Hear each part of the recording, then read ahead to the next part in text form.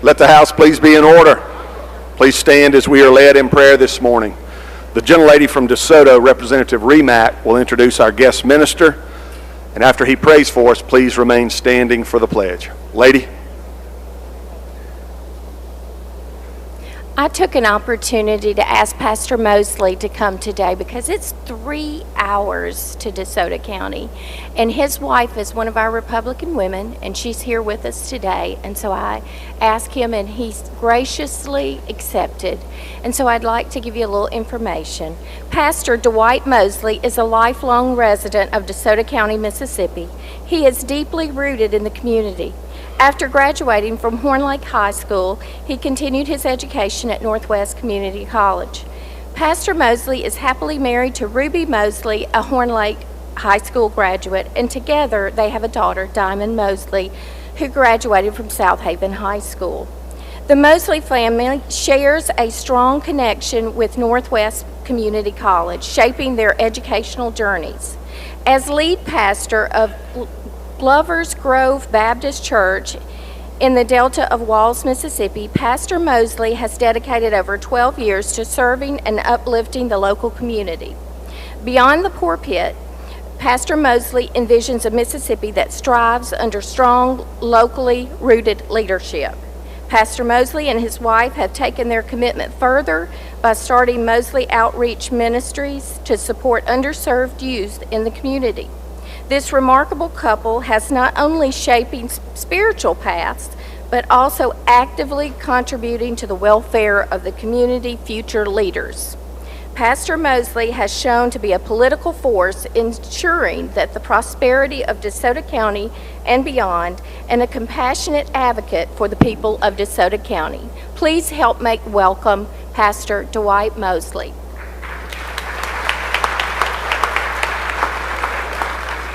Thank you all. Let us bow for prayer. Father God, we come on this appointed day, thanking you, Father God, for our elected officials, for this legislature, for our lawmakers. Lord, we ask that you guide them, that you keep them, that you give them a mind, Father God, to work for your people, Father God. And Lord, in everything we do, that we give you glory and honor. It's in Jesus' name we do pray, that all God's children say amen and amen.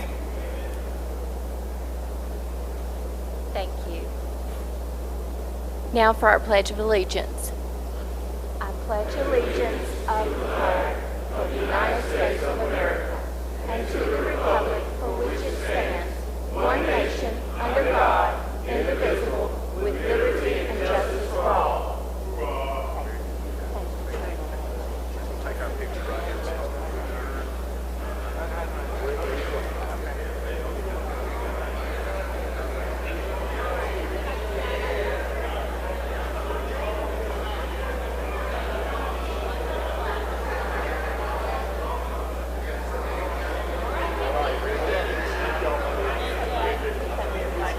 Yes, ma'am. I appreciate it. Now I'm going to ride around. Wait on.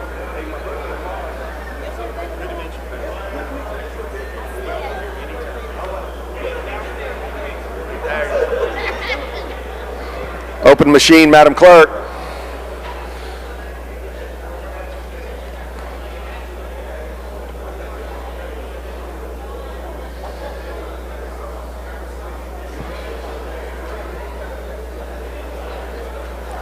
Close the machine, Madam Clerk. There is a quorum present, Mr. Speaker. We will have the reading of the journal. Gentleman from Rankin, Representative Powell, moves we dispense with the reading of the journal. All in favor say aye. Opposed no. The ayes have it. Report of select committees. We have none, Mr. Speaker. Report of standing committees. We have reports on the calendar, Mr. Speaker. Introduction of bills and constitutional amendments. Gentleman from Marion, Mr. Morgan. Thank you, Mr. Speaker. I ask unanimous consent to dispense with the reading of the introductions. Is there objection to this? Hearing none, Mr. Clerk, we will follow that procedure. Resolutions, petitions, memorials, and other papers. We have none, Mr. Speaker. Introduction of guests and visitors. Gentleman from Rankin, Mr. Yancey. Thank you, Mr. Speaker. In the South Gallery, help me welcome our Central Mississippi Library System and Mississippi Library Association, Mara Polk, Director, Brunette Nichols, Erica White, Sarah Ellison, and Miranda Loper. Would y'all please stand and let us welcome you to your capital.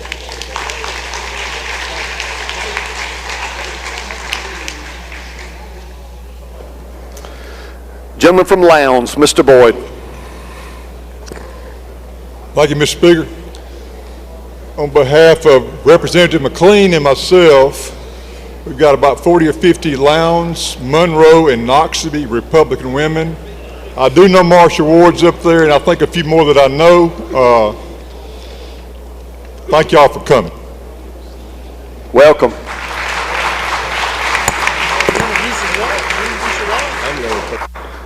Gentleman from Coahoma, Mr. Payton. Thank you, Mr. Speaker.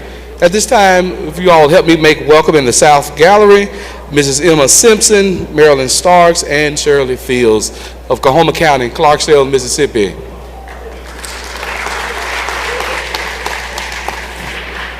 Gentleman from Sunflower, Mr. Anthony. Thank you, Mr. Speaker. I do have the privilege of introducing the doctor of the day, Dr. Lori Hill Marshall. She is the CEO of Premier Pain Care, and she's also a member of the Mississippi Medical PAC Board and director of the Mississippi Society of Anesthesiology.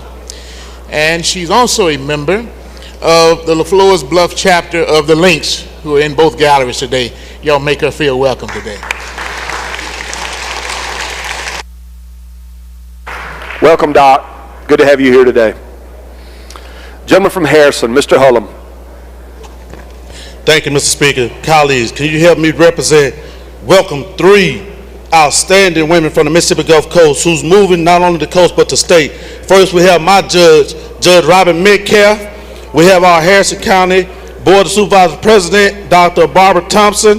We also have Dr. Shannon Vincent Raymond, who was the superintendent for Moss Point School District. And last but not least, we have my personal friend, Dr. Crystal Wingo, who is a community advocate from District 3 in Dallasville, helping them make them welcome.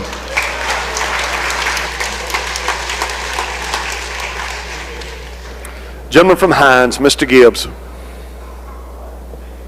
Thank you, Mr. Speaker. Mr. Speaker, I have a few guests with us visiting from District 72. I'd like to recognize some of the incredible ladies of 72, Miss Mavis James, Miss Dorothy Thompson, Miss Laquita Brown, Miss Tina Clay, Miss Precious Malin Baker, Miss Renee Chapman, and also I have with me, I hate when she comes because she always steals my shine, but my mother, our former colleague, Representative Deborah Gibbs.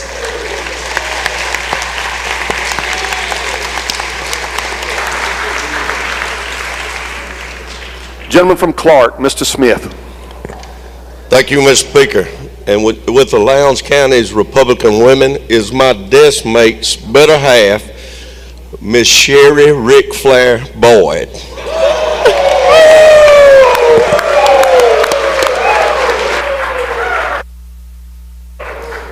Welcome, lady. Gentleman from Pike, Mr. Porter.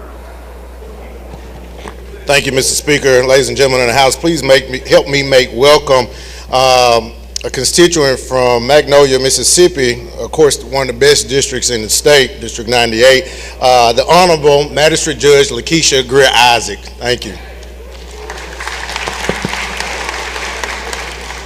Welcome. Good to have you, lady. Gentleman from Tate, Mr. Lamar. Thank you, Mr. Speaker. If the body would please help me welcome the student government class from Strayhorn High School, the Tate County School District there in the North Gallery. Boys and girls, thank you and welcome to your capital.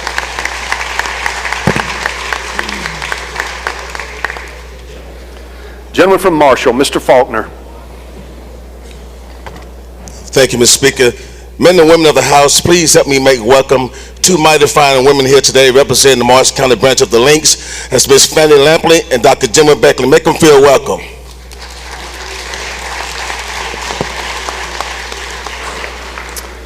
Gentleman from Washington, Mr. Hines. Thank you, Mr. Speaker. Ladies and gentlemen, I hope I don't miss somebody, but I know most of the time I do. But I would like to ask the House to help make welcome a very dear friend of mine and the former registrar for Jackson State University, Dr. Betty Graves, and my grandmother's favorite niece, who's sitting up there and who is glowing with a face of glee, Dr. Ivy Allen. Please help make them feel welcome. And I know I probably have missed somebody else, but please make them feel welcome.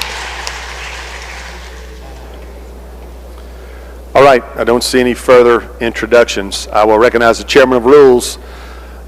He has one item he wants to go to on the rules calendar that we would pass as we bring in our special guest this morning. So if the Sergeant at Arms would bring in our special guest. Gentleman from Rankin, you're recognized. Thank you, Mr. Speaker. We'll go to item number 28, House Resolution 54, and call it up. Item number 28, House Resolution 54. You're recognized to explain the resolution, gentlemen. Okay. Thank you, Mr. Speaker. I'm going to let Representative Johnson introduce our guest. All right, you want to vote on it now? Yeah, or you I'm want sorry.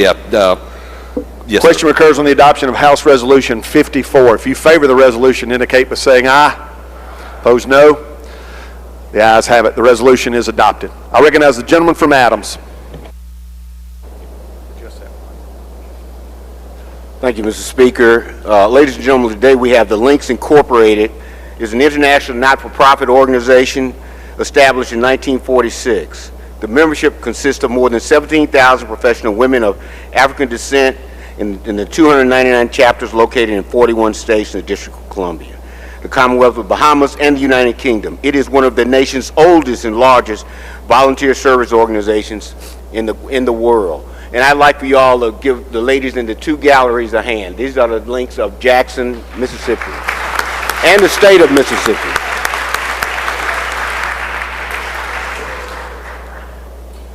And Mr. Chairman, you want me to introduce the speakers now? Yes. This morning we'll have Ms. Tiffany Cole Johnson, the Regional Southern Area Chair, Legislative and Resolutions Chair, and Ms. Mavis James, Jackson, Mississippi Chapter State Planning Chair. And before I move away from the podium, my lovely wife is up here too. If I didn't do that, I wouldn't have gone. Thank you.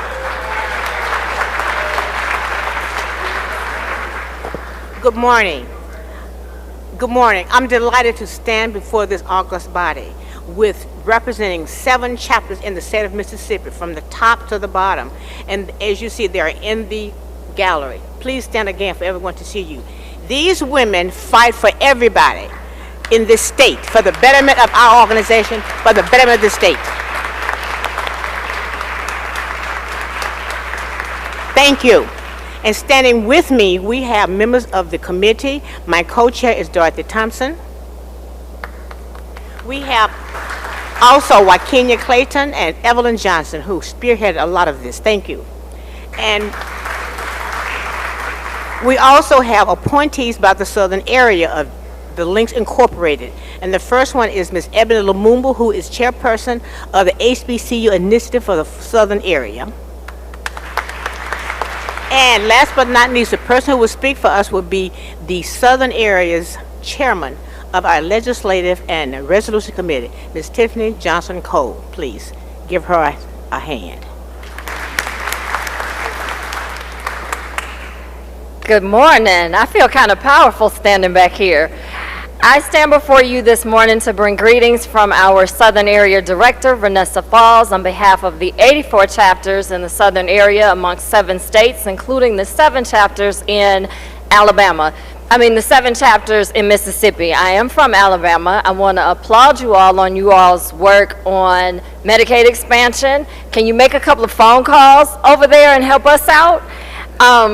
We are engaging you all today and advocating on a number of issues around food insecurity, HBCU land grants, the HOPE bill with regards to disparities in health care. And I just want to encourage you all to meet with our members, engage with them, talk to them, hear their stories, and then make your decisions based on all of the people that you represent, because this is the people's house. Again, thank you for having us, and Mr. Speaker, I yield back.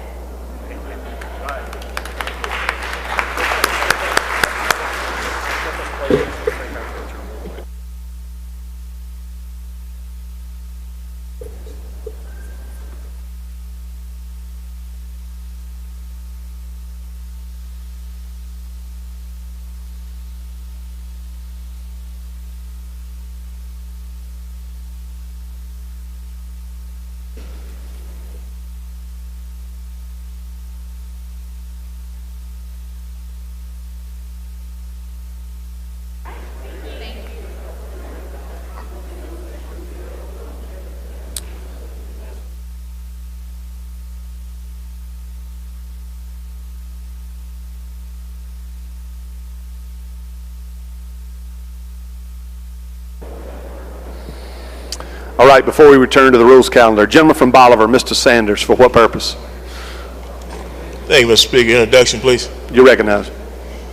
Ladies and gentlemen of the House, I ask you if you help me make welcome from Mississippi Delta chapter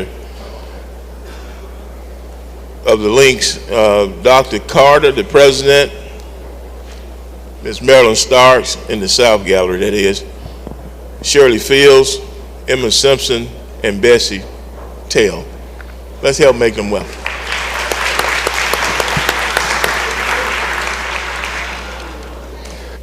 All right, we will return to the rules calendar. I believe the chairman has some items he wishes to take up. Gentleman from Rankin, you're recognized. Thank you, Mr. Speaker. And if I could, on item 28, H.R. 54, get immediate release on that one. Is there objection? Hearing none, we will follow that procedure, gentlemen. Okay, Mr. Speaker, I'd like to go to item number 1, number 2, number 3, and number 4, and call those up. Is there objection to calling these up in a block?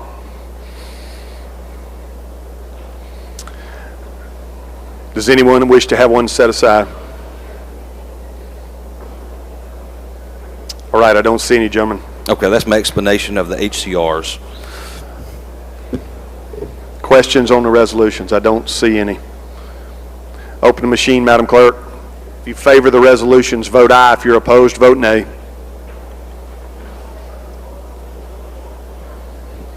Has everyone voted? Has everyone voted? Close the machine, Madam Clerk. By a vote of 121 yeas, 0 nays, the resolutions are adopted. Next item, Mr. Chairman.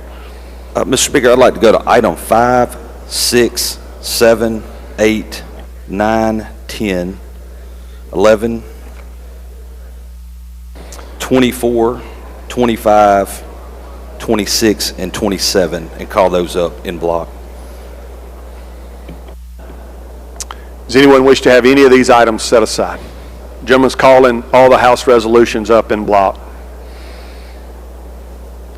Items 5, 6, 7, 8, 9, 10, 11, 24, 25, 26, and 27. Those are all House resolutions.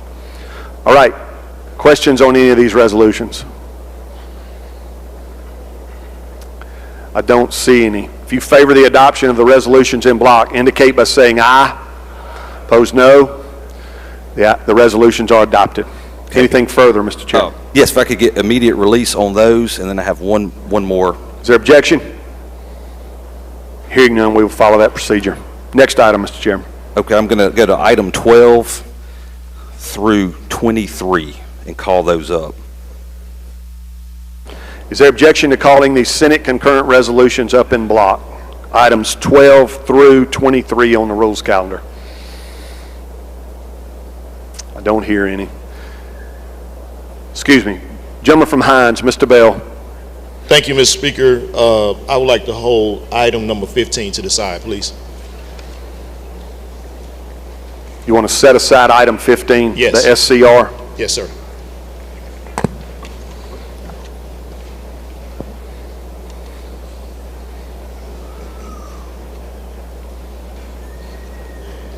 You just against that one in principle, gentlemen? No, I actually love it, Mr. Speaker, but it's actually set for another day. They have the wrong date on there.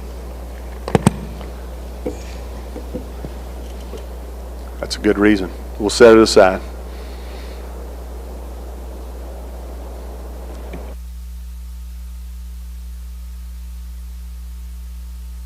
We already had them loaded with it, so she's got to pull it out. Take just a second. Excuse me. Gentleman from Washington, Mr. Bailey. I want 17 set aside.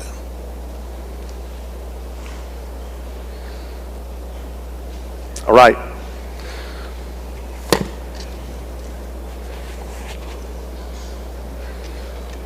Anyone wish to have any other items set aside from the block vote on Senate concurrent resolutions? We'll give Madam Clerk a moment to get them loaded and give you a chance to look at them.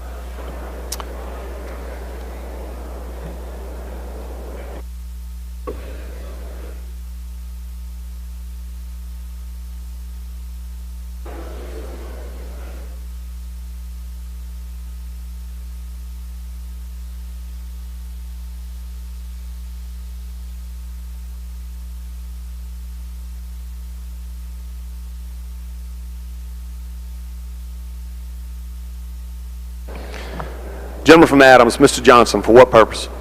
Can I make an announcement, introduce a guest? Yes. All right, thank you. House, please make me welcome the South Gallery. Joining us, students and faculty from Loyola University's Chicago School of Law and Strick School of Medicine who are visiting for the spring break immersion program of their Access to Healthcare class. They learn about the United States healthcare system and work to understand issues related to healthcare access and health equity. They are spending this week in Jackson in the Mississippi Delta with health advocates, policymakers, and innovators of the state's healthcare delivery system. Please help me make them welcome, please.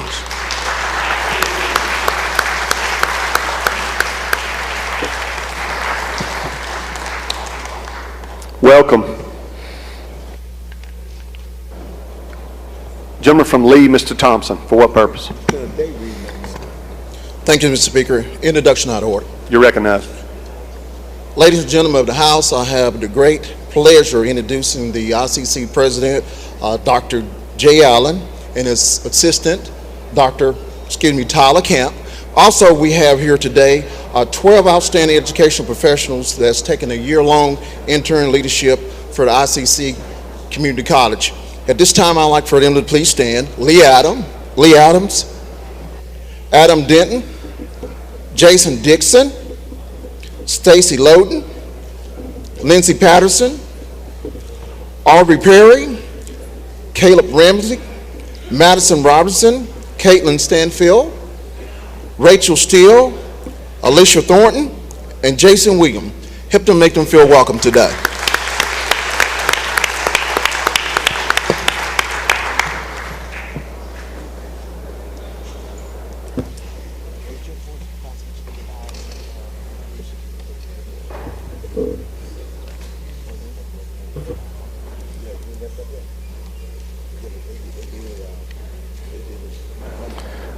Gentleman from Lauderdale, Mr. Calvert.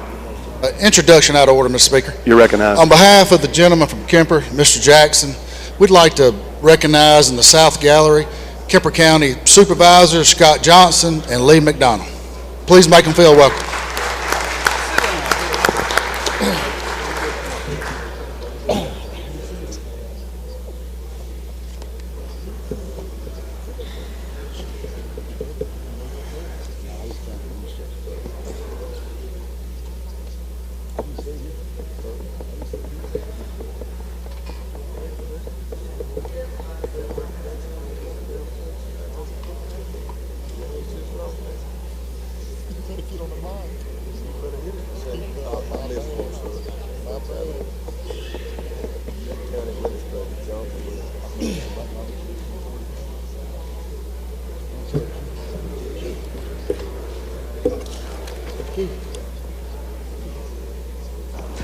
All right.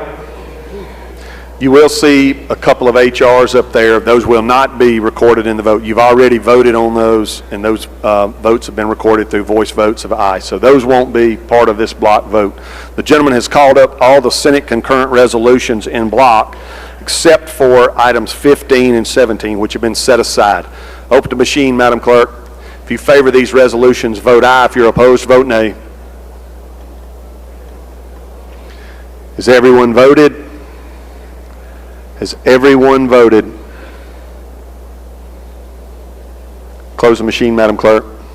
By a vote of 122 yeas, 0 nays, resolutions are adopted. Anything further, Mr. Chairman? Yield the floor. Appropriations calendar.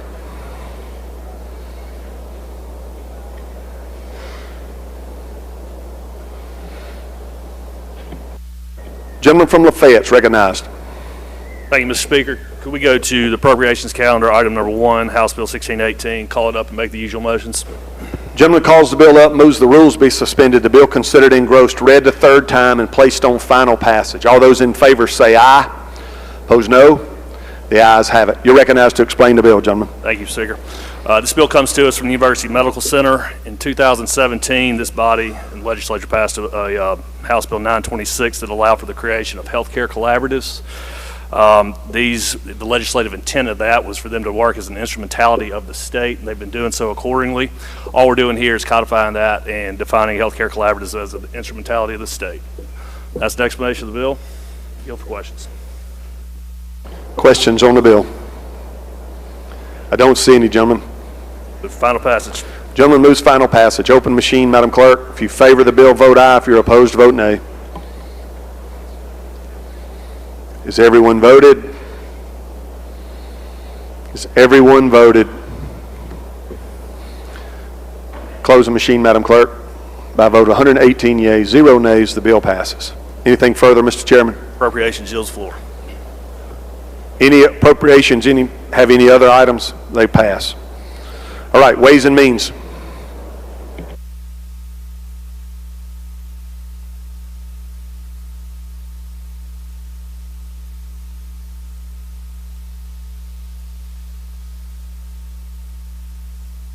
Gentleman from Tate, you're recognized. Thank you, Mr. Speaker. We would go to item 1 on the Ways and Means calendar, House Bill 298. Call that bill up and make the usual motion.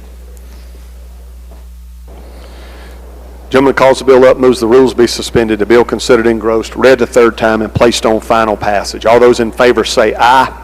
Opposed, no. The ayes have it. I would ask that we consider the committee sub. Gentleman moves to adopt the committee sub for consideration in lieu of the original bill. If you favor that, indicate by saying aye. Opposed, no.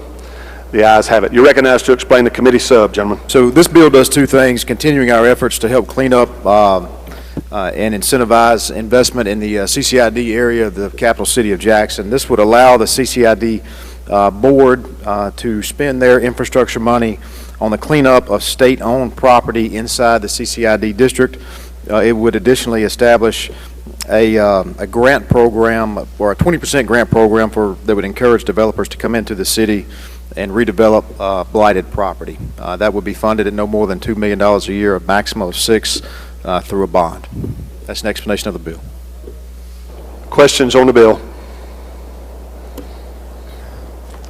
Don't see any, gentlemen. I move final passage. Gentleman moves final passage. Open machine, Madam Clerk. If you favor the bill, vote aye. If you're opposed, vote nay. Has everyone voted? Has everyone voted? Close the machine, Madam Clerk. By a vote of 109 yeas, 2 nays, bill passes. Next item, Mr. Chairman.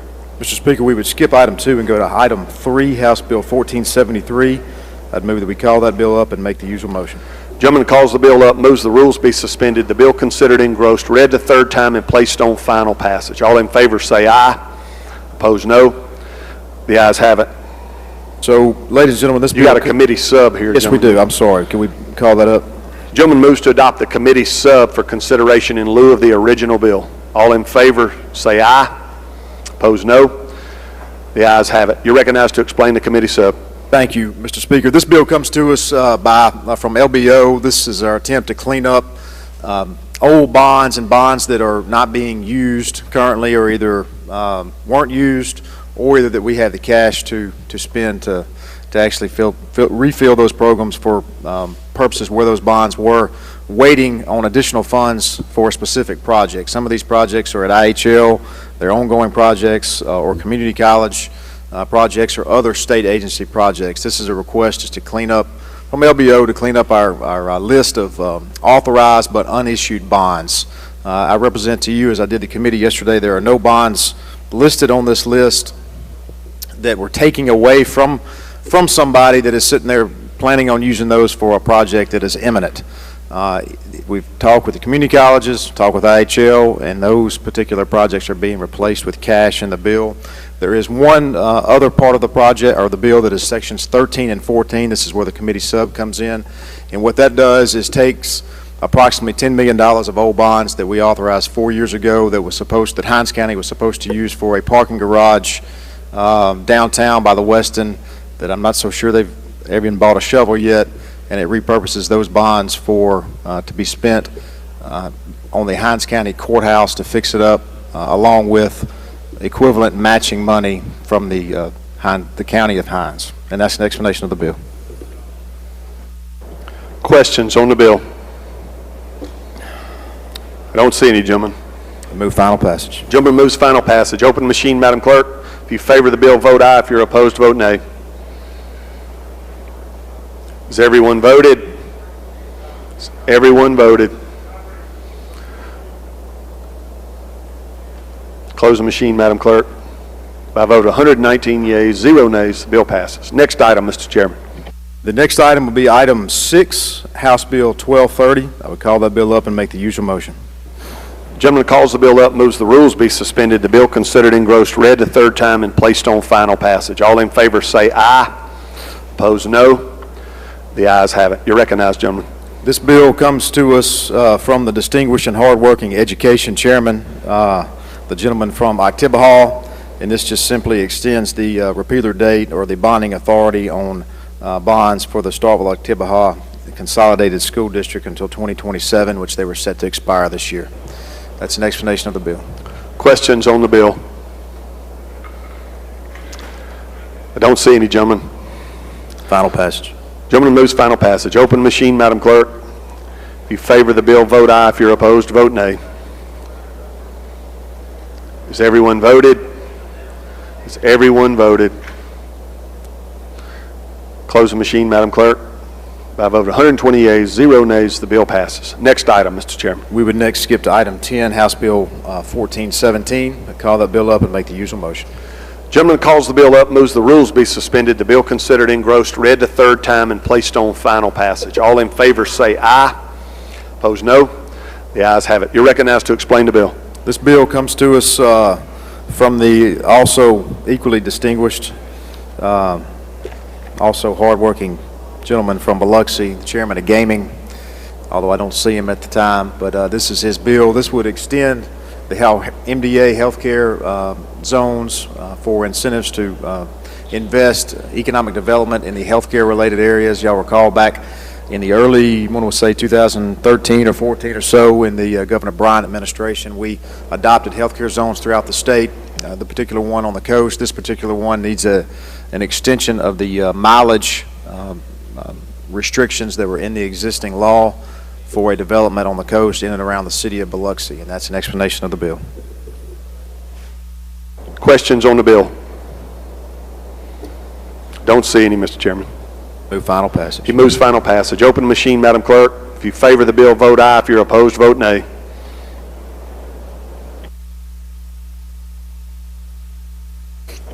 Has everyone voted? Has everyone voted? Close the machine, Madam Clerk. By a vote of 121 yeas, 0 nays, the bill passes. Next item, Mr. Chairman. We would move to item 11, House Bill 1638, and I would call that bill up, make the usual motion. Gentleman calls the bill up, moves the rules be suspended, the bill considered engrossed, read the third time, and placed on final passage. All in favor say aye. Opposed, no. The ayes have it. We do have a committee sub there. Gentleman moves to adopt the committee sub for consideration in lieu of the original bill. All in favor indicate by saying aye. Opposed, no. The ayes have it. You're recognized to explain the committee sub.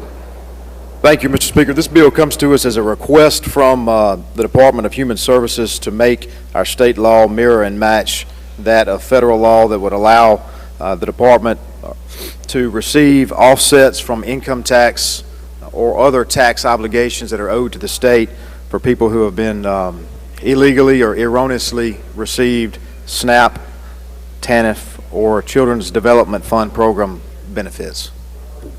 That's an explanation of the bill. Questions on the bill? Don't see any, gentlemen. Move final passage. Gentleman moves final passage. Open machine, Madam Clerk. If you favor the bill, vote aye. If you're opposed, vote nay. Has everyone voted? Has everyone voted? Close the machine, Madam Clerk. By a vote of 100 yeas, 9 nays, the bill passes. Anything further, Mr. Chairman? Not at this time. Thank you. All right, gentleman from Itawamba, Mr. Boyd, for what purpose? Introductions, Speaker. You're recognized. Thank you, Mr. Speaker. In the South Gallery, we have a resident of Tishomingo County that may be well known to you. His name is Gannon Burton. He's a Top Gun pilot, so he's one of our veterans.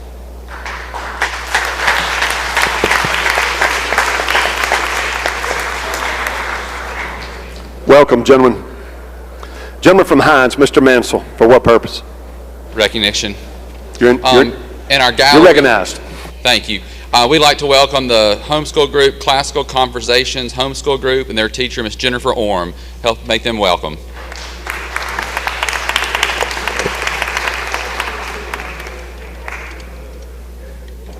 Lady from Lincoln, Miss Curry.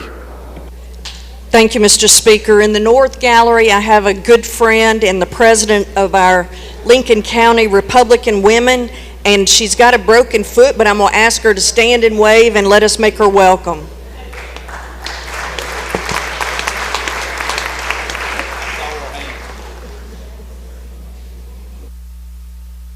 All right.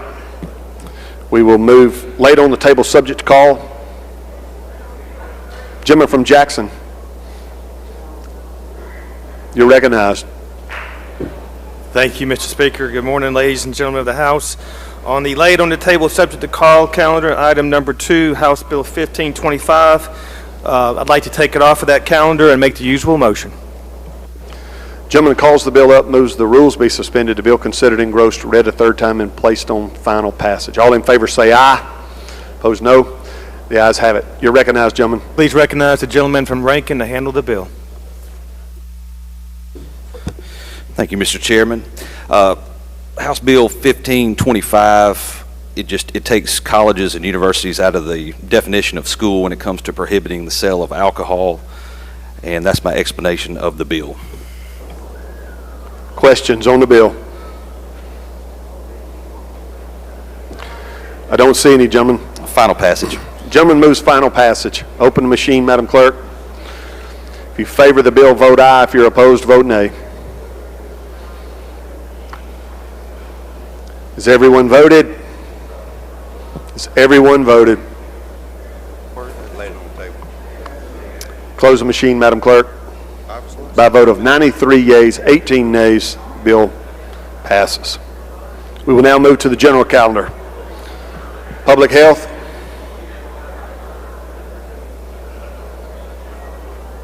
Chairman of Public Health, you're recognized. Thank you, Mr. Speaker. I'd like to call up item 1, House Bill 775, and move to recommit, please. Gentleman moves to recommit item 1 on your general calendar. Those opposed?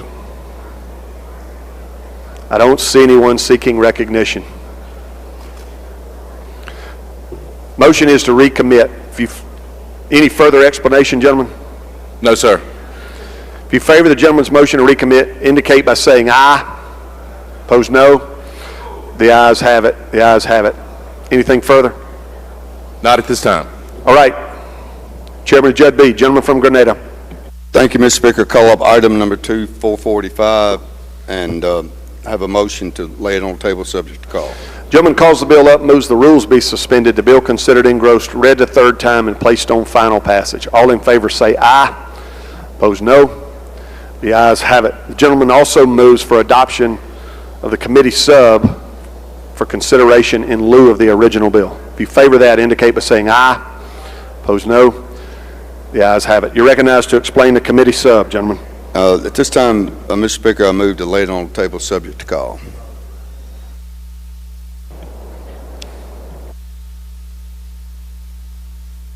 Your motion is to lay the committee sub on the table subject to call, gentlemen? That's correct. If you favor the gentleman's motion, indicate by saying aye. Opposed, no. The ayes have it. Anything further, Mr. Chairman? That's it. Chairman of Business and Commerce. Thank you, Mr. Speaker. I go to item 3, House Bill number 934, and make the usual motion. Gentleman calls the bill up, moves the rules be suspended, the bill considered engrossed, read the third time, and placed on final passage. All in favor say aye. Opposed, no. The ayes have it. You're recognized to explain the bill, gentlemen. I'd like to recognize the gentleman from Hines to explain the bill. Gentleman from Hines is recognized to explain the bill. Thank you, Mr. Chairman, Mr. Speaker. I have an amendment to House Bill 934.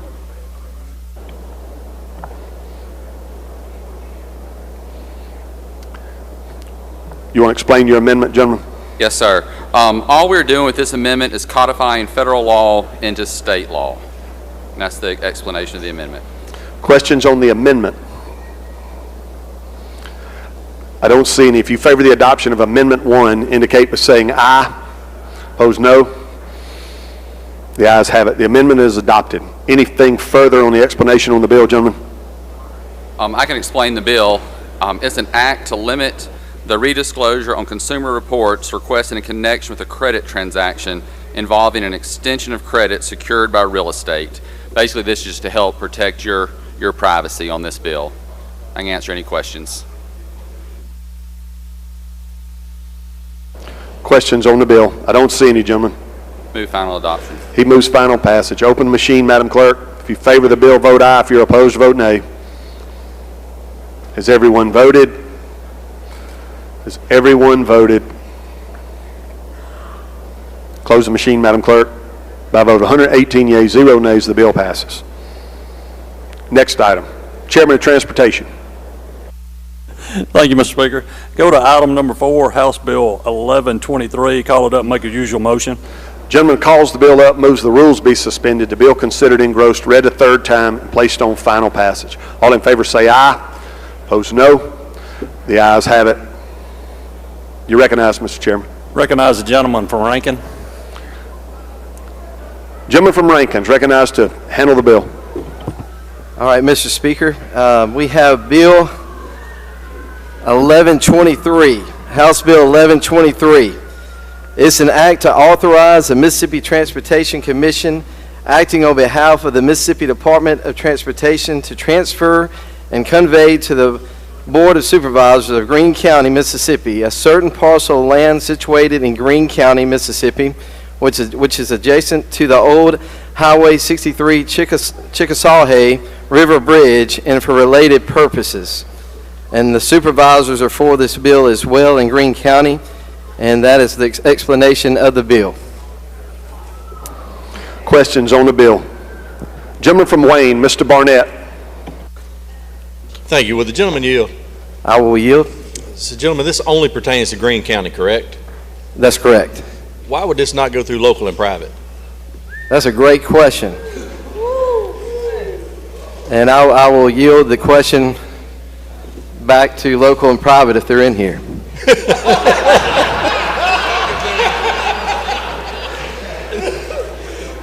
Good reply, gentlemen. So this is riverfront property, correct? It does have a river involved, yes. Okay, so that's probably some of the most expensive real estate in Greene County. Would you agree? It's probably pretty nice, I'd imagine. What is the Greene County Board of Supervisors going to do with this property? They're going to get it back, and they're going to clean it up because it hadn't been maintained since 1997. 97. That's Would right. you agree this would be a great spot for a boat ramp? I think if they'd like to put a boat ramp, that'd be just fine with me. I think that'd be a good use, gentlemen. Thank you, sir. Thank you. Gentleman from Washington, Mr. Hines. Thank you, Mr. Speaker. Gentleman, yield. I do. I yield. Can you tell me the origin of Greene County? Origin of Greene County. Yes. I know it's deep south Mississippi, and I have no clue. I guess there's a lot of green grass if it's Greene County. Okay. Are there any other counties like a Brown County, Yellow County, Blue County? I think there should be, yes. If you would you consider an amendment to naming this particular county red, white, blue, green, yellow county? No amendment. They like Greene County down there in Greene County. Okay. Well, thank you, gentlemen. Thank you. Thank you. Somebody doesn't like something, gentlemen, because this board is lit up. Gentleman from Choctaw, Mr. Hood. Does the gentleman yield? I do. I yield. Gentlemen, would you agree that we as a state are working to improve our road system? I'd agree with that, yes. And that it's important that we have money for roads and bridges and all of that? I would agree with that. Then why are you up here standing in front of this body to give away real property and not receive any money in return for it? Well, this agreement was made years and years ago, but it just wouldn't put on the books, from my understanding. But we could use this money and put it back into the roads and bridges, but you're wanting to stand up here and give it away. Did you campaign on just giving something away? Well, I hate to give stuff away, to be honest with you, but this is the way this bill is written, and I'm going to represent it the way it's written.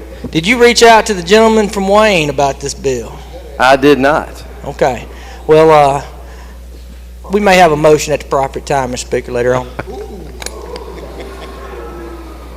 Gentleman from Clark, Mr. Smith.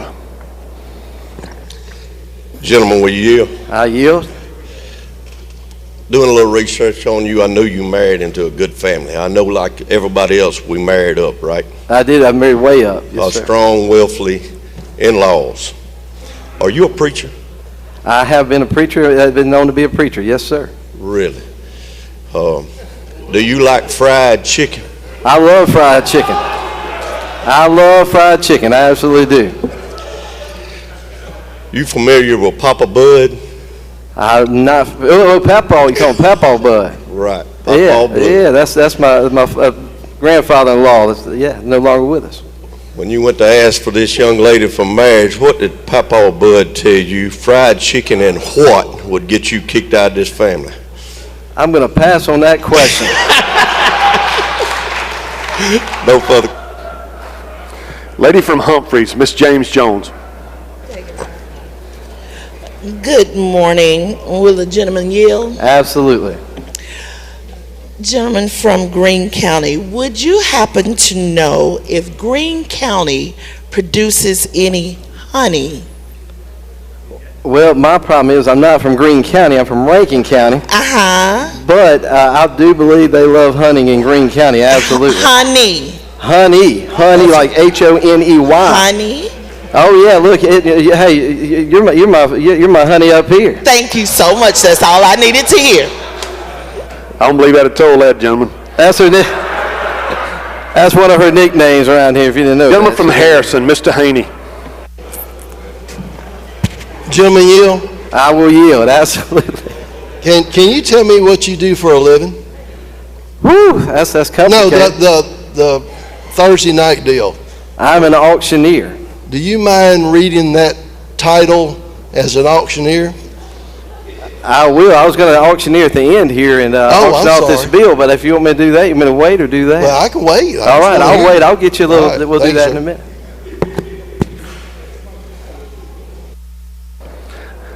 All right, I don't see any further questions, gentlemen. All right, well, here's the deal. I'm gonna see if we can get some yeses in here real quick, and then we'll do the final passage. Can I do that, Mr. Speaker? All right.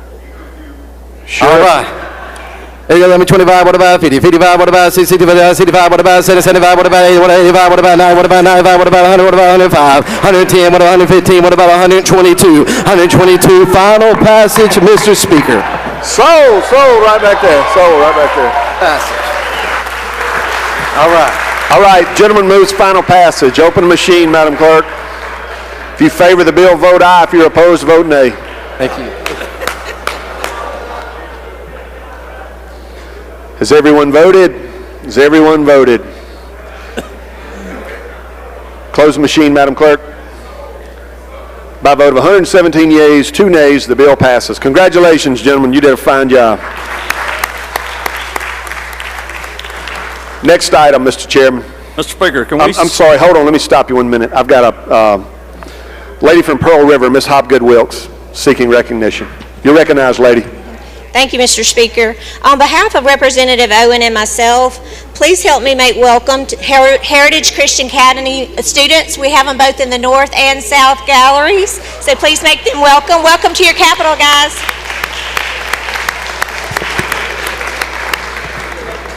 Welcome, young people. It's good to have you here today. It's your Capitol. All right, gentlemen, you're recognized. Mr. Speaker, can we skip item 5 through 13 and hold their place and go to item number 14, House Bill 310, call it up and make the usual motion? Gentleman calls the bill up, moves the rules be suspended, the bill considered engrossed, read the third time, and placed on final passage. All in favor say aye. Opposed no. The ayes have it. You're recognized to explain the bill. Recognize the gentleman from Adams. Gentleman from Adams, recognized to explain the bill. Thank you, Mr. Speaker. You think you're getting ready to have that show you just had, you're out of luck. It's not getting ready to happen. It's going to be a real easy bill. House Bill 310. House Bill 310 is simply a change in the law where if you buy a car, you have any vehicle, you have 7 days to get your privilege license. This changes it to 30 days. Our chairman even had a problem with that during the bad weather last year, bought a new vehicle and had to be at the Capitol and had to also have his tag within 7 days and couldn't get back in time to do that. It just gives you more time and it makes more sense and is also more consistent with what they do in other states surrounding us and all over the country. That's all the bill does, Mr. Speaker. Questions on the bill? Gentleman from Montgomery, Mr. Oliver. Thank you, Mr. Speaker. Gentleman Yield. Yes. Gentleman, legitimate question. Does this have anything to do with renewals of tags also? Is there a No, it doesn't. Is there a deadline or is there a cushion for renewal of tags currently? This is just on a new vehicle and title. That's Thank it. you. Thank you. All right, don't see any further questions, gentlemen. You move final passage? I move final passage. He moves final passage. Open the machine, Madam Clerk. If you favor the bill, vote aye. If you're opposed, vote nay. Has everyone voted? Has everyone voted? Close the machine, Madam Clerk. By vote 121 yeas, 0 nays, the bill passes.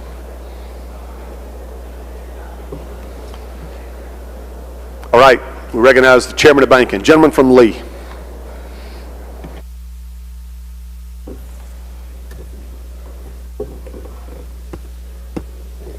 Thank you, Mr. Speaker. I'd like to call up House Bill 768 and make the usual motions. Gentleman calls the bill up, moves the rules be suspended, the bill considered engrossed, read the third time, and placed on final passage. All in favor say aye. Opposed, no. The ayes have it. You're recognized to explain the bill, gentlemen. I have an amendment for this bill. All right, Mr. Clerk, got your amendment? You want to explain the amendment or have her read it? Yeah, I'll just explain it. You're recognized to explain the amendment. All right.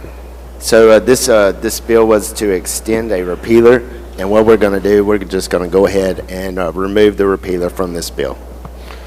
That's the amendment. The amendment removes the repealer. Yes, sir. Questions on the amendment?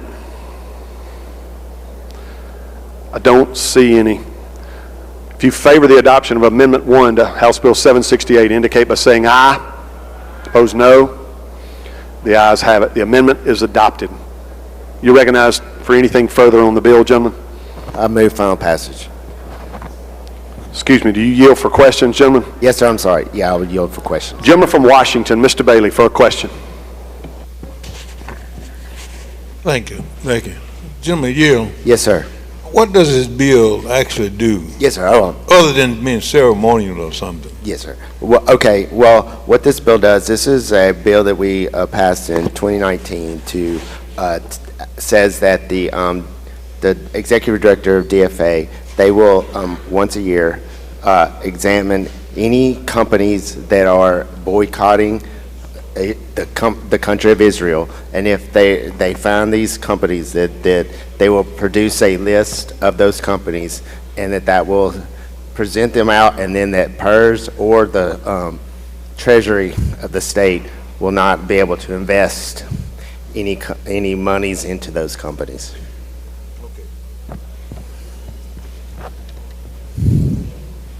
All right, I don't see any further questions. Move final passage. Gentleman moves final passage. Open machine, Madam Clerk. If you favor the bill, vote aye. If you're opposed, vote nay. Has everyone voted? Has everyone voted? Close the machine, Madam Clerk. By vote 105 yeas, 2 nays, the bill passes. Next item, Mr. Chairman. Yes, sir. I'd like to call up House Bill 1021. Make the usual motions. Gentleman goes to item 16, House Bill 1021, makes the usual motion. He calls the bill up, moves the rules be suspended, the bill considered engrossed, read a third time, and placed on final passage. All in favor say aye. Opposed, no. The ayes have it. You're recognized to explain the bill, gentlemen. Yes, sir. I would like to allow my Vice Chairman, the gentleman from Lowndes, to handle the bill. Gentleman from Lowndes is recognized to explain the bill. I wish I could yodel. House Bill 1021. An act to amend sections 75, 67, 309, and 75, 67, 315, Mississippi Banking Code 1972, to authorize the Commissioner of Banking and Consumer Finance to establish by rule, regulation, or order a process to allow certain purchased and or pledged goods to be stored off premises at a secure, non-residential location and for related purposes. Basically, a guy's got a dump truck, comes in to get a pawn loan for 30 days or so. The pawnbroker wants to store that dump truck off-site somewhere, not in front of his business. That's the explanation of my bill, Mr. Speaker. Move final passage. Questions on the bill? I don't see any, gentlemen. He moves final passage. Open the machine, Madam Clerk. If you favor the bill, vote aye. If you're opposed, vote nay. Has everyone voted? Has everyone voted? Close the machine, Madam Clerk. By a vote of 118 yeas, 2 nays, the bill passes. Next item, Mr. Chairman. Yes, sir. I'd like to call up House Bill 1062 and make the usual motions. Gentleman calls the bill up, moves the rules be suspended, the bill considered engrossed, read the third time, and placed on final passage. All in favor say aye. Opposed, no. The ayes have it. You recognize, gentleman. Yes, sir. I'd like to allow the gentleman from Lowndes to handle this bill. Gentleman from Lowndes is recognized to explain the bill. House Bill 1062, an act to amend Section 7567.313, Mississippi Code of 1972, to authorize pawnbrokers to pass credit and debit card processing fees and charges to their customers and for related purposes. Basically, you walk in to get buy something in a pawn shop.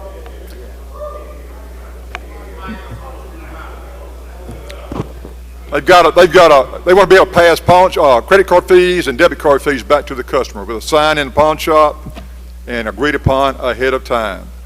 That's my explanation of the bill. Any questions? Lady from Hines, Miss Yates. She's got an introduction. Gentleman from Oktibbeha, Mr. Taylor. Gentlemen, will you yield? Yes, sir. Yes, sir. What kind of costs are involved here? What are the costs involved? The cost involved is the brand of the credit card fee, the brand of the credit card fee allowed by state law will be able to charge back to the customer. What's that fee? I'm sorry. 3 to 4%. That's what I need to know. Move final passage. Gentleman moves final passage. Open machine, Madam Clerk. If you favor the bill, vote aye. If you're opposed, vote nay. Has everyone voted? Has everyone voted? Close the machine, Madam Clerk. By a vote of 104 yeas, 14 nays, the bill passes. Next item, Mr. Chairman. Yes, sir. I'll call up House Bill 1102 and make the usual motions. Gentleman calls the bill up, moves the rules be suspended, the bill considered engrossed, read the third time, and placed on final passage. All in favor say aye. Opposed, no. The ayes have it. You're recognized, gentlemen. I'd like to recognize the gentleman from Rankin to handle this bill. Gentleman from Rankin is recognized to explain the bill. He's an old pro now. All right, House Bill number 1102. It's an act to amend Section 43-19-48, Mississippi Code of 1972, to authorize the Department of Human Services to use a financial institution's approved methods of communication to send notice of encumbrances and for related purposes. And if you turn to line number 49, or actually starting in 48, it says, or other approved types of communication allowed by the financial institution. So this would just allow them to be able to do electronically, basically coming in the 20th century like we talk about a lot of times in here, or maybe 21st century, I don't know if I'm saying that right. But currently state law mandates that our agencies send notice to financial institutions for child support case data matches via certified mail, which is expensive and requires significant staff resources.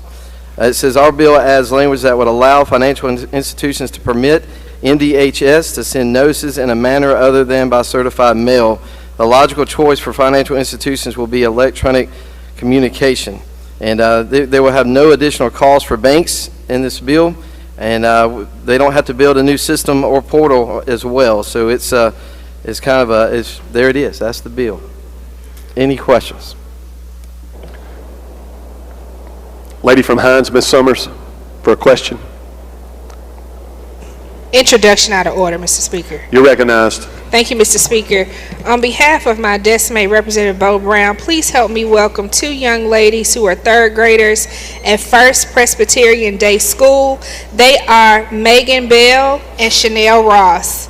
And the rest of the class. Oh, stand up. Thank you. Thank you for coming today. Are those the teachers? Did I get it backwards?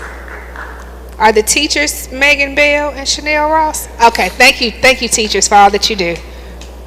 All right, I committed a faux pas. I believe the lady from Hines was also seeking an introduction. You may have stolen her thunder. Lady from Hines.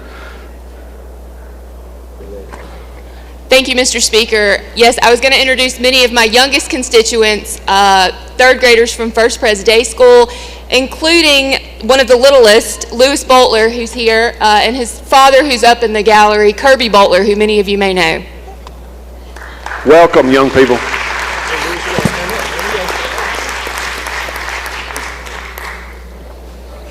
All right.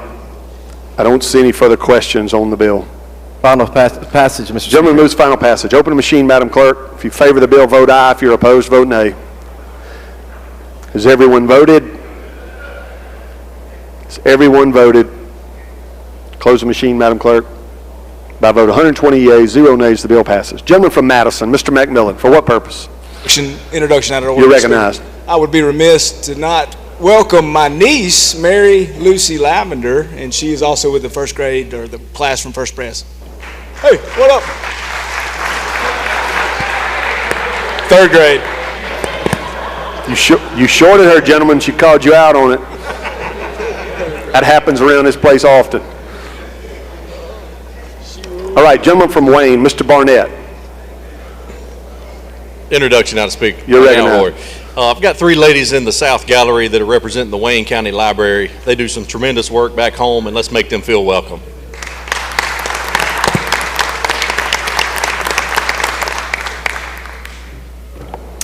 All right. Chairman, gentleman from Rankin, you're recognized. Thank you, Mr. Speaker. I'd like to go to item number 19, House Bill number 845, and make the usual motion. Gentleman calls the bill up, moves the rules be suspended, the bill considered engrossed, read the third time, and placed on final passage. All in favor say aye. Aye. Opposed, no. The ayes have it. You're recognized. I recognize the gentleman from Panola to explain the bill. Gentleman from Panola is recognized to explain the bill. Thank you, Mr. Chairman.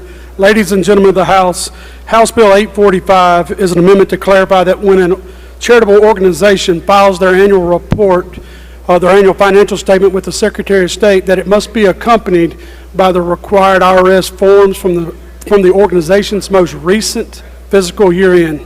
That's the explanation of this bill. Questions on the bill? I don't see any, gentlemen. Move for final passage. Gentleman moves final passage. Open machine, Madam Clerk. If you favor the bill, vote aye. If you're opposed, vote nay. Has everyone voted? Has everyone voted? Close the machine, Madam Clerk. By a vote of 115 yeas, 0 nays, the bill passes. Next item, Mr. Chairman. Go to the next item, item number 20, House Bill number 1257, make the usual motion. Gentleman calls the bill up, moves the rules be suspended, the bill considered engrossed, read the third time, and placed on final passage. All in favor say aye. Aye. Opposed, no. The ayes have it. You're recognized to explain the bill. I recognize the gentleman from Madison to explain the bill. Gentleman from Madison is recognized to explain this bill. Thank you, Mr. Chairman. Thank you, Mr. Speaker. House Bill number 1257 is a bill that comes to us from the Secretary of State. We are trying to amend 2 sections.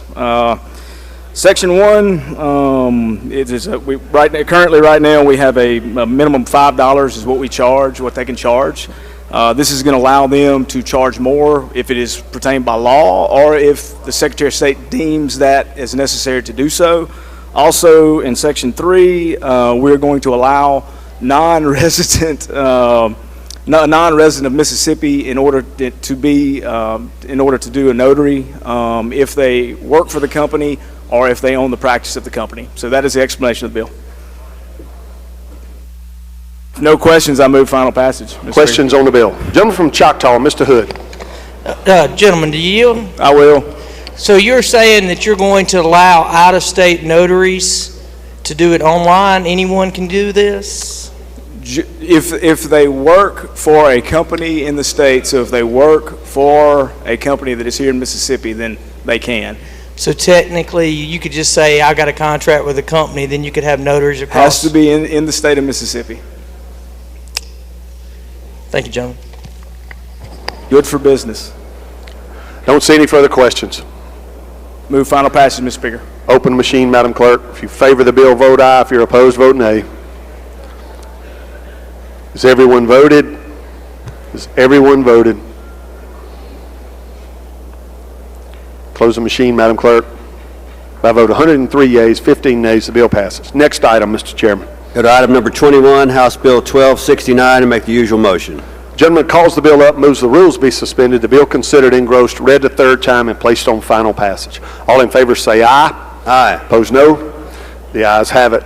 I move we adopt the committee substitute in lieu of the original bill. Gentleman moves for adoption of the committee sub for consideration in lieu of the original bill. If you favor that, indicate by saying aye. Aye. Opposed, no. The ayes have it. You're recognized to explain the committee sub. I recognize the gentleman from Lauderdale to present the bill. Gentleman from Lauderdale to explain the committee sub. Thank you, Mr. Chairman. Thank you, Mr. Speaker. Ladies and gentlemen, this is House Bill 1269. This bill revises the Mississippi architect licensing laws to authorize multidisciplinary firms to include architects, landscape architects, and engineers as long as one active member or stockholder of the firm holds a certificate to practice architecture.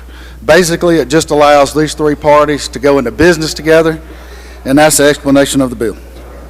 Questions on the bill? I don't see any, gentlemen. I move to final passage. He moves final passage. Open machine, Madam Clerk. If you favor the bill, vote aye. If you're opposed, vote nay. Has everyone voted? Has everyone voted? Close the machine, Madam Clerk. By a vote of 120 yeas, 0 nays, the bill passes. Next item, Mr. Chairman. Thank you, Mr. Speaker. We'll go to item 22, House Bill 1000, and make the usual motion. Gentleman calls the bill up, moves the rules be suspended, the bill considered engrossed, read the third time, and placed on final passage. All in favor say aye. Aye. Opposed, no. The ayes have it. You're recognized. I'd like to recognize the gentleman from Lafayette to explain the bill. Gentleman from Lafayette to explain the bill. Thank you, Mr. Speaker. Mr. Chairman, this is House Bill 1000. It also comes to us from the Secretary of State's office. This is a measure we passed last year. It allows for the dissolution of LLCs by email notification. A few years ago, we collected email addresses, and now we're using the email addresses to make notice of dissolution. That's an explanation. Questions on the bill? I don't see any, gentlemen. Final passage. He moves final passage. Open machine, Madam Clerk. If you favor the bill, vote aye. If you're opposed, vote nay. Has everyone voted? Has everyone voted? Close the machine, Madam Clerk. By a vote of 107 yeas, 14 nays, bill passes. Next item. You recognize, gentlemen. Thank you, Mr. Speaker. Call up House Bill 1015, which is item number 23 on the calendar, and ask that it be passed and remain its place on the calendar. All right.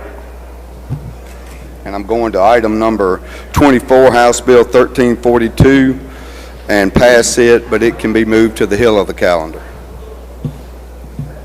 You want to bump it? Is what bump it, yes, sir. Gotcha. Anything? All right. He yields.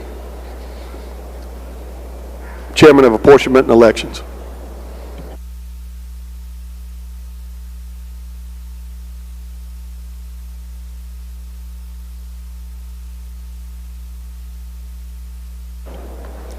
Gentleman from Covington, you're recognized. Thank you, Mr. Speaker. I want to ask that item number 25 skip over and retain its place on the calendar.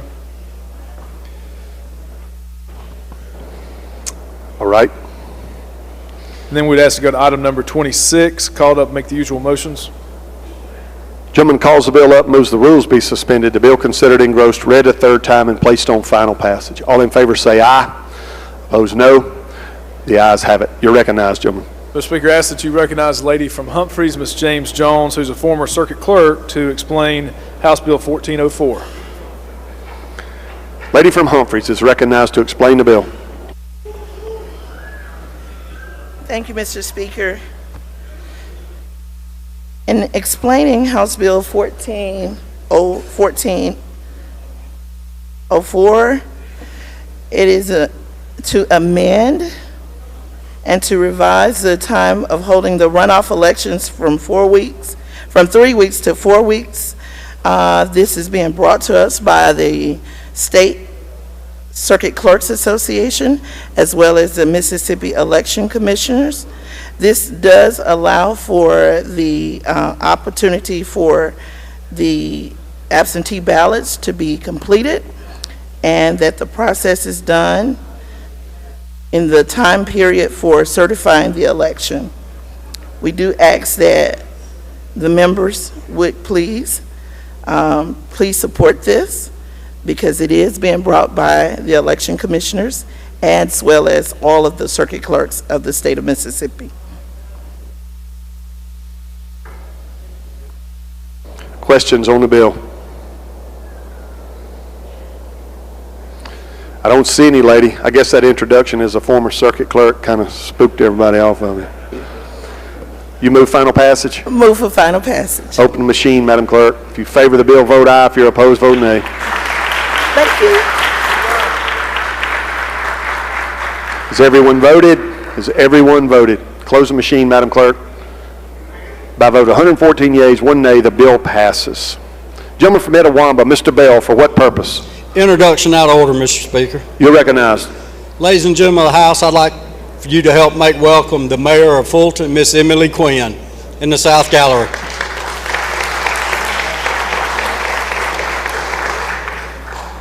Welcome, lady. Good to have you here. Next item, Mr. Chairman. Thank you, Mr. Speaker. Go to item number 27, House Bill 1156. Called up, make the usual motion. Gentleman calls the bill up, moves the rules be suspended, the bill considered engrossed, read a third time, and placed on final passage. All in favor say aye. Opposed, no. The ayes have it. You're recognized, gentlemen. Thank you, Mr. Speaker. House Bill 1156 would prohibit... Gentlemen, I see you've got a committee sub. You want to adopt that committee sub? Yes, Mr. Speaker, need to adopt the committee sub. Gentleman moves to adopt the committee sub for consideration in lieu of the original bill. If you favor that, indicate by saying aye. Opposed, no. The ayes have it. You're recognized to explain the committee sub. Thank you, Mr. Speaker. House Bill 1156 would prohibit counties or cities from closing polling places within 60 days of an election.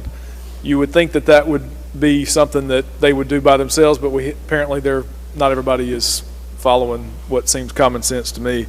But in the event of exigent circumstances, and an example of that would be if there's a natural disaster that a polling place is destroyed or something that would require it to be moved, it can be moved. They have to continue to provide notice to the voter, which they have to do anyway. They also have to post notice at the precinct that was closed, and they have to publish in the newspaper a minimum of 3 weeks before the election, unless it's closer to the election, in which they have to just publish as many times as possible before the election.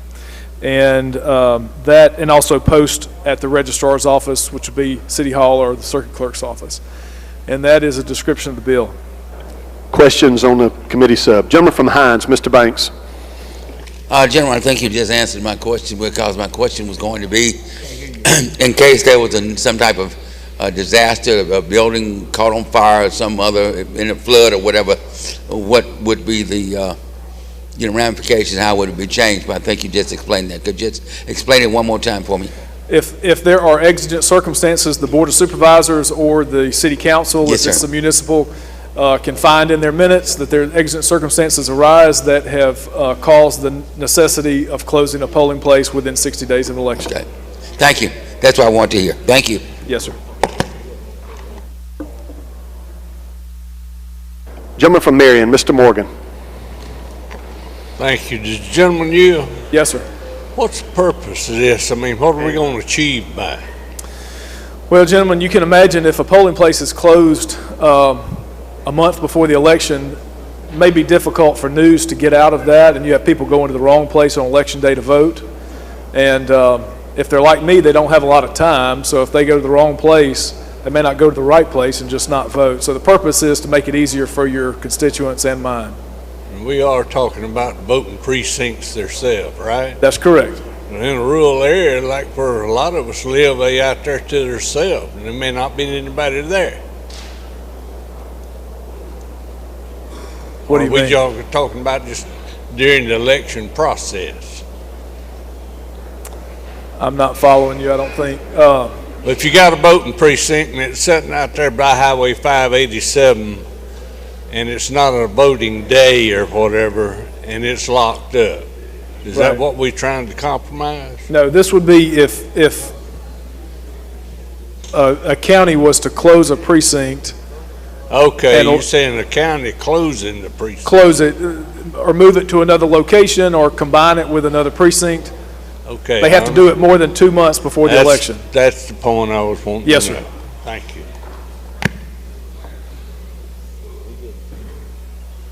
All right, I don't see any further questions. Final passage. Gentleman moves final passage. Open machine, Madam Clerk. If you favor the bill, vote aye. If you're opposed, vote nay. Has everyone voted? Has everyone voted? Close the machine, Madam Clerk. By a vote of 122 yeas, 0 nays, the bill passes. Corrections? Speaker. Yes, lady. Thank you. I would like to skip 28, 29, 30, 31, 32, and 33, and ask that they remain on the calendar in their place. I have a couple of members out sick.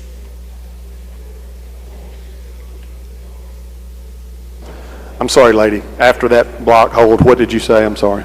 I had a couple of members leave sick. I understand. Thank you. Thank you, lady. All right. This will be a good stopping place for us. I know several of you have forestry lunch or other lunches, Republican lunch. So I will take announcements before we recess. We will recess until 1:30.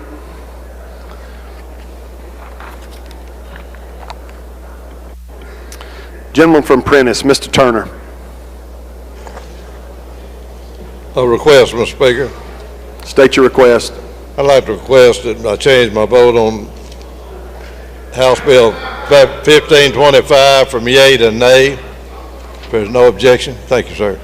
Is there objection? Change his vote. Gentleman from Marion, Mr. Morgan. Thank you, sir.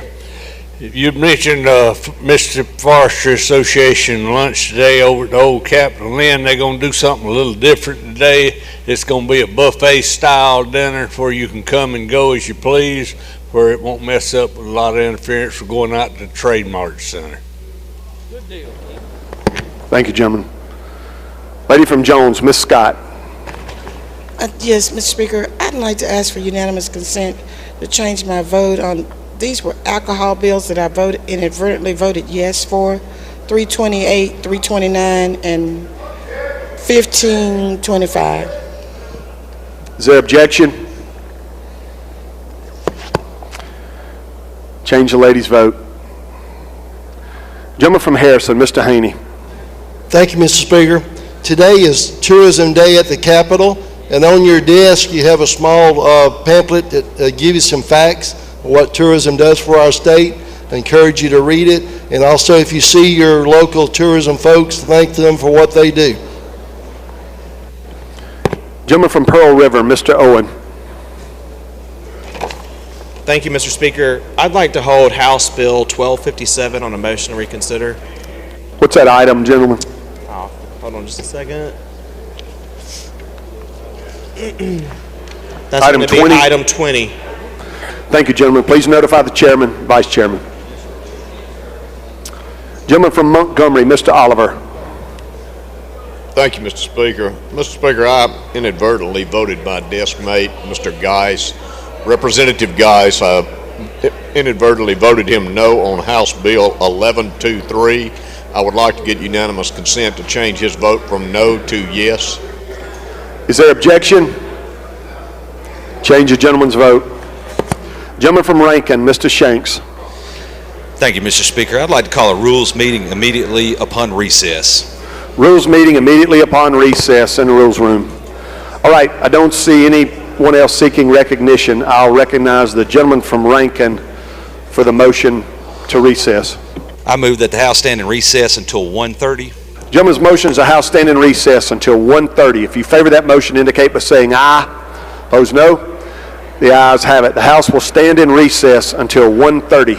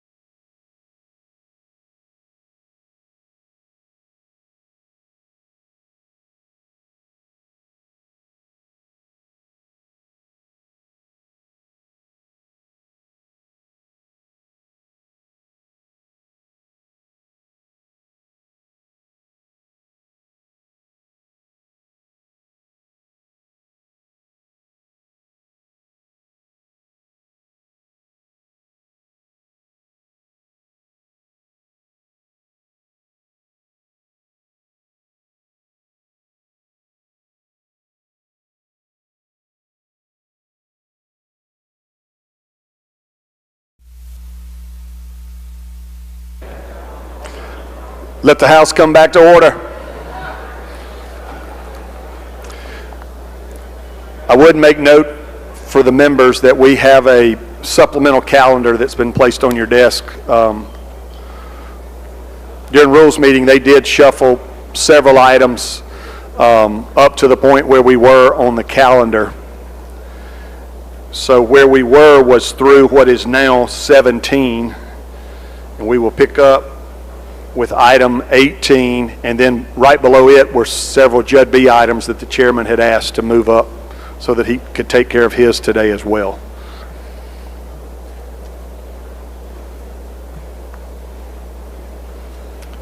So we are down to item 18 on this supplemental calendar. I recognize the Chairman of Education. Gentleman from Lowndes, Mr. Boyd.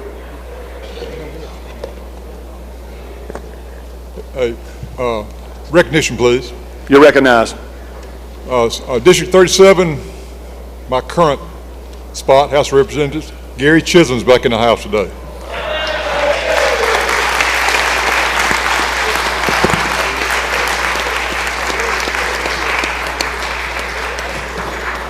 Welcome, gentlemen. It's good to see you and good to have you here today.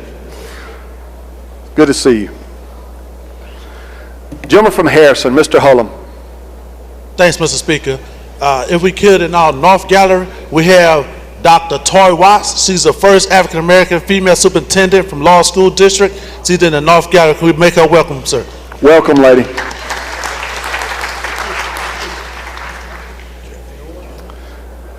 Gentleman from Washington, Mr. Hines. Thank you, Mr. Speaker. Ladies and gentlemen, will you please help make welcome a native of Greenville, Mississippi, and the current superintendent of Perry County Schools, Dr. Titus Hines. Please help make him welcome. Welcome, gentlemen. Gentleman from Jefferson, Mr. Harness.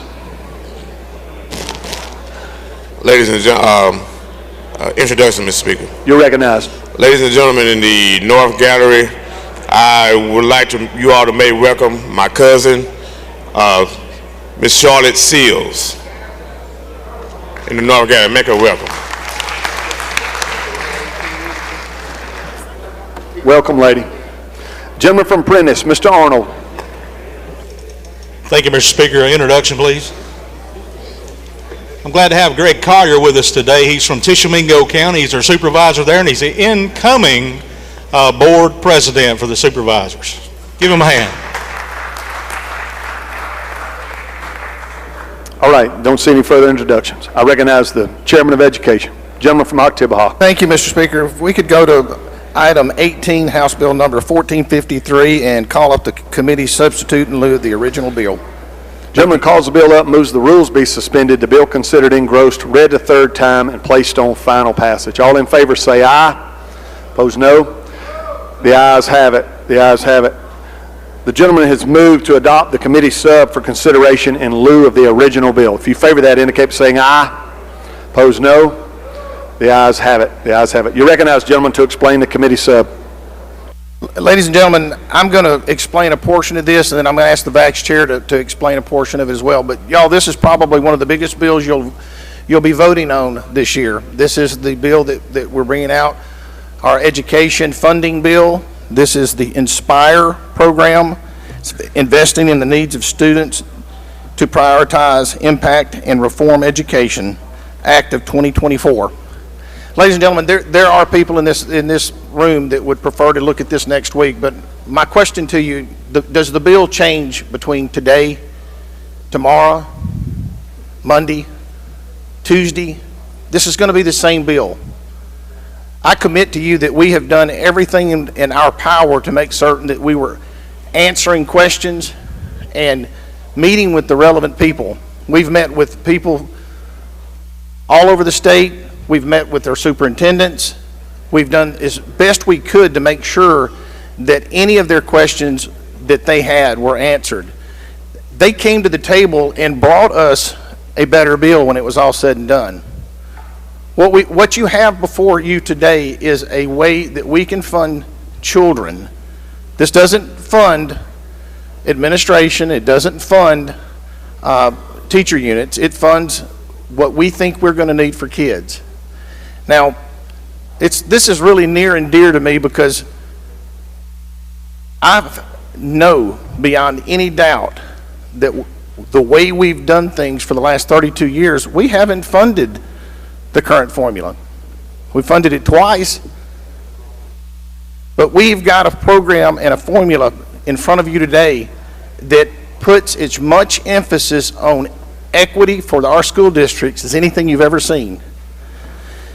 This formula basically takes and gives us an opportunity for districts that aren't doing as well, poor districts, districts that have struggled to maintain a C,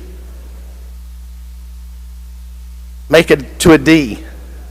And frankly, they have failed at times. Now, a lot of your people out here will tell you that money doesn't change education in the sense that you should be able to have a good school district. Well, I'm here to tell you that the lack of it certainly will. This funding formula gives this body an opportunity to go after and rectify those issues. I can assure you that there's nothing in this that is meant to be a Trojan horse. There's nothing in this bill that doesn't focus every piece of attention that we can give to our kids. It means a lot to me to know that we're looking at this from a holistic point of view for these children. It's the first time in our history that we had an opportunity to look at in districts that are poor. We're giving a weight to that district that's in poverty.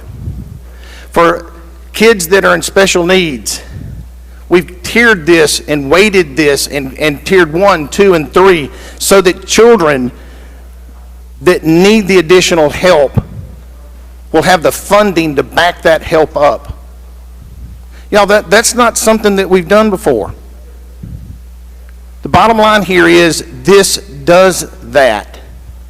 This models us in a way that says if we tell and fund it the way we should, this tells the school districts to go do IEPs. Because if you're not going to get the weights that you need. We've claimed that that's what we are trying to do as a body.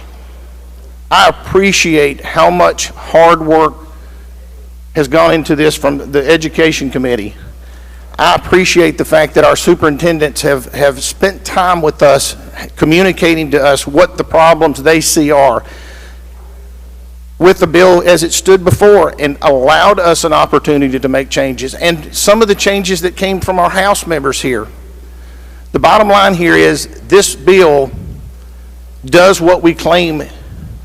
It puts us in a position to put more equity into poor districts. It puts us in a position to make certain that these kids are being taken care of. There's very few things that I can honestly come up here and tell you how much I could be more proud of, but I can tell you this is a solid bill. This is better than what we've had in the past. I've had some people make comments that MAEP will never get funded. However, we'd like to keep it that way so that you'd have an opportunity to beat each one of you over the head with it because you haven't been funding it. Well, here's the truth. It doesn't work anymore. It doesn't work. Y'all, we went through a whole process where the Constitution was looked at to be changed under 42, and guess what? It failed. We got sued by a former governor. It failed. Today you have an opportunity to make a solid change. It's time that we get behind education, put our money where our mouth is. This comes with more money than any other time in our history. It bothers me that we have children out there that do not get a good education in this state. It should make you mad too. It's about time that we started making things happen for these kids, and if you don't stand up for them, who will? Please give this thing a chance. If you haven't looked at it, shame on you. It's time for us to move forward in this state. I'd ask the Vice Chair to explain an extra portion of this bill. Vice Chairman's recognized. Thank you, Mr. Chairman. I appreciate you, Chairman, for that explanation of the intent behind this bill. I think I'm here mostly to go over the boring part, so I'm going to go through a couple of these sections. I promise it's not going to be as long as the bill actually looks, but I'm going to go over a couple of the major points. Any of the sections that I don't mention, I do want to be clear, are either brought forward without amendment, or they were brought forward for the purpose of amending the name of the funding formula from from the MAP to the Inspired formula, which is the name of this formula. So beginning in section 2, we have a couple of definitions. I want to talk about these definitions, just a few of them, because they're going to be useful as I move into the discussion of the weights. The first definition would be average daily membership. That's defined as the total aggregate student enrollment during the period counted divided by the number of days in the regular instruction. In regular instruction, that's at least 60% of the day. This is a change from the current formula. This is something the House has voted on several times to switch to an average daily membership model. And again, this is one of the selling points of this bill, that we've switched from average daily attendance to average daily membership. Moving down to another definition, we'll discuss in a minute the low-income student weight. I wanted to define for you what low-income student would qualify for a low-income student. That would be any student identified through direct certification as a homeless, foster, runaway, or migrant student, or a student in a household qualifying for free lunch, Head Start, Medicaid, SNAP, TANF, or other. The next one is a sparsely populated district.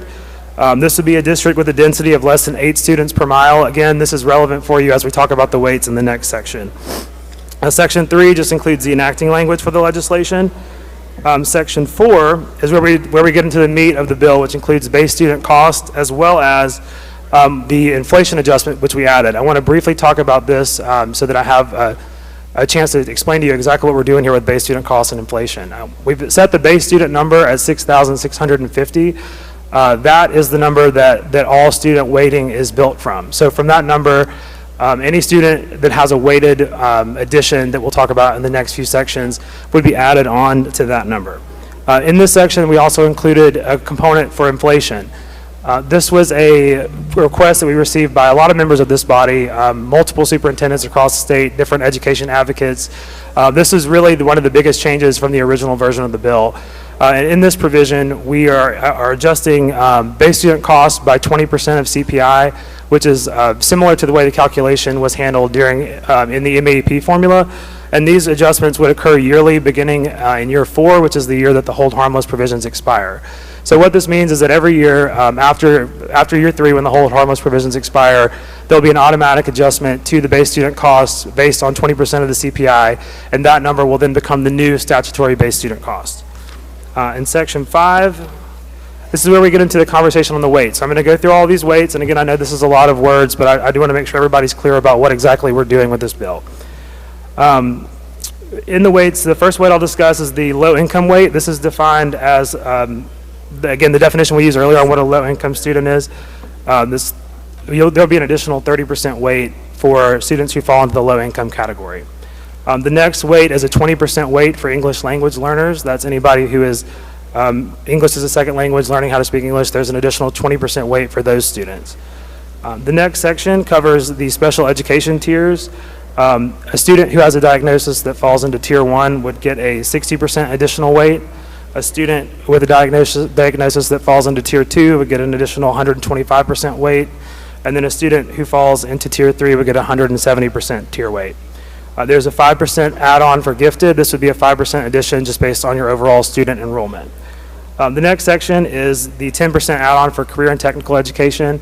We're really excited to have this in the bill. There was no CTE adjustment in the Ed Bill proposal, and there's nothing like this in the MAP either, but since this has been a huge push for Mississippi the last few years and is currently a priority of this body, we wanted to include that as well. So there's a 10% add-on for any student enrolled in a CTE program. There's an additional weight for concentrated poverty. That would refer to any district that has a poverty of above 35% of the student population. There'd be an additional 10% weight added to any student above that 35% number. The final weight is the sparsely populated weight. Again, that's what I mentioned earlier, any district below 8% students per square mile. As you move down and lower to 7 students, 6 students, you receive an additional 1% at 7, 2% at 6, 3% at 5, and so on, added onto your overall student enrollment. The next few sections cover a few more definitions, and we're going to flip to section 7. The next section, section 7, is another major change from the original bill, and something that I want everybody to be aware of, so that when you're talking to your superintendents about this bill or people in your community, you understand that we aren't trying to do something that makes us less accountable to the educators in the state. We're not trying to take advantage of districts. We're not trying to do things behind closed doors. We have put in this bill a panel that consists of 13 members, 8 of which have to be school superintendents from across the state, 2 from each congressional district. Of those 2 from each district, 1 has to be from a school below 50%, the lower 50% population, 1 from a school in the upper 50% population. Those 8 superintendents, along with additional appointees from the Department of Education and 1 from the Charter Authorizer Board, will be tasked every 4 years with meeting to discuss what the new base student cost should be. They'll deliver this recommendation to the legislature every 4 years, and then it'll be up to us to determine whether or not we should take that or not. Again, this provision is designed for accountability to this body. We are not doing this to try to remain unaccountable to our districts. We don't want to fund schools behind closed doors. We want to hear from people on the ground that know what the costs of running a school are. This committee is comprised of only those people, only those professionals on the ground who know what is happening on the ground in our schools. There are no political appointees on this committee. There are no appointees from the Speaker's office. There are none from the Senate. There are none from the Governor's office. This is solely comprised of education professionals who will meet, consider all the factors, and then give us a recommendation. This panel will also be tasked with meeting to discuss any school consolidation possibilities that may arise. Again, they are simply meeting to make those recommendations. We would have to take action in the legislature in order to make those, to consolidate those districts, but the recommendation would be provided by those who are not political appointees. Again, these are education professionals who are meeting to decide whether or not this should be something we should proceed with. Moving forward from that section, and I'm almost to the end, I promise. I think that actually maybe, there were a few things that I also wanted to mention that did change from the original version that we caught. We got some feedback from, we wanted to take those out. One of those things was some changes to the Education Enhancement Fund. That language was inserted into the bill, and our intent was not construed properly, so we took that out. We left the code sections in there in case we need to address something within the Education Enhancement Fund, but we took those changes out because we did not want to put the appearance that we were trying to reduce funding for public schools. Again, this bill is about funding equity in public education. It is not about vouchers. It is not about anything else. It is about equitable funding in education. This bill provides equitable funding for education. If you look at this bill next to a chart of MAP, and I'm not here to criticize MAP. I'm not someone who's going to tell you that MAP is a terrible thing. I am somebody who's going to tell you this is better than what we have. And this is better than what we have because this achieves the equity that we have long said we were trying to achieve with MAP. This puts money in the pockets of the districts that need it the most, not in the districts in the state that don't. There are districts in the state that have plenty of local funding, and they're able to fund their operations without additional input from the state. These are not the districts that benefit under this bill. The districts that benefit under this bill are our local communities that don't have the property tax base to put up big property tax numbers. They are the districts whose students are chronically underfunded, schools that are chronically underfunded. We are putting more money into those schools than ever before, than we even would if we fully funded MAEP. So again, I want to implore all of you to just look at the content of the bill. This is a very good piece of legislation for achieving equity in education in Mississippi. I'm extremely proud of the work that we've done on this bill. I understand that the timeline is not what everybody wanted. It's not what I wanted either, but this is a really good bill. It's a good bill today. As the chairman said, it's a good bill tomorrow, and it'll be a good bill next week, and it'll be an even better bill on July 1st when it becomes law, should we get it into the code. With that, that's a brief explanation of all the parts of the bill that are changed. Again, the rest of the code sections are brought forward for amendment. I'm happy to take any questions from me or for the chairman.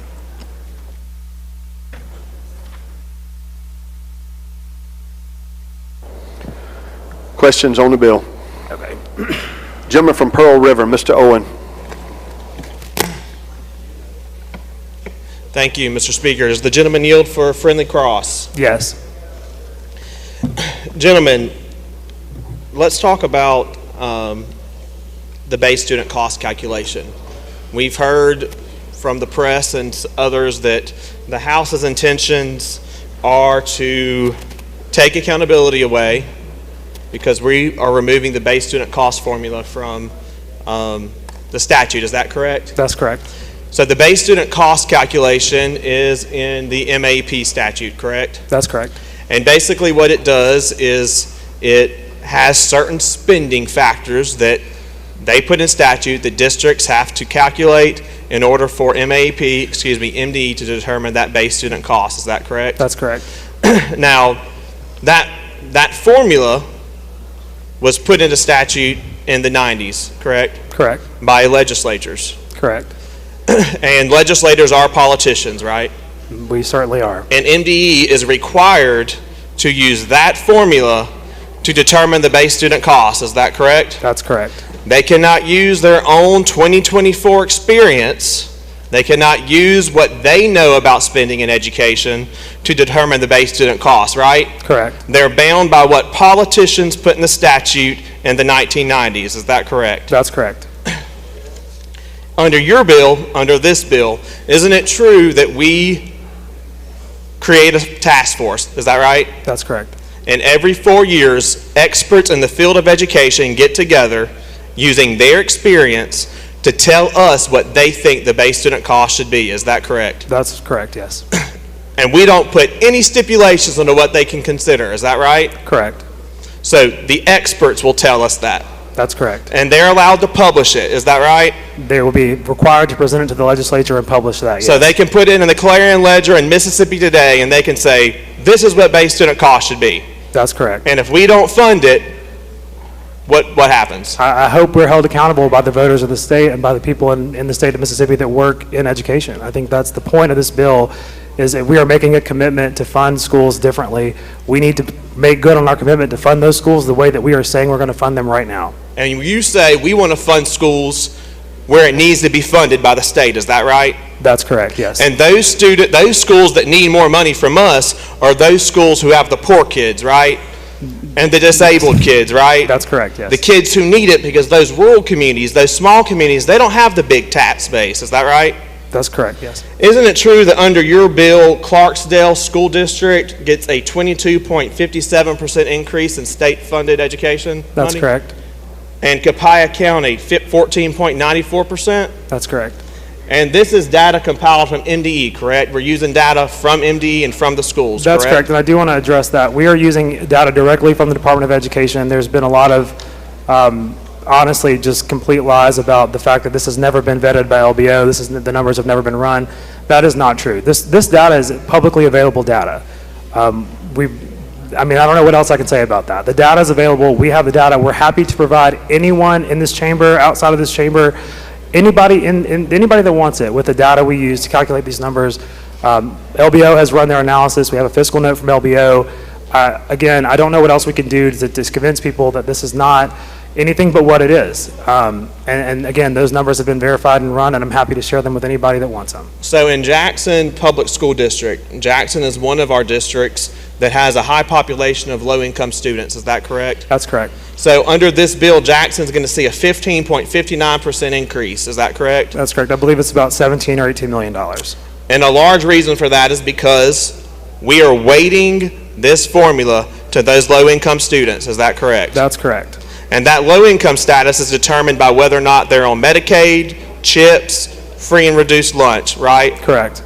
Okay. So if you represent any of these counties with these increases and you vote against this bill, you're voting against increases to these counties. Is that right?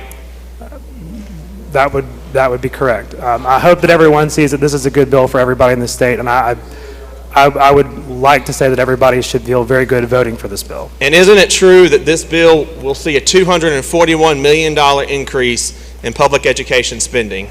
That's correct. And that's over last year's numbers, right? That's last year's MAP allocation, as well as the teacher pay raise money that was held outside of the formula, and the $100 million that we put into education outside of the formula last year as well.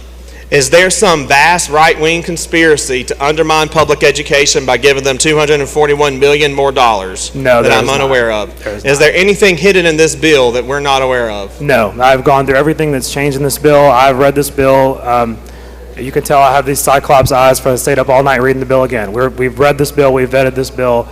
There's nothing hiding in this bill. Thank you, gentlemen. I appreciate your work and what you do for public schools in this state. Thank you. Gentleman from Hines, Mr. Bell. Thank you, Mr. Speaker. Gentlemen, do you yield? Yes, sir.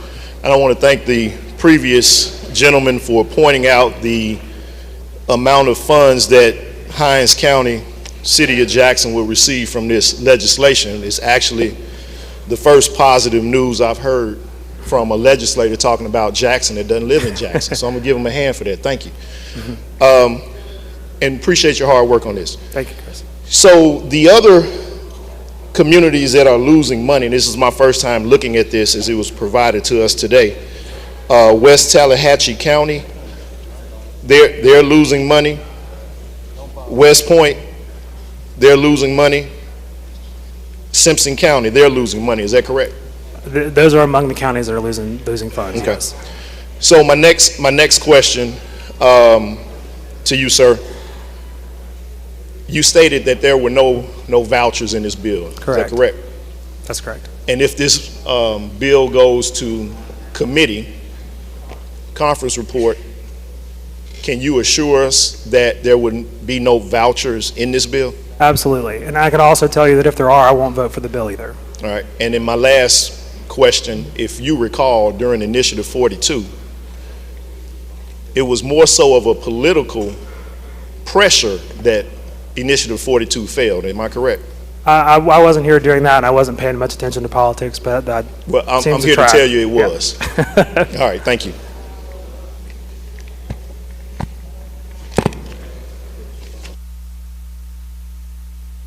Gentleman from Lawrence, Mr. Evans.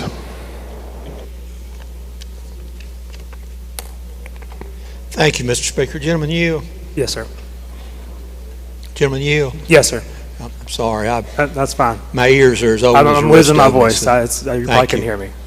I understand what you've been saying, and certainly I agree that any amount of increase is good for our school systems, and that we do have to depend on administration at the local schools and whatnot to tell us what they need.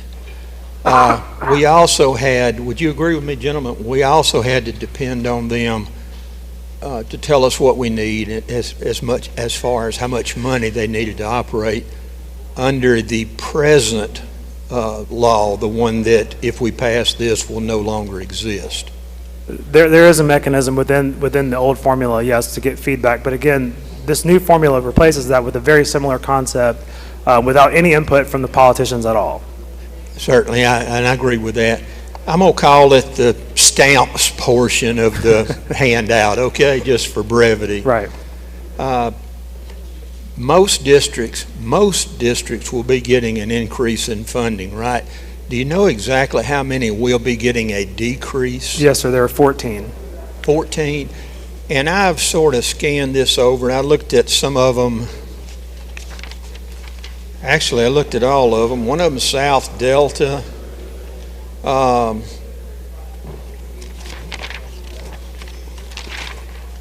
Bear with me. One of them is West Tallahatchie. One of them is West Bolivar. Just to give you an example, that's 3 of the 14 that I see right quick that will suffer at least some decrease in funding. Those 3, in fact, are some of the poorest school districts in the state of Mississippi, aren't they? Right.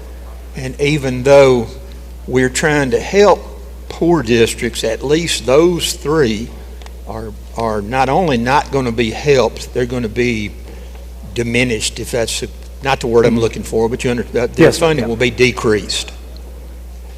Is that correct? Okay. Yeah. Now let me ask you this, again referring to the stamps. It is a good synopsis, and I appreciate it, and I'll use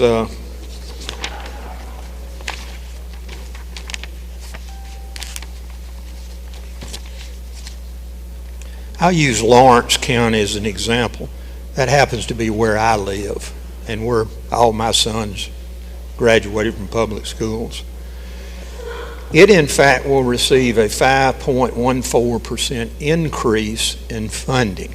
And that's great. I'm certainly not against that, not against any of these districts that are receiving an increase in funding. My first question actually is this. Even though you showed us on these stamps how much these districts will get next year under this plan, and you also gave us 3 comparisons, 23, 22, and 21, of how much they got prior, which in fact was under MAEP, that is, it still exists now. Could you tell me what each of these districts would have gotten if indeed the MAEP formula had in fact been fully funded? I can't off the top of my head, but I will get those numbers for you. Okay, Max is working on that right now, but while he's working on that, I do want to address the broader topic that you mentioned. I think I neglected in my explanation to mention that there is a 3-year hold harmless in this bill. So any district, no district will receive less money next year than they received this year. In year 2, no district can receive less, more than a 3% cut in year 2 over year 1. In year 3, no district can receive an additional more than 3% from year 2 to year 3. So those provisions are in there. To your point about those specific districts, those districts are currently benefiting from a hold harmless provision within MAEP that's been on the books since 2002. So the most of those districts you mentioned have seen their enrollment decline as much as 75% over their 2002 numbers.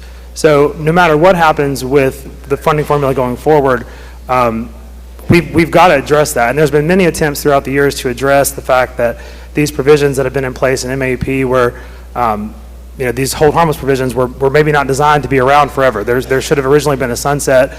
I've heard different people up here that have been here a while said there was a sunset. At one point it was removed when people weren't paying attention. I'm not sure the story of what's true there or not, but what I can tell you is that we've made every effort to make sure that this is an equitable bill. And that's equity based on the student enrollment that you have in your school. And I think we can all agree that if your student enrollment has fallen 75% in 22 years, you should probably see a decrease in funding based on that number you got in 2002. So we are committed to working through that with these districts. I'm not here to pick on any district. Even the districts that are wealthy that are not getting a benefit from this bill, I don't want to pick on those districts either. I respect the job of every school district and every educator in this state that goes to work every day to make Mississippi better and educate our children. This is not about who is good and who is not. This is about an equitable funding formula that makes sense. These are objective weights that are applied to every district the same way.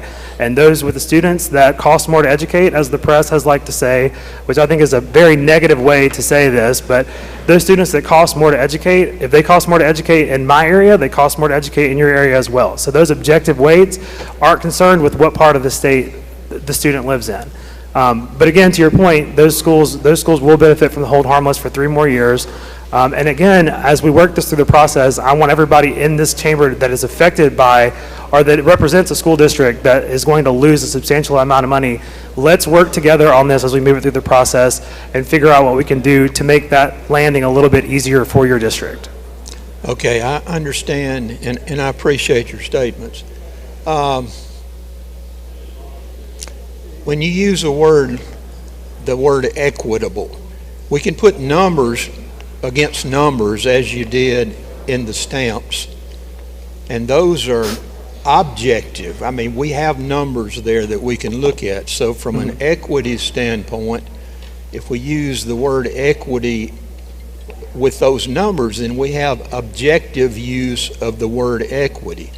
If we just throw the word equitable around without any numbers, but just basically hopes and prayers for the future, then we're talking about a very subjective definition of equitable, aren't we? I don't understand what you're referring to. There's nothing that's hopes and prayers about the equity that's in this bill. The equity that's in this bill is concrete. The hope and prayer equity that we haven't had is what we have now with the current funding formula. And there can be a lot of reasons why that is, but this formula is objectively an equitable formula. Okay. The equitable that I came up with was what you referred to as this being a way to have equitable funding of each of the districts. Okay? Now, my question to follow up that is 226 million, I believe that's the number I heard a while ago, increase. 241. 241. 241, I'm sorry. That's okay. That's how much the overall funding for education in Mississippi will be next year if this bill passes and goes into law. That's right. I may have asked this before. I don't remember. I'll ask it again. Bear with an old man. Can you tell me what the funding for next year would have been if we had fully funded MAEP as it presently exists for next year's accountings? Yes, I can. The number for full funding would be $2,991,121,426. How much more or less of an increase or decrease is that over the 226 million that you're telling us it will increase under this bill next year? The total funding for the education funding formula under Inspire would be $2,975,041,598. So it's about a $16 million difference over full funding of MAEP.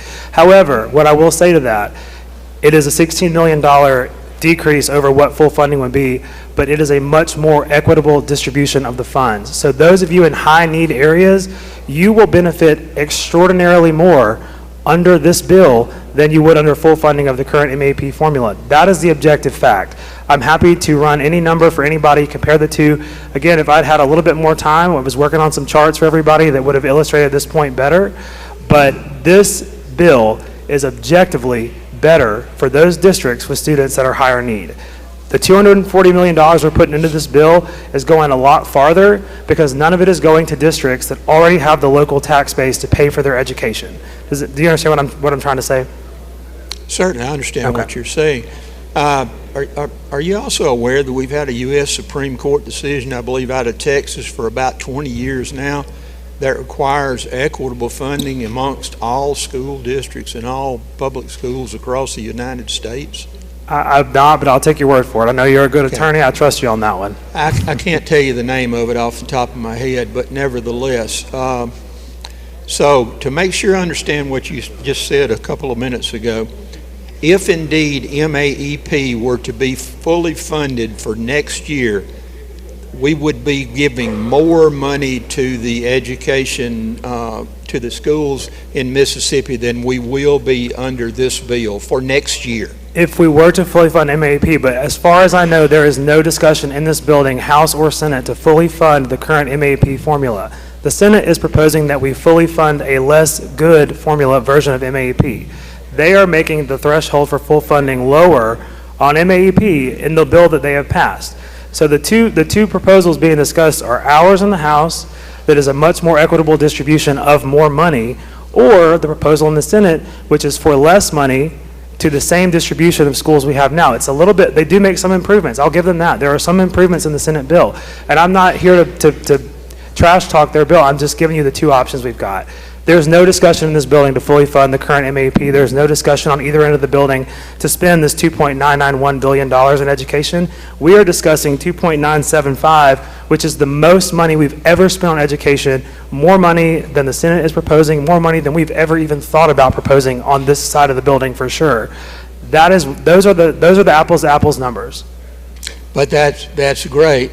More money than we've ever given to education in Mississippi, but still less than we would be giving if we fully funded MAEP, right? Yes, okay. But again, I want to make this point. That if you're interested in this, and I get it, talking overall numbers, broad strokes, yes, it is. I'm not gonna argue that point. 2.991 is more than 2.975. However, that 2.991 is going to put more money into districts that have the local tax base to cover the cost of the education system in those communities.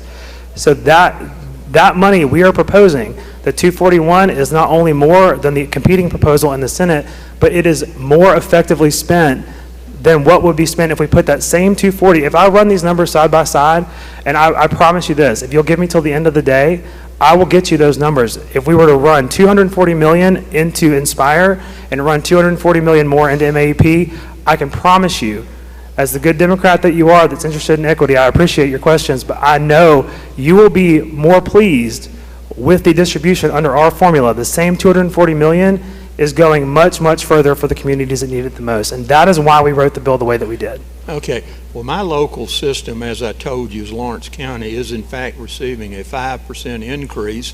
So politically, I guess I should be supporting this bill, and I'm not telling you that I'm not, but I do have these questions.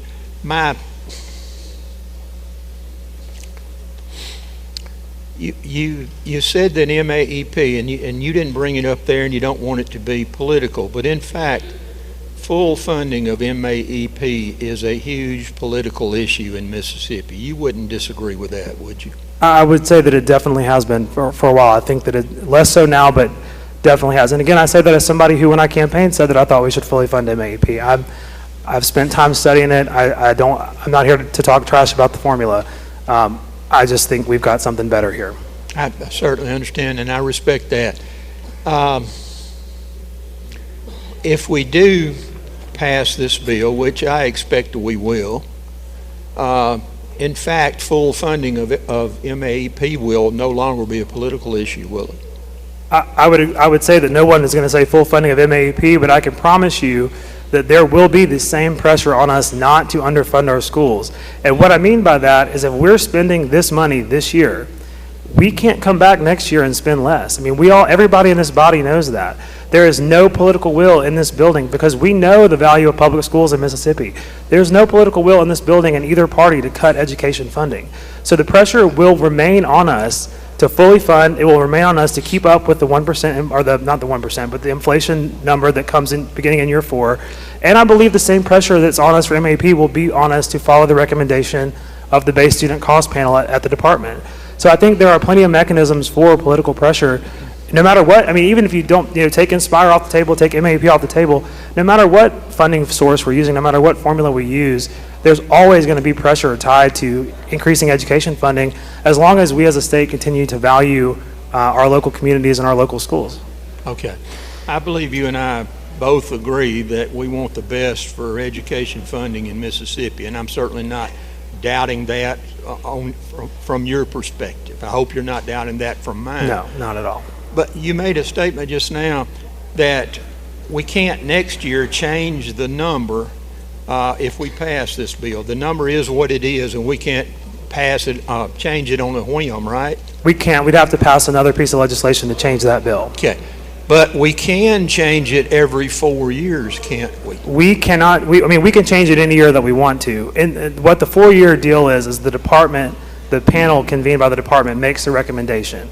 At that point, we would change the bill if we chose to. The only thing that's automatic in the bill is the inflation.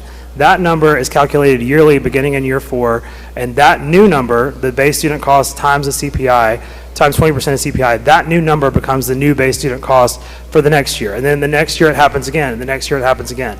Those changes are automatic.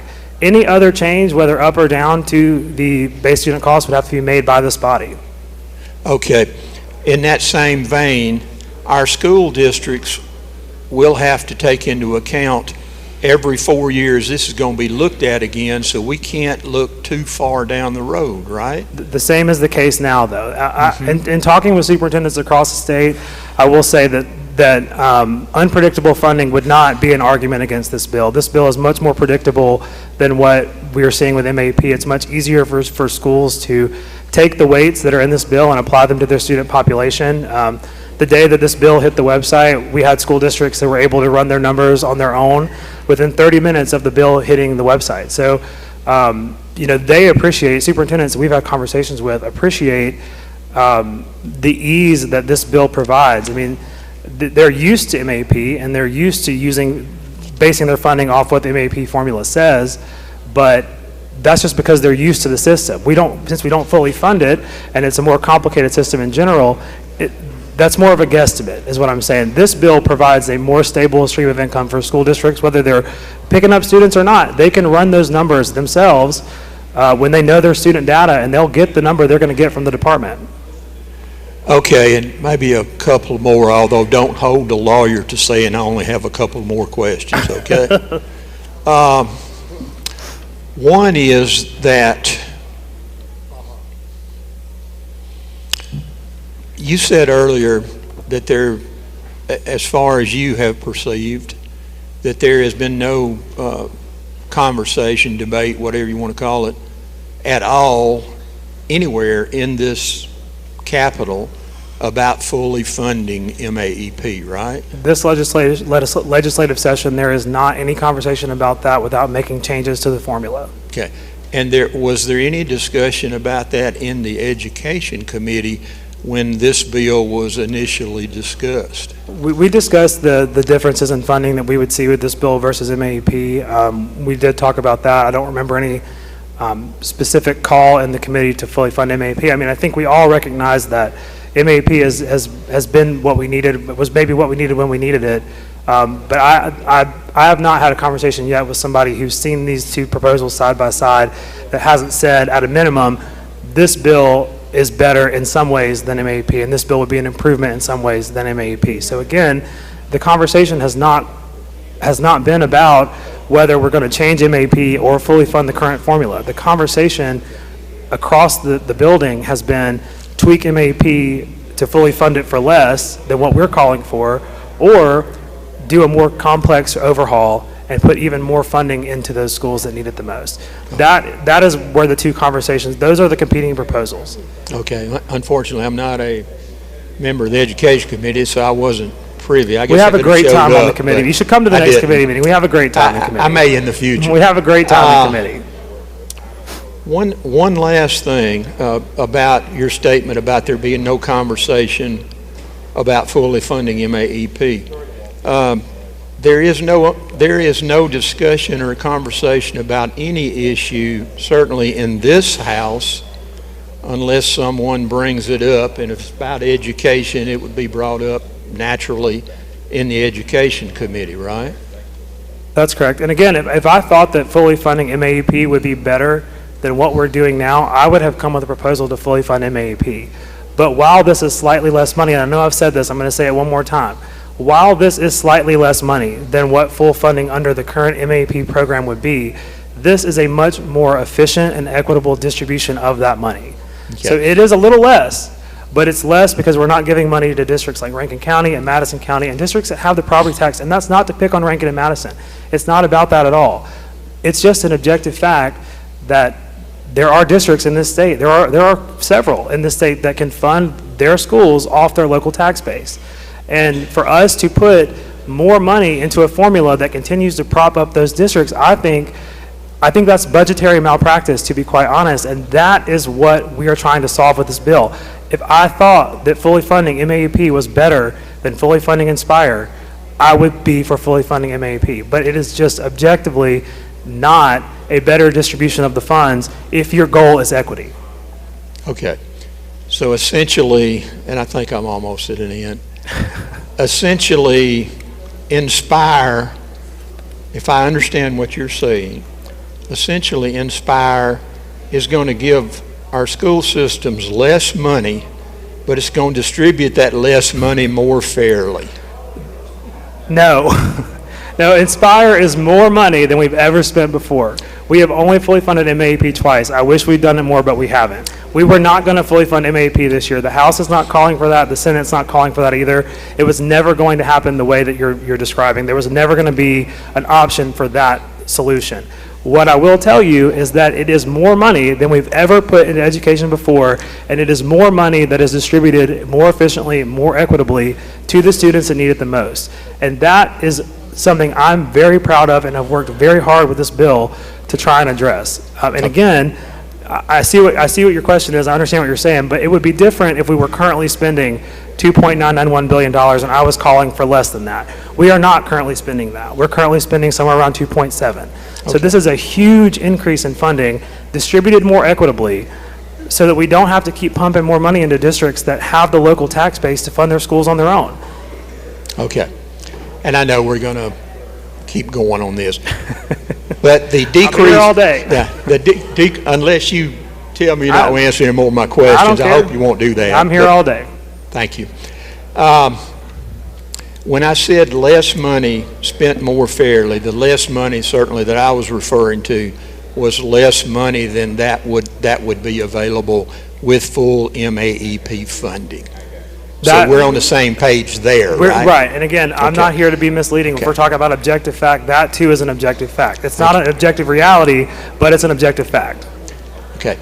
I appreciate your answers. I appreciate your patience. I'm not trying to kibosh your bill. Education is, full education funding in Mississippi has always been my main priority at the years I've been up here. And I have an interest here, and I very much appreciate you listening to me. I very much appreciate that, and being responsive. I appreciate your questions, and I know this has been a priority for you as it has been for me, so thank you for those questions. Gentleman from Adams, Mr. Johnson, for a question. Thank you. Will the gentleman yield?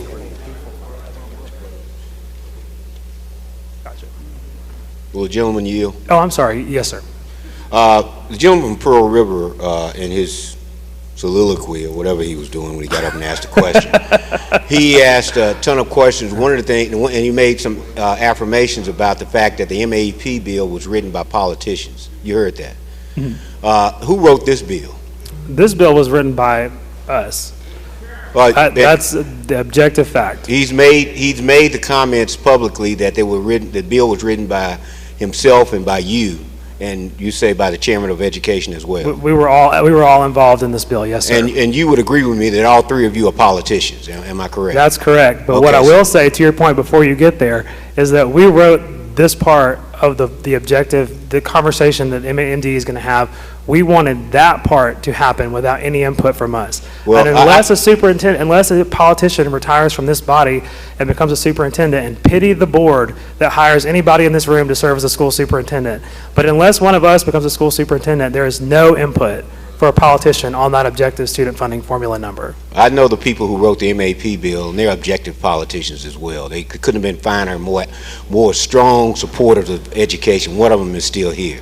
The other question I had is was anyone else involved in writing the bill? Because there have been people who said that they were involved in writing the bill and who are now applauding the formula, who have never been supporters of public education. Yeah, I've worked with other people outside of this chamber on this bill on different parts, asked them different questions. Organizations in this state that have been focused on education equity long before I got here. Organizations in this state that we've all supported their legislation for pre-K funding, for school loan forgiveness, or teacher loan forgiveness. There are organizations that have done those things that I've worked with on this bill. What I have not done and what I will not do now on this or in the future on something else is work with organizations that have not had the back of public education. And I know that's the part of this that's upset me the most about the conversation, not in this room, but in the public. That there are organizations that have gotten credit for writing this bill that I haven't spoken to in my entire time in this building. So Empower was not involved in writing this bill? No, I've never spoken to anyone at Empower about this bill. I've never spoken to anyone at Empower about any bill. I mean, quite frankly, Empower spent quite a bit of money against me in my first election. I'm not really keen to work with them on much, so they have not worked with me on this bill, no, sir. Mississippi Center for Public Policy has not I have not talked with anybody there about this bill either. Thank you. The other question I have is, we keep talking about the numbers and who can run the numbers. I know where I can get the formula or the algorithm, whatever it is, MAEP. Where do the numbers for this bill? Where is who developed the algorithm or whatever you use to come up with the formula? I'm not sure. So the actual numbers that were run, is that what your question is, or what is? Yeah, I mean, you keep saying run the numbers. These numbers were run by the Legislative Budget Office. The numbers you have before you were run by LBO. I mean, we have okay. Yeah, the system of weights that's in the bill. I mean, we played around with those weights to get them where we need them, but the actual numbers you have before you today have been run by LBO using data from the Department of Education that's publicly available to anybody. Enrollment data from this school year, assessed value data that the department has to keep on file. All the inputs in this legislation that we use to devise the weights have been verified by the department, by the Legislative Budget Office. They have a fiscal note that we got earlier today that verifies all of the numbers that we've got before you right now. You say they got the numbers that they used in the weights that they got. They used. They got them from the Mississippi Department of Education.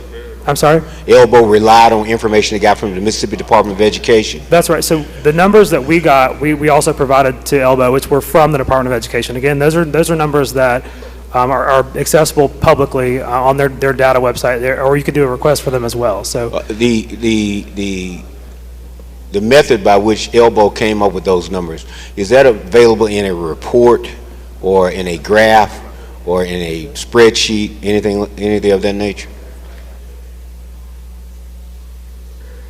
LBO is telling me that it's available on the Department of Education website. If you're talking about the input data that goes into it, or no, I'm talking about whatever. Elbow had to sit down and develop something and give it to you. Okay. So so with a weighted base student cost model, which is what this is, the only thing you need to run those numbers, to crunch those numbers, are the enrollment figures. Once you have the enrollment figures from whatever district you want to examine. I don't mean to interrupt you. These numbers that I have on this chart, those numbers came from Elbow. Correct. Yes. And how Elbow came up with those numbers? Is there a report to say what they used to come up with these numbers? Yes. And that's And I have. So you're telling me I have to go to the MDE website? No, I can provide you with the spreadsheet that came from the Elbow report. But what I'm trying to say, just to answer your question, because I do want everybody to understand, because I think your question is a good one, and I think it's also a part of the bill that we haven't spent as much time talking about. With a weighted student cost model, all you need is the inputs. All you need is the number of students enrolled, what's the poverty in the district, what's the sparsity. All that information you can access from the Department of Education website. So what we did was access the data from the Department of Education on enrollment figures, and then all you have to do from that point is apply the weights that are in this bill.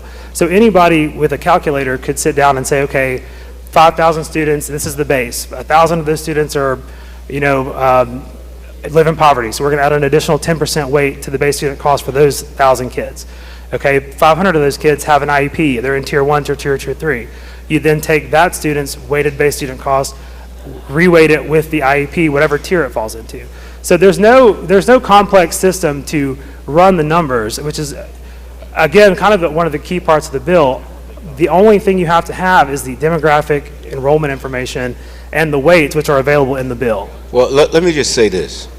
The reason I asked that question is, everything you just described, sure, I can do that. I want to look and see what was weighted, how it was used. And if Elbow used certain weights and they put certain numbers together, I'd like to see what they did. Yeah, I'm happy to provide that. If you have that available, I'd like to see it. Absolutely, we have all that available. All right, thank you. Absolutely. Thank you. Gentleman from Tallahatchie, Mr. Rosebud, for a question. Thank you, Mr. Speaker. Will the gentleman yield? Of course. So I sit here and I've heard you give these explanations about the schools that needed it the most, how you're going to fund the ones that needed it and really, really needed it. Mm-hmm. So when I look over this form here, you have 14 school districts that you decreased the funding in, right? That's correct. Which one did you decrease the most? That one is West Tallahatchie. West Tallahatchie, and I appreciate the fact that you brought this up, because I have wanted to get with you, and if I had more time today, I would have definitely done that. You decreased West Tallahatchie School District the most, and which one of these school districts already currently receive the least amount of funding from the state? I'm assuming it's probably West Tallahatchie. West Tallahatchie. But now again, you stated numerous times that schools that needed it the most. Can you please explain that to me? I would love to have that opportunity. I mentioned this when I was taking the gentleman's questions earlier, but there are districts in the state that are being held harmless based on a provision in MAP from 2002. West Tallahatchie is one of those districts. So West Tallahatchie has seen its enrollment decrease substantially since 2002. But because of the way the MAP law is written, an amendment that was made to the law 20 plus years ago, they are not allowed by statute to fall below the number they were receiving in 2002. Their population has declined considerably in that amount of time. Having said that, I completely agree with you that a reduction in funding at the size that West Tallahatchie is seeing, and it's the only school that sees that large of a reduction in funding.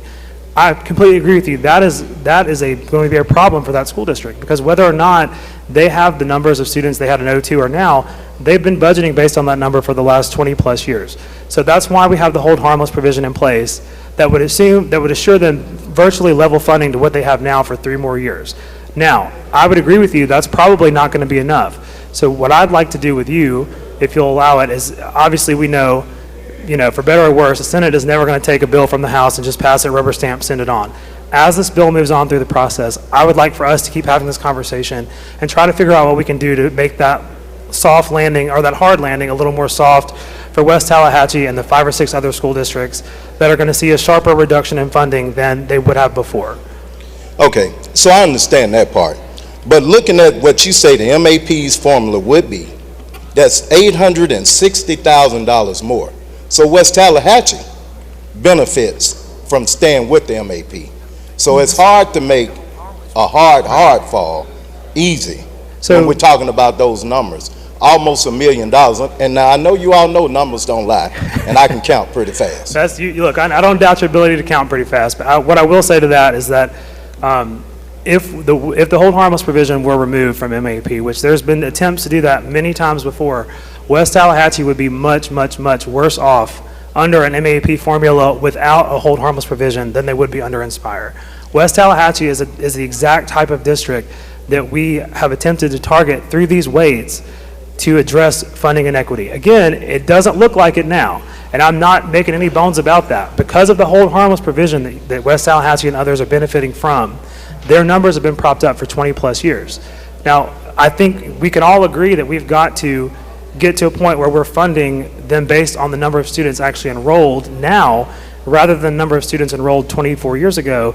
But I do think that we need to do more than just give them 3 years. I agree with your point entirely, and I want to work with you on that to make sure that we make sure that these few districts that are subject to this hold harmless provision now, that are benefiting from that hold harmless provision, are not put in a position where their budgets crash and they can't fund their schools.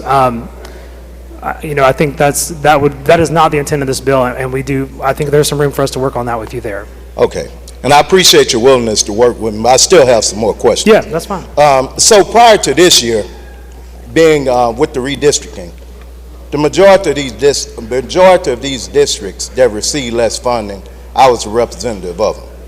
Have you spoken with the superintendents? I've heard you say that you've spoken with superintendents from around the state. How many of these in these 14 districts who are the most relevant, as you all said earlier, they are the most relevant because they're all losing. Right. 14 districts, how many of those superintendents or the professionals from those communities have you all spoken to that you're about to take funding from? I can't tell you the exact number. I know that I've spoken to several of them that are on that list, and there are several that are on the list of losing school districts that are still in favor of this bill. Now, I would not say that yours probably is, and I will tell you, of the ones I spoke to, I know that there was one instance when we spoke to a room of superintendents. I don't think that your guys were present for that meeting, so I don't think I've spoken with them, but there were some there that I did not know by name. So just in the business of full disclosure, I could have talked to him and not realized it, but we have not had a conversation with him about this, and that is something that I do think we need to address. And again, as this moves through the process, I'm committed to doing that. Thank you, gentlemen. Thank you. Gentleman from Holmes, Mr. Clark. Will the gentleman yield? Yes, sir. Now, gentlemen, I'll be honest. I like some things about your bill, but I have some concerns and heartburns. Now, the gentleman from Pearl River raised some issues, got me thinking, and I want to visit this base student cost. Okay. Now, right now, it's written in the statute, correct, how the base student cost is calculated. That's correct. Okay. And this organization, this group that's going to do the base student cost, they are now going to determine it. Correct. They'll be charged with giving us a recommendation. Okay. And that lies the problem. They're going to give a recommendation to the legislature, correct? That's correct. Okay. So in the present formula, the people from across the street do the calculation, they send it over, and then that's how we know whether we funding or underfunding education. That's correct. Okay. So now we don't necessarily have to take the recommendation of all of these experts that we put. It's left up to us, the politicians, to decide whether we want to use that number or not. That's correct. So we cannot use that number, go home and say we fully fund education. That's correct, but I will say, to the point, that's basically what effectively, for all intents and purposes, what happens now. We get a recommendation, or we don't get a recommendation, we get a base student cost from the department. and we don't fully fund it. And I'm not here to tell you that I think that's right. That's just the reality. We do not fully fund the number we get, and that's why we're in a position where even though this base student cost number appears lower than the base student cost number that MDE or that the MAP formula has presented to us as base student cost, this number appears lower, and yet the funding amount is higher than what we're funding now because of the fact that the weights make up a lot of that difference. But gentlemen, would you agree at least now we have a benchmark that we can look to guide us north on where we should be, opposed to refusing to take the recommendation of this group? I mean, I think to your point, I mean, I think that's basically what we have now. I mean, we have this number is a recommendation. You call it a recommendation, a benchmark, whatever.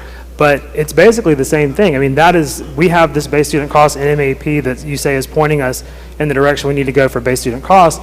That's the same purpose that this committee serves in giving us a base student cost. Okay. And the 20% times the consumer price index, how do we come up with 20%? That's based on the different inputs that go into a school, the costs that go into running a school. So the bulk of the costs into running a school are salaries. Those are not things that are subject, salaries are not subject to inflation because we set the teacher pay scale and things like that. So those take into account the things that are subject to inflation. We factor that to be about 20% of school spending are things that are currently subject to inflation. So right now in the MAP formula, as you know, in between when we revisit or while we waiting on the new base student costs, it's 40% times the CPI. That's correct. Now, as an average, let's take 2.5 with $6,500 some dollars base costs, and you do the math, you're talking about a $31 per year increase on the base student cost. So you're telling me that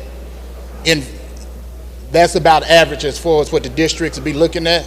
I think it depends on what the inflation is for that particular year. I mean, in the last few years, we've had extraordinarily high inflation, and I did want to just touch on what you mentioned earlier, what's in the current MAEP formula. Last year, there was a proposal that came out of the Senate that had the support of education groups across the state that revised that 40% of CPI number down to 25% of CPI. That was something that teacher groups, administrators, the Senate felt was reasonable. So we felt comfortable using a number in that range going forward because that was what they told us last year was a reasonable number to use. And gentlemen, I'm going to tell you what my concern is. Everything appears to be equal now, but it seems like it's been 27 years since MAP was passed.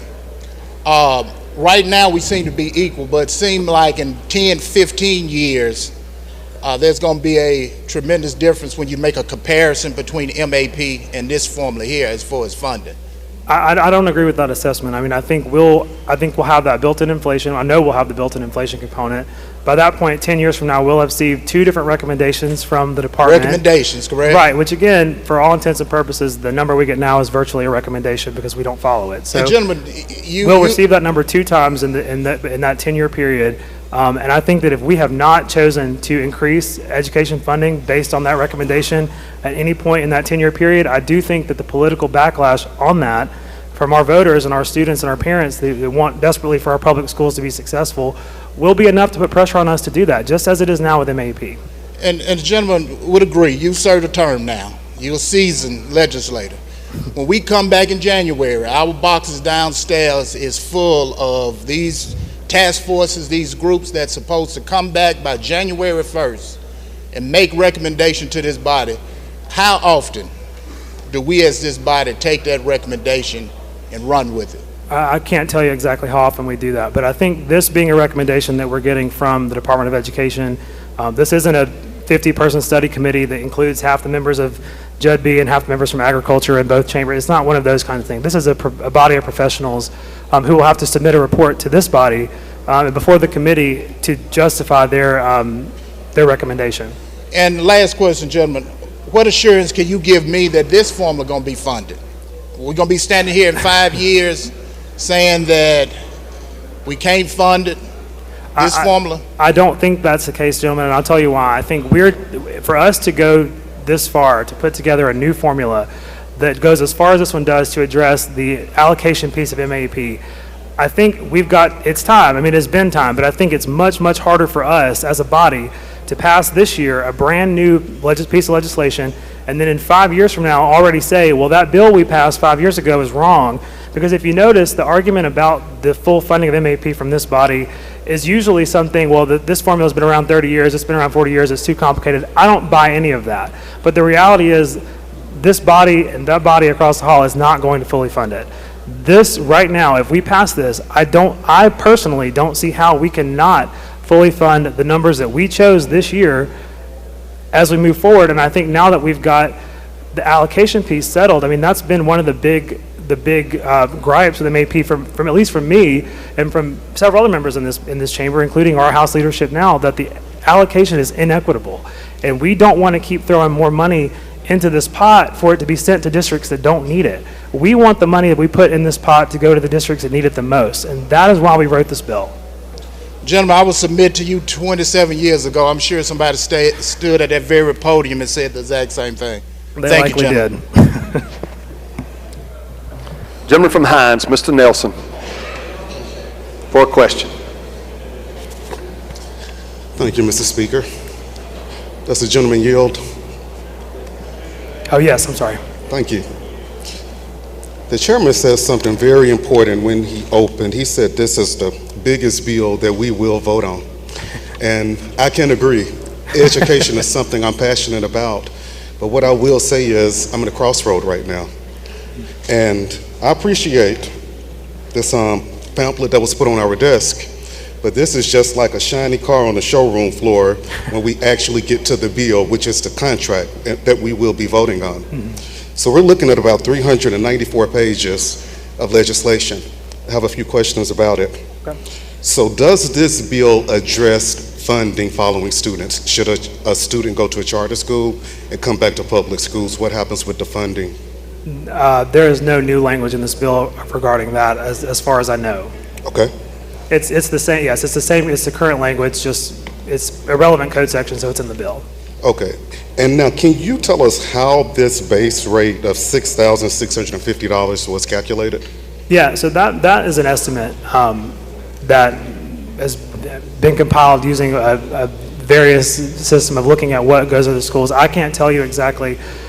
There's no formula involved in that. I mean, to just put it like that. I understand where the question's going. There's no formula involved in that, but what I can tell you is that we all know what it costs to fund schools based on what we're putting in schools now. We have been funding schools for a long time in this state. We know where we're at right now. There's a lot of talk about this base number. This bill is so much more than the base number. There are weights on that base number that actually are where the bulk of the magic of this bill come from. So what I would ask of everybody is, we see this base number, that's an important number, that's where this all builds from. But the weights that we put on that base number are really what matter. And where you see where those weights are directing funds is to the districts that need it the most. Okay, so do you know what the current MAEP base rate is right now? I believe that the last one was about $7,400. So about $7,465. That's right. So we're actually decreasing the base amount. Now, I'm going somewhere with this because I looked at the bill at line 702. Can you go to that line with me, please?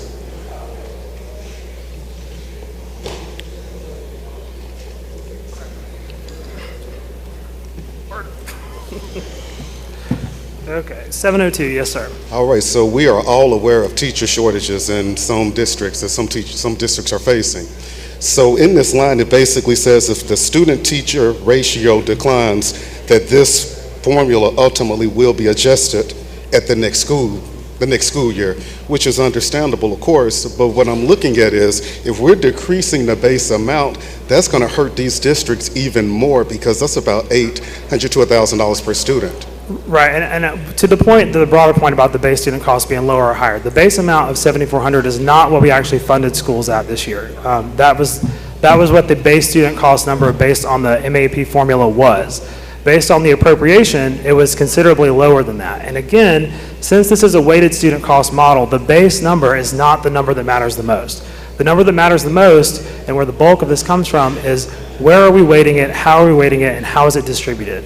So those numbers are not really an accurate comparison because again, we didn't fund base at $7,400, but To that point, if you add in the weights and you take the base student number and you look at the overall amount of money that we're spending, the average spent on student spending, the average per pupil spent is roughly the same. I mean, it's a fraction of a percent different from what the current formula would call for, because we are putting so much more money into this bill, just allocating it a little bit differently.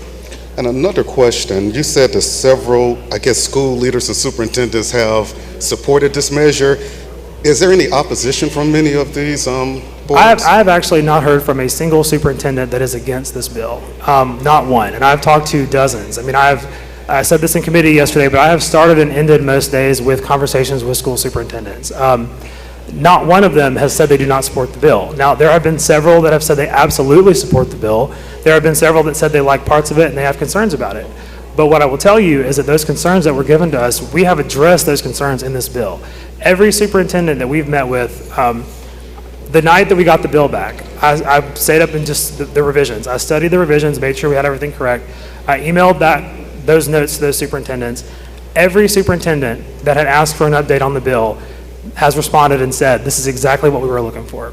So we have had those conversations. I wish they'd been had earlier, but this is the first session of a new term, and there was a lot of moving around at the beginning of session, and that's just the way the chips fell. But we were able to get with them before the bill came before the committee.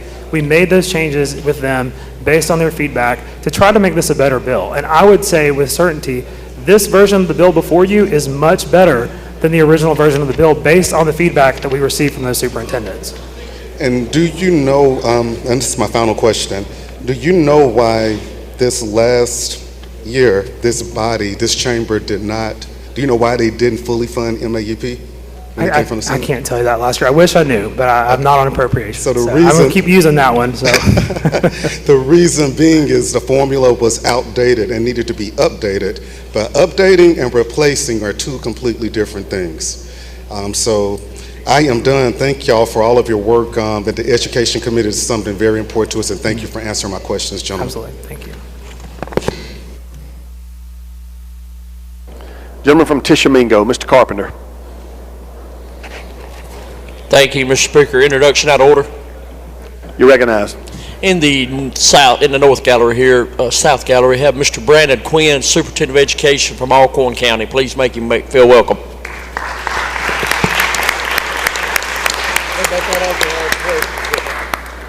Gentleman from Forest, Mr. Watson. Thank you, Mr. Speaker. If the chairman would yield. Yes, gentlemen. Okay. First of all, let me commend you, the chairman of the committee, and all of the committee members for the hard work that you all have done on this bill. I have a few questions, and I hope that you will accept and receive these questions as friendly questions. That's what I wanted to hear, gentlemen. All right. As a new member of this committee, you know, I'm still learning about public education at that particular level.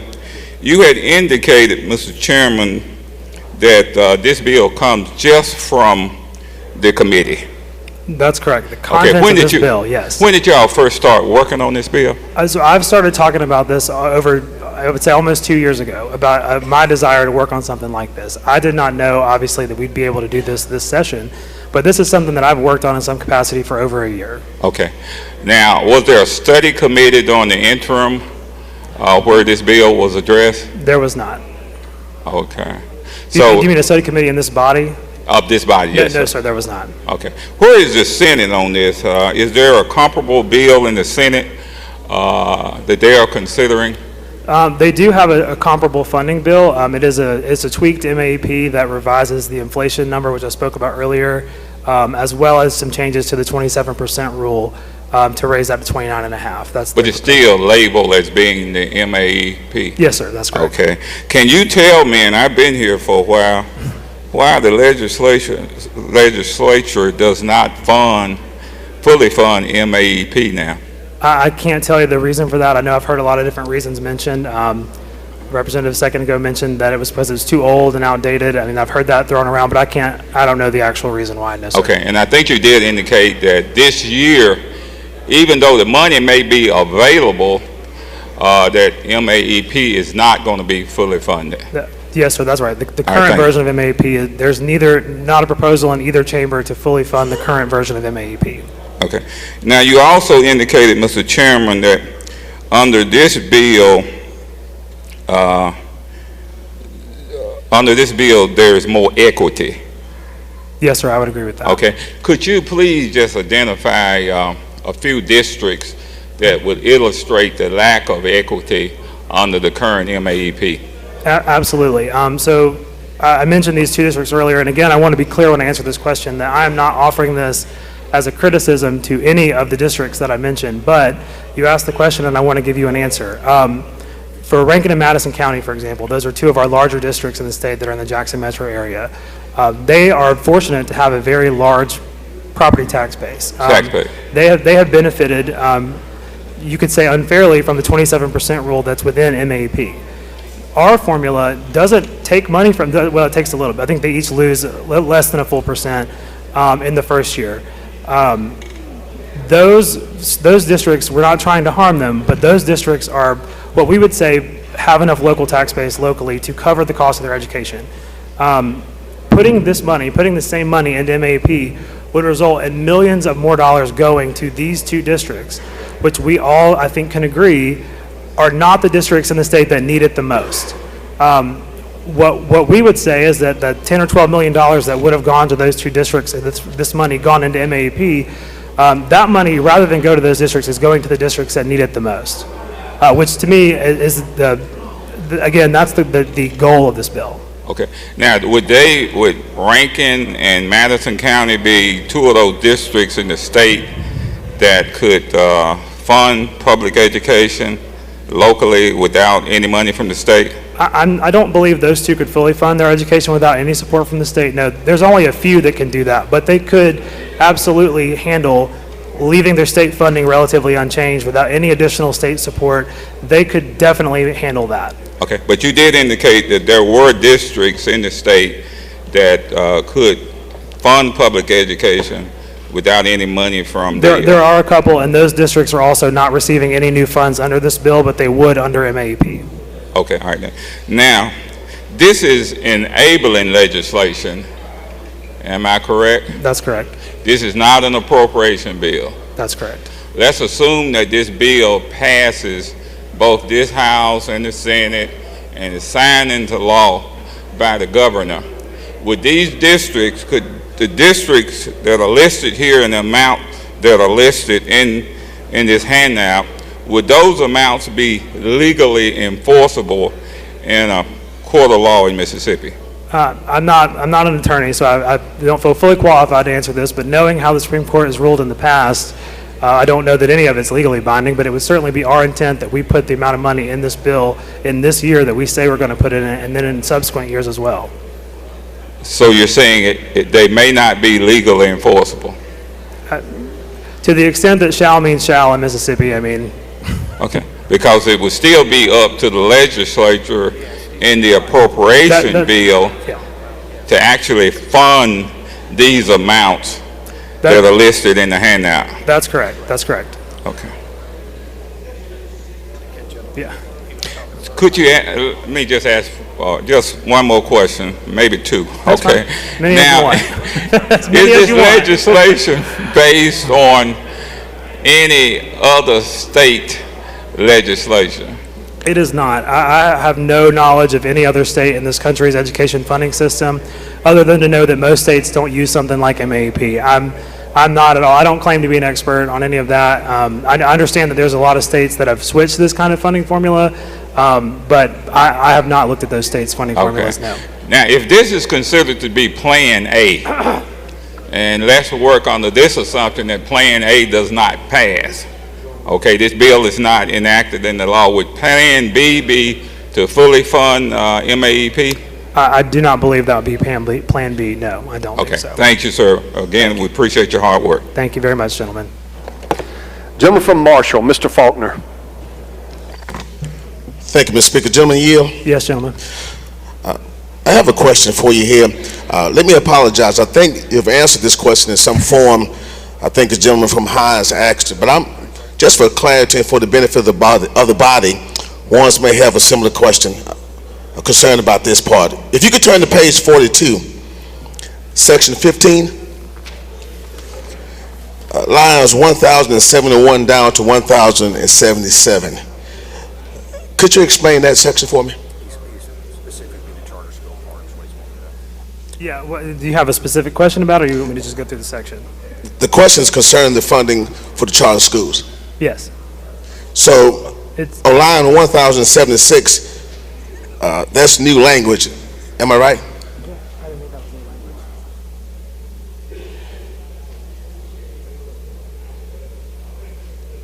Yeah, so that is in there, and that's simply in there to allow them to be a part of this formula as well. As that's the way that they're funded, they've got to be added to this as well.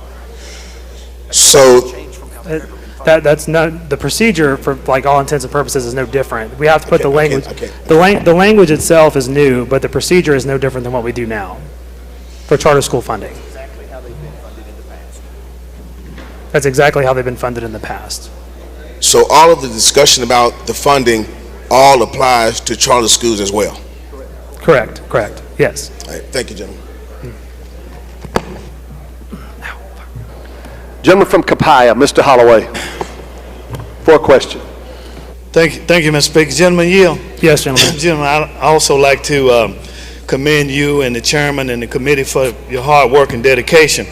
The gentleman from Pearl River referenced Capaya County a few minutes ago in the bill. I appreciate that.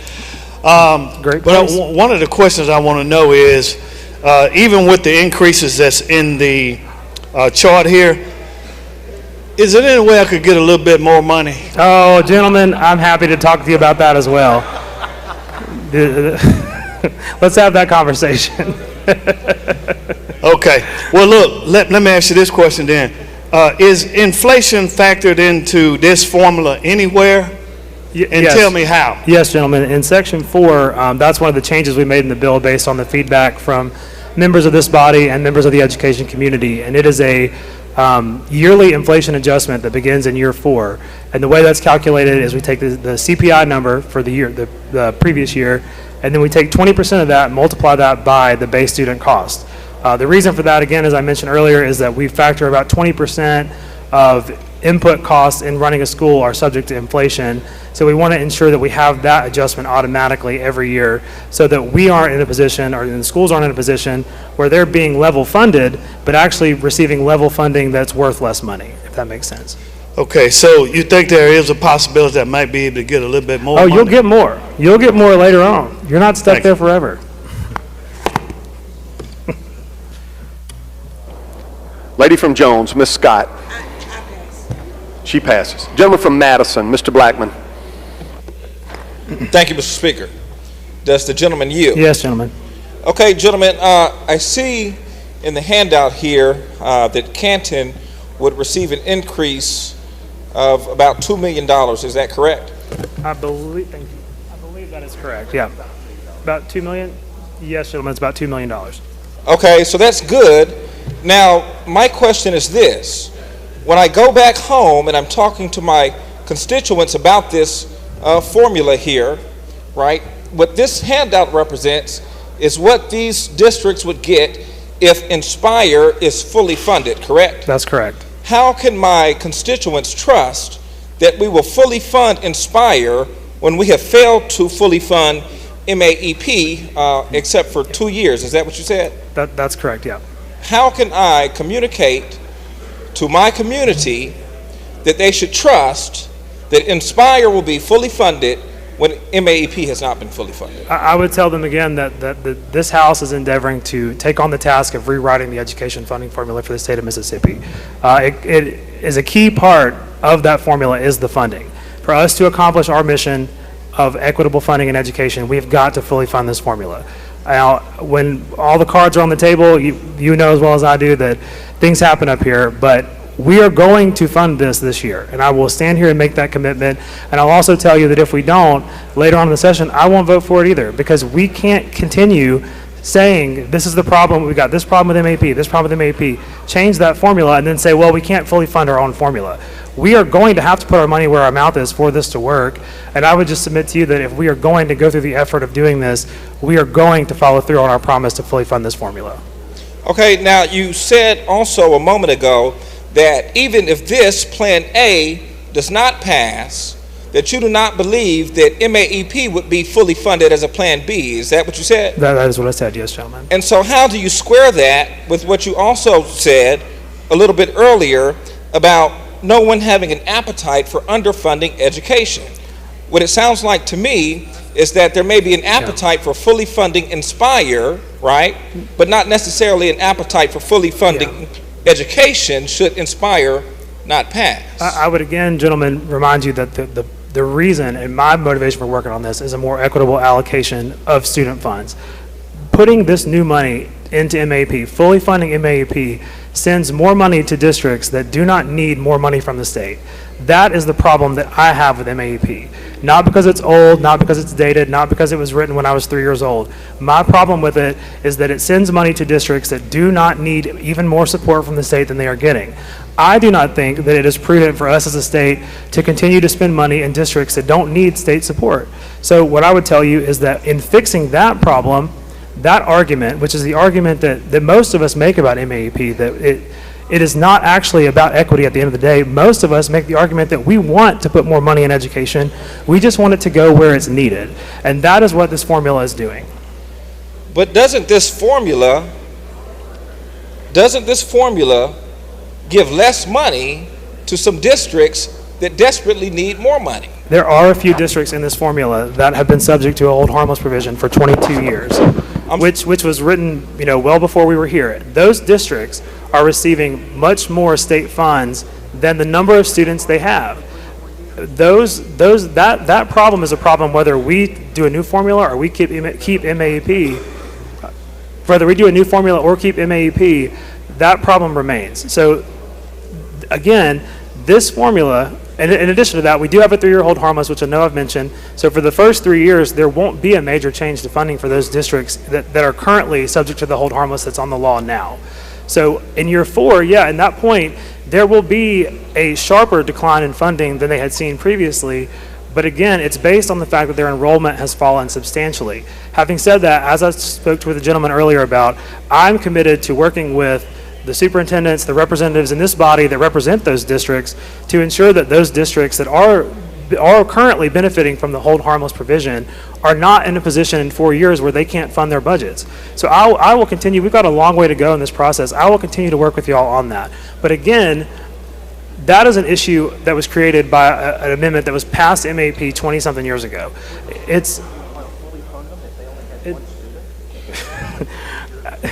So I don't personally think that there's any way we can continue to put this money into this formula as it is now, continuing to put money in districts that don't need it. We've got to make the changes right now to make sure that the money we put up, we're putting our money where our mouth is right now in education. We're proposing that right now. If we do the same amount of money in the old formula, it is going to be spent in districts that do not currently need more state support. I cannot stress that enough to the people in this room and anybody who may be watching. God love you. But there is no reason for us to keep sending money to districts that have the local tax base to cover the cost of their students' education when there are districts across the state that cannot meet students' basic needs. This formula fixes that problem. The problem with MAEP, and I'm just trying to make sure that I have my facts correct because we have to vote on this today, right? And so there won't be time for you to go out and get something else and bring it to me for me to make a more informed decision. Sure, tomorrow. And I'm happy to answer any questions you got. I'll be here all day. Whatever Thank you got. so much. So the problem with MAEP is that it gives money to school districts that don't necessarily need it, correct? That is my problem with MAEP, yes. And the solution is Inspire that doesn't give enough funding to school districts who do need it, correct? Gentlemen, you're pointing out a very small percentage of there are 137 districts, I believe, in the state of Mississippi. If you look at this list and you look at the top of this list, I don't know how I have this sorted by alphabet, so I can't really go through with you like this, but the district in the school district in the state that gets the most percentage of new funding is Holmes County. Holmes County is one of the poorest counties in this country. They are the biggest beneficiaries of this bill. They'll see an increase of, I believe, 27% in their school funding in 1 year. That is huge for a school district that doesn't have the resources to meet basic student needs. That is an incredible, incredible boost to their budget. That will be a game changer for the students at those schools and for the people running those schools. And that is the part of the bill that we're not talking about. And maybe I've done a poor job explaining it, but those few that you point out, we've got some work to do for those districts to make sure that their landing is not a hard landing. But those districts are where they are because of something that was done 20-something years ago, before you or I were here. So we're trying, and I hope you know that I'm genuine. My heart is in this to fix this for these districts. I believe because that. I don't want them to hurt either. But on the flip side of that, at the top of the chart is Holmes County. Most of the other counties come from the Delta region, the southern part of the river region. Those are districts that have been chronically underfunded and under-resourced for decades. And MAEP, no matter what we do, is not going to do for them what this bill will do for them. And you said that you're committed to working on this bill, continuing to work on it, and to make sure that it is equitable for all districts? Absolutely. Yeah. Okay, well, I'm a little more sold than I was, but not total. Thank you, gentlemen. Thank you, gentlemen. Lady from DeSoto, Ms. McCray. Gentlemen, will you yield? Yes, lady. I only have one question, and it's really not about this bill. I would like to know, what do we consider fully funded, since out of over 40 years the school has never been fully funded but twice? So can you tell me what fully funded consists of? That's an interesting question, because full funding, I think, means something different to everybody. I think for most people, they consider whatever number MAEP spits out as base student costs, that's full funding, and they're willing to take that as gospel. But what I will tell you is we can fully fund MAEP all day long, but it will do nothing to help the districts in the state that need it most. We can fully fund this formula all day long, and it will do millions and tens of millions of dollars more for the districts that need it the most. So full funding can mean anything to anybody. So it's really a word that's been thrown around. That's right. It's been a political tool, and I think it's been fairly effective, but I'm up here trying to get actual policy into law that benefits actual people that are actually in schools in Mississippi. I don't care if it's full funding, half funding, whatever. I don't care if we pass this bill and somebody says this is only half the money we're supposed to put in education. That's fine. We can have that conversation, but it's a hell of a lot better than what we've been doing, and it shows a concerted effort for us to actually bridge the gap between the districts that do not have enough and the districts that do. So in the year 2024, we need to stop saying fully funded. Yes. And our schools are together. I agree with that. Let's cut that from our vocabulary. Let's talk about Inspire, and let's do some good stuff for the people in the state. Thank you. Gentleman from LaFleur, Mr. Osborne. Would the gentleman yield? Yes, gentlemen. How would this formula operate in a district with the problem of chronic absenteeism? So there'd be a huge benefit from a budgetary perspective, because this is based on membership. I can't hear you. This bill is based on membership. So from a funding perspective, the absenteeism is not a factor. However, a district with chronic absenteeism is likely, just based on the data that we have, a district that is overwhelmingly benefited by this formula. So they would benefit because they'd have more tools, more financial tools at their disposal to fight that chronic absenteeism, get their students into the classroom, and make sure that they're being educated. But a district with chronic absenteeism wouldn't receive this formula wouldn't exactly apply to them, would it? They would be funded under the same formula as the MAEP. That's not correct. We took that part out of the bill. Okay, well, explain it to me. There was originally a provision in this bill that said that if a district had below 90% attendance, they would go back to average daily attendance. We struck that from the bill entirely. Okay, so that's no longer in the bill. Right. Correct. Okay. What about the process of reconciliation? How would that work? Thank you for mentioning that. I think I did forget to mention that earlier when I was speaking on the workforce, the task force that MDE will put together of superintendents. Those superintendents and those employees by the department are also charged with, in their recommendation to us for base student costs, any consolidation recommendations that they may have. Originally, there was a panel in this bill that consists of political appointees. We said no, based on feedback from members in this body. Excuse me. Let's have order. The gentleman's indicating you cannot hear. That change is based on feedback from members in this body, as well as superintendents across the state, that said we don't want to have political appointees responsible for making consolidation requests. And honestly, I heard that feedback and I agreed. So we moved the charge of that committee, we dissolved that committee from the bill, and instead included that in the advisory task force that the department will develop with superintendents. Okay, thank you. You're welcome. Gentleman from Harrison, Mr. Hullum.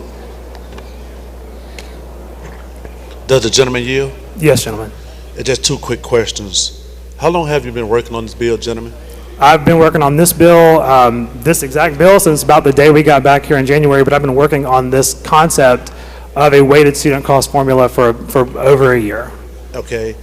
And my next question is this, because I'm from the Gulf Coast, all right, and we have great schools on the Gulf Coast. All schools are funded. Even in some of our low to moderate communities, we still have great funding. And we get some of the largest increases. But my question to you is this, for my people who come from the areas that does not have the funding or the economic engines that we have on the coast, every time a school closes, they lose money. And it creates a highway to the voucher program. I think you said earlier there's not a voucher program in this.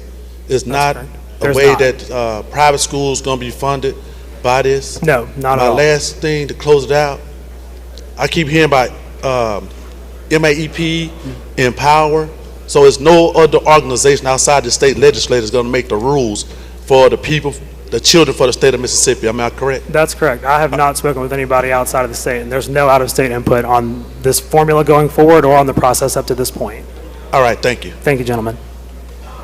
Don't see any further questions, gentlemen. Oh, thank you. I move final passage. Gentleman moves final passage. Open the machine, Madam Clerk. If you favor the bill, vote aye. If you're opposed, vote nay. Has everyone voted? Has everyone voted?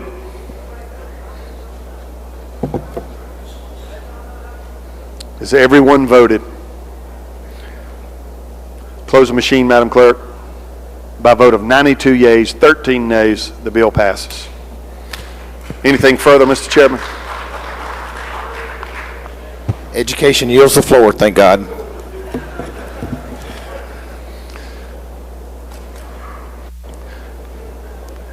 Thank you, Mr. Chairman. All right. Recognize the gentleman from Grenada. It just keeps coming back. It's like a good dream, respect. Call up item number 19, House Bill number 1622. Call up the bill and advance usual motions. Gentleman calls the bill up, moves the rules be suspended, the bill considered engrossed, read the third time, and placed on final passage. All in favor say aye. Opposed, no. The ayes have it. Move to adopt the committee sub in lieu of the original bill. Gentleman moves to adopt the committee sub for consideration in lieu of the original bill. If you favor that, indicate by saying aye. Opposed, no. The ayes have it. You're recognized, gentlemen. I recognize the gentleman from Pearl River to handle the bill. Gentleman from Pearl River is recognized to explain the committee sub.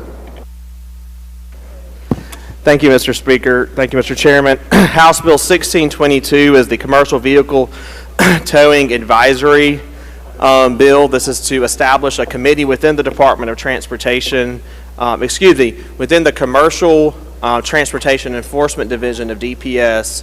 We're wanting to bring some guidelines and rules on non-consensual towing of commercial vehicles. We've had a problem throughout the state where individuals were towing big trucks after they sat at gas stations for maybe an hour and then charging a significant amount of money to get them back.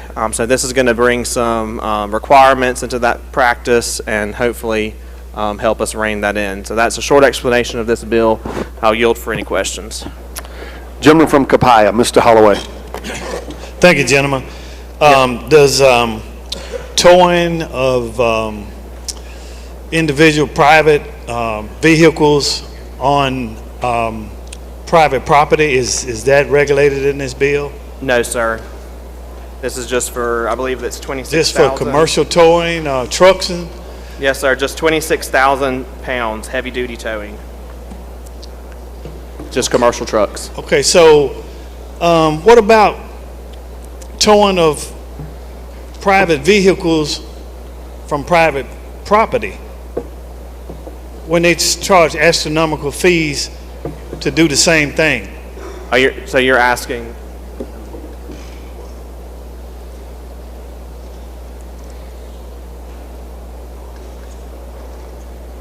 Okay. The chairman advises me that we're working on some language with our Senate counterparts to try and get some regs in place for personal towing. As of right now, the committee sub is just limited to commercial towing, but we'll work on that as the bill moves through the process. Okay, so when do you plan to do that? How does 2 o'clock tomorrow sound? We'll meet and talk about what we need to put in the bill. 2 o'clock tomorrow? Yes, sir. Okay, that may work. Just check your calendar, gentlemen. I'll be available. I'll be looking for you. Gentleman from Hines, Mr. Crudup. Thank you, Mr. Speaker. Gentlemen, yield? Yes, sir. So, gentlemen, just trying to get some clarity on this. You saying this does refer to commercial trucking?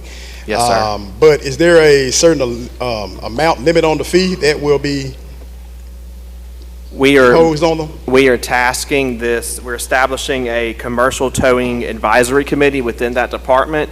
We're tasking them with developing the standards and setting the fees. There's not a cap right now, but the goal is to reel it in to where they're not able to charge exorbitant fees to have the vehicles released.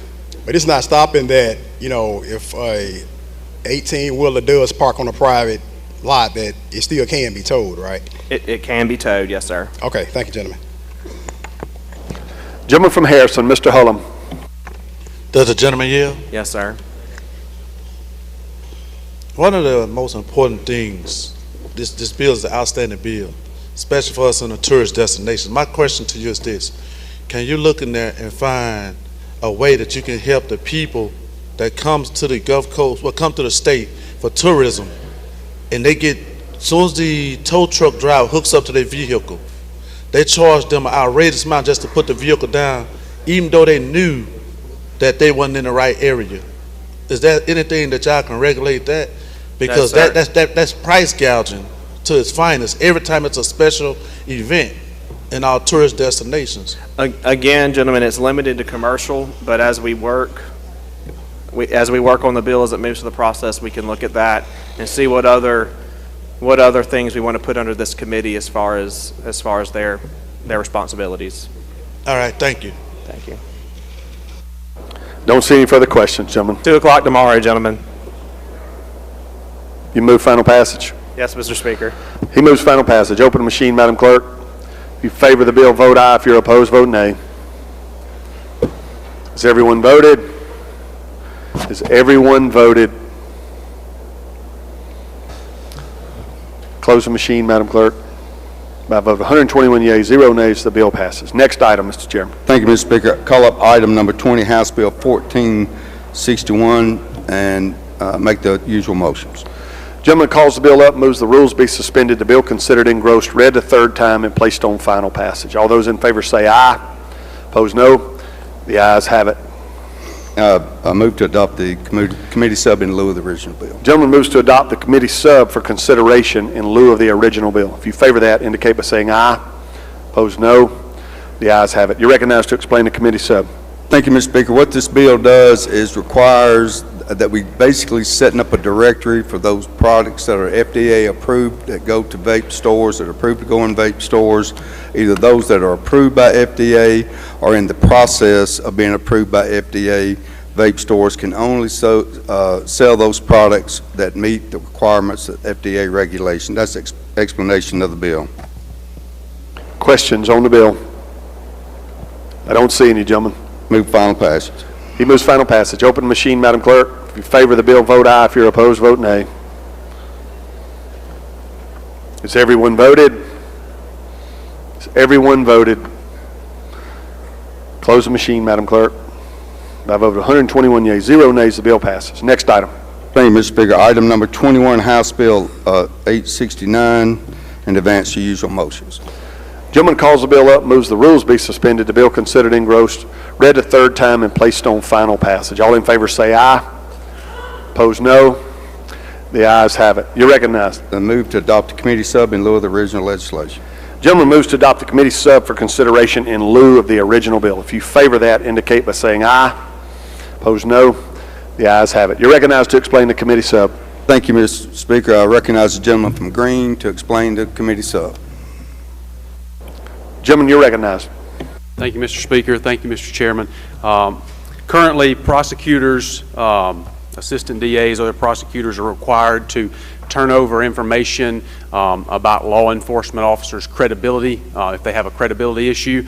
All this bill does is allow law enforcement officers a due process style hearing with the prosecutor and then an appeal to the circuit court if they disagree with that opinion of the prosecutor. And that's an explanation of the bill. Questions on the bill? I don't see any, gentlemen.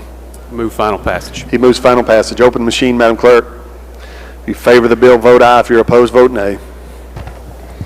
Has everyone voted? Has everyone voted?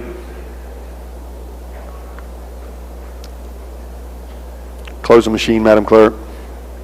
By a vote of 97 yeas, 15 nays, the bill passes. Next item, Mr. Chairman.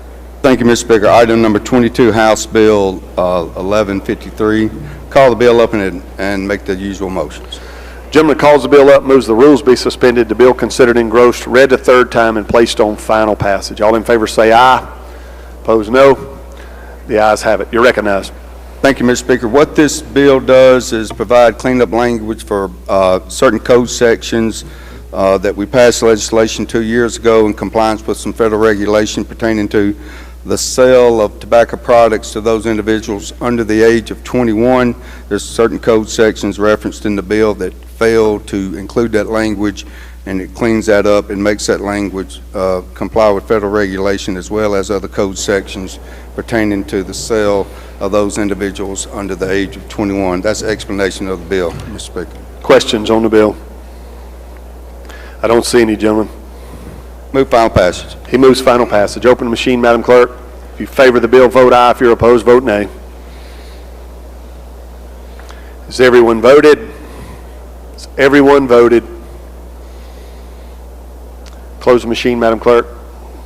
By a vote of 120 yeas, 0 nays, the bill passes. Next item. Thank you, Mr. Speaker. Item number 23, House Bill 1459, and call it up. Advance the usual motions. Gentleman calls the bill up, moves the rules be suspended, the bill considered engrossed, read a third time, and placed on final passage. All in favor say aye. Opposed, no. The ayes have it. You're recognized. Thank you, Mr. Speaker. Last week we advanced. You got a committee sub. I got a committee sub. I moved to adopt the committee sub in lieu of the original measure. Gentleman moves to adopt the committee sub for consideration in lieu of the original bill. If you favor that, indicate by saying aye. Opposed, no. The ayes have it. You're recognized to explain the committee sub, gentlemen. Thank you, Mr. Speaker. Last week, I believe, I brought up a bill that I represented to the floor that included language that prohibited multiple successive writs to be filed only in the Supreme Court, not in the lower court, circuit court, or county court. And in addition to that, I represented to the floor that there was some language that AG's office and Capitol Defense were trying to iron out some language to, in addition to that language, to clarify some problems with the post-conviction. They're not very close, but hopefully we're going to get them closer. But that's what this bill does, keeps those code sections open and also puts a reverse repealer in it. That's the explanation of the bill. Questions on the bill? Don't see any, gentlemen. Move final passage. Yes, sir. He moves final passage. Open the machine, Madam Clerk. If you favor the bill, vote aye. If you're opposed, vote nay. Has everyone voted? Has everyone voted? Close the machine, Madam Clerk. By a vote of 116 yeas, 0 nays, bill passes. Next item. Thank you, Mr. Speaker. Item number 24, House Bill 1478. Call up the bill and advance the usual motions. Gentleman calls the bill up, moves the rules be suspended, the bill considered engrossed, read a third time, and placed on final passage. All in favor say aye. Opposed, no. The ayes have it. You're recognized, gentlemen. Thank you, Mr. Speaker. What this bill does is it's companion to House Bill 1461 that you just voted on. It just basically says that vape stores cannot sell those items that are not FDA approved or vape products that are not FDA approved or in the process of being approved by FDA. That's the explanation of the bill, Mr. Speaker. Questions on the bill? Gentleman from DeSoto, Mr. Eubanks. Thank you, Mr. Speaker. Will the gentleman yield? Yes, sir. This wouldn't include any kind of like herbal supplements or something like that that's supposed to cut down on nicotine cravings? Okay, thanks. Don't see any further questions, gentlemen. Move final passage. He moves final passage. Open machine, Madam Clerk. If you favor the bill, vote aye. If you're opposed, vote nay. Is everyone voted? Has everyone voted? Close the machine, Madam Clerk. By a vote of 122 yeas, 0 nays, the bill passes. Next item. Thank you, Mr. Speaker. Item number 25, House Bill number 1440. Call up the bill and advance your usual motions. Gentleman calls the bill up, moves the rules be suspended, the bill considered engrossed, read the third time, and placed on final passage. All in favor say aye. Opposed, no. The ayes have it. You're recognized, gentlemen. Thank you, Mr. Speaker. This is an attempt to codify some concerns about juvenile offenders that have been indicted and convicted of capital murder and given a death penalty. Miller versus Alabama, case it came down, said those under the age of 18 cannot be given a death penalty. And circuit judges have been looking for some guidance from this chamber, as well as this body, as well as the other chamber, to give them some guidance. This is an attempt to provide for that, provide that to them. What this bill does, it says that basically that juveniles under the age of 18 years of age, if the prosecutor wants to go for life without parole, it has to be done by a jury. If not, then there's a sentencing hearing from the judge to determine the sentence as to life. If the judge finds that life sentence is not appropriate under the code section, then he has to go to figure out whether or not he's going to provide a sentence from 20 to 40 years for murder, and for second degree it's 15 to 30. That's an explanation of the bill. Questions on the bill? I don't see any, gentlemen. Move final passage. He moves final passage. Open machine, Madam Clerk. If you favor the bill, vote aye. If you're opposed, vote nay. Has everyone voted? Has everyone voted? Close the machine, Madam Clerk. By a vote of 114 yeas, 3 nays, the bill passes. Next item, Mr. Chairman. Thank you, Mr. Speaker. Item number 26, House Bill 419. Call the bill up and advance usual motions. I've got 413, gentlemen. 13, I'm sorry. Okay. He calls the bill up, moves the rules be suspended, the bill considered engrossed, read the third time, and placed on final passage. All in favor say aye. Opposed, no. The ayes have it. You're recognized. Thank you, Mr. Speaker. What this bill does, under the current law, that if you suffer a dog bite, somebody else's animal bites you on your property, even on their property, it does not actually provide for recovery of actual expenses caused by the injuries under current law. What this does is allow the victim of a dog bite to recover injuries caused by a dog bite. That's what this bill does. Questions on the bill? Gentleman from Tallahatchie, Mr. Rosebud. Thank you, Mr. Speaker. Would the gentleman yield? Certainly. So in the past, we passed some bills in here that really doesn't protect individuals from animals if you do something to them. So is there any provision in this bill to protect the person that's been bit by a dog if they hit that animal? Because you know we passed a bill that said if we hit them, there could be some charges brought against you. It doesn't do anything. Nothing in this bill affects that. It only pays for medical expenses. It pays for your actual expenses as a result of the dog bite. Medical expenses, I assume that would be basically it. I don't know that there'd necessarily be any loss of income, but basically actual expenses would be allowed to be recovered. But no other protection. That's all it has in this piece of legislation, gentlemen. Thank you. Move final passage. You yield for further questions? I do. Lady from Lincoln, Ms. Curry. Thank you, Mr. Speaker. Will the gentleman yield? Certainly. So if someone comes on my property and they were not invited and my dog bites them, which I hope he will, I've got to pay for it? Well, if he's a postman or maybe somebody campaigning for office or something like that, if actually if you've got a vicious dog, it gets out and it does bite somebody on your property, you're liable for actual expenses. If you get a judgment against you, if you don't get a judgment against you, you don't have to pay it. It's not automatic. If somebody's trespassing, you wouldn't have any privileges under this piece of legislation. I mean, someone's... Don't come on my property. Well, I mean, my wife certainly is going to want all the UP. I wish, if they came on uninvited, I could set a dog out there to keep the UPS truck from coming. I promise you I'd set one out there. But, if you get bitten by a dog delivering something that you've ordered to your house, But you're not saying if my dog is in my backyard That's If you good. go over That's good. that No, fence. No, ma'am. You'd have to have a judgment entered in your favor before you could get, it'd be outside the arena of trespassing, gentle lady. Gentleman from Pike, Mr. Porter.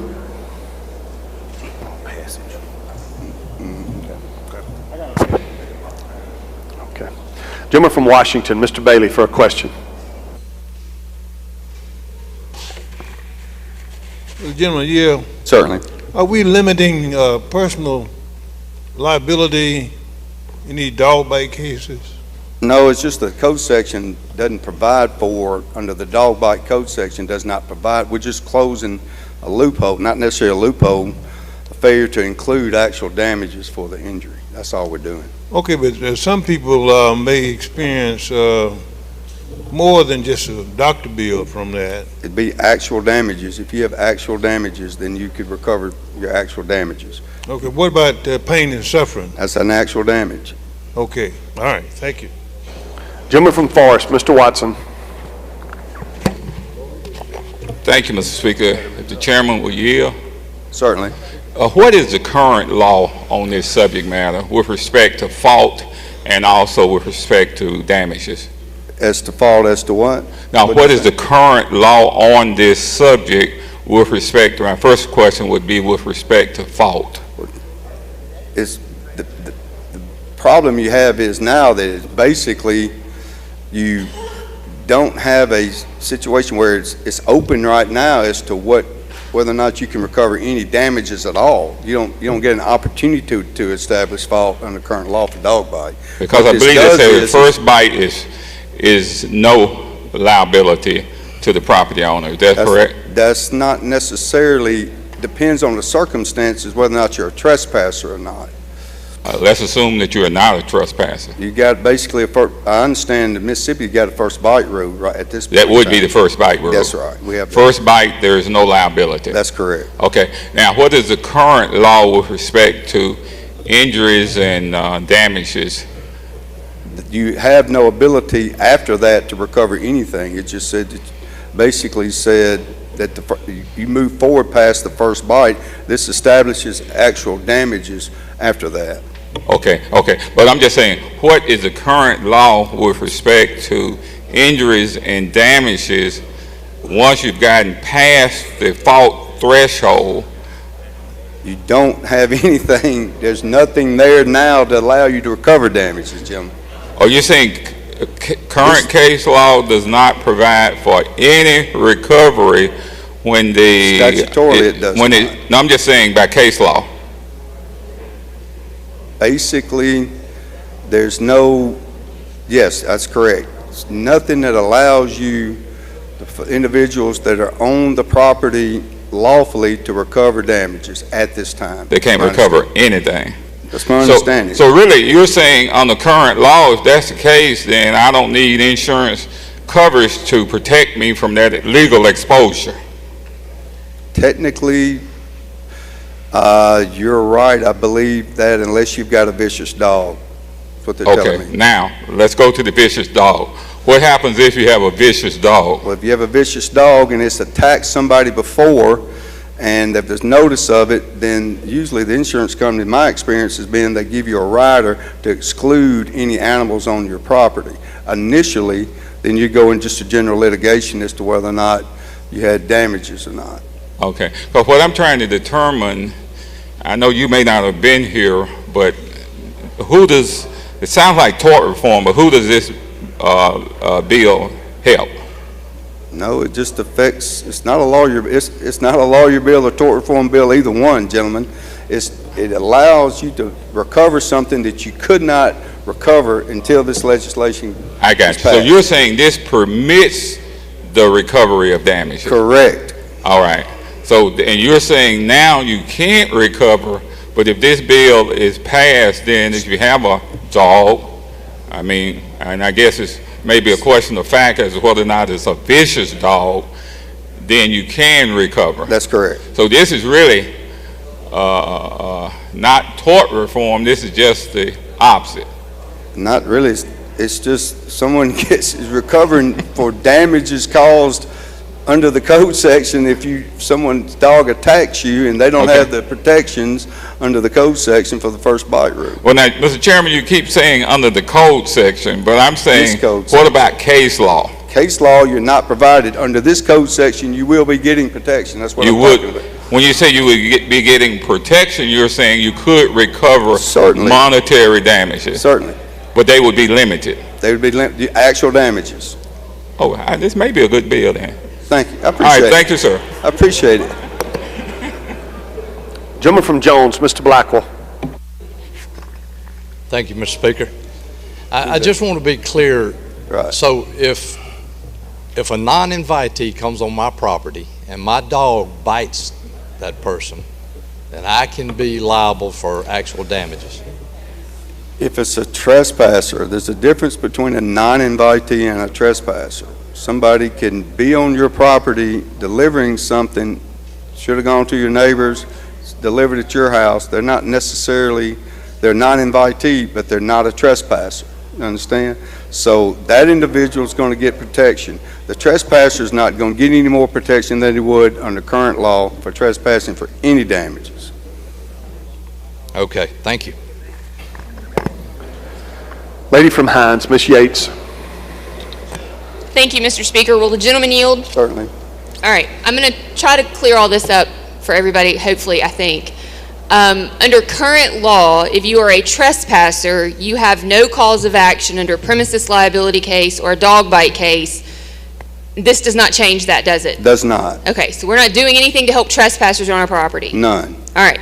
If you are an invitee or a licensee, so if you invite someone onto your property, or if it's the UPS driver or the mail truck driver, the law is different, correct? Correct. Okay.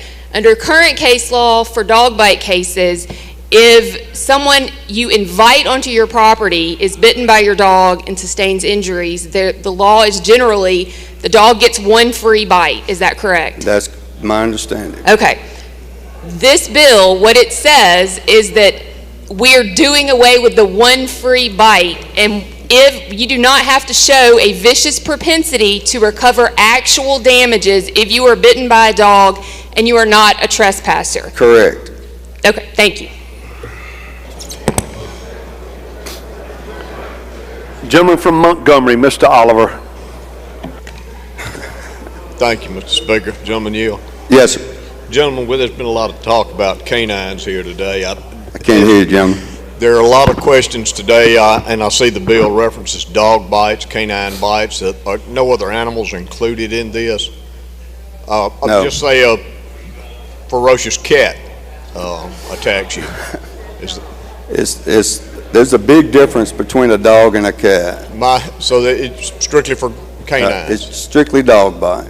Not cat scratch fever or anything like that. I can assure my desk mate that his athletic chickens are safe. Chickens are safe. Thank you. Chickens are safe.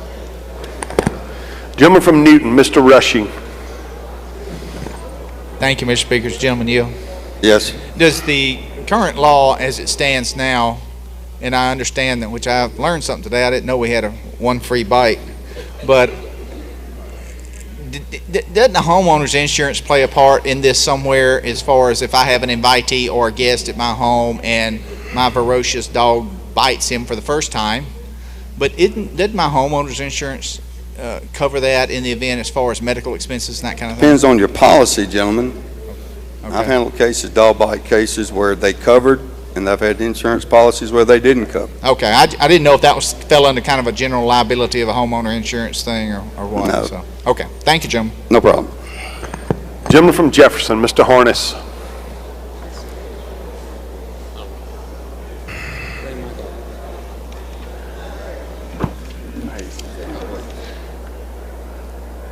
All right. I don't see any further questions, Mr. Chairman. I have an amendment. Gentleman from Pike has. Recognize the gentleman from Pike for his amendment. Thank you, Mr. Chair. Thank you, Mr. Speaker. My amendment is simple. It just makes this effective upon passage. Gentlemen, the clerk needs a copy of your amendment. You want to explain your amendment? That's what you were doing, I guess. Yes, it just You're makes recognized to explain your amendment. Thank you, Mr. Speaker. It just makes it effective upon passage. That's the explanation of my amendment. Questions on the gentleman's amendment? I don't see any. If you favor the adoption of Amendment 1, indicate by saying aye. Opposed, no. The ayes have it. The amendment's adopted. Anything further, gentlemen? Move final passage. He moves final passage. Open machine, Madam Clerk. If you favor the bill, vote aye. If you're opposed, vote nay. Has everyone voted? Has everyone voted? Close the machine, Madam Clerk. By a vote of 94 yeas, 18 nays, the bill passes. Next item, Mr. Chairman. Thank you, Mr. Speaker. Call up item number 27, House Bill 722. Call it up and advance the usual motions. Gentleman calls the bill up, moves the rules be suspended, the bill considered engrossed, read the third time, and placed on final passage. All in favor say aye. Opposed, no. The ayes have it. Move to adopt the committee sub in lieu of the original legislation. Gentleman moves to adopt the committee sub for consideration in lieu of the original bill. All in favor say aye. Opposed, no. The ayes have it. You're recognized to explain the committee sub, gentlemen. Thank you. As far as the committee sub, what this bill does, it has a reverse repealer in it. It basically brings forward the code section that provides for creating a new Chancery Court district in DeSoto County, providing 3 Chancery Court judges in DeSoto County. It also adds 2 assistant DAs in the Circuit Court District 23 in DeSoto County. Brings the code sections forward for all other districts, DAs, assistant DAs, and Supreme Court. And like I said, it's a reverse repealer on it. That's the explanation. Questions on the bill? Gentleman from LaFleur, Mr. Osborne. Now, does this bill affect Chancery districts? One district. Which one is that? It's, I think it's the 5th Chancery District that covers, right now it covers DeSoto, Tate, Yalobusha, Panola. It's the 3rd Chancery Court District. Okay, thank you.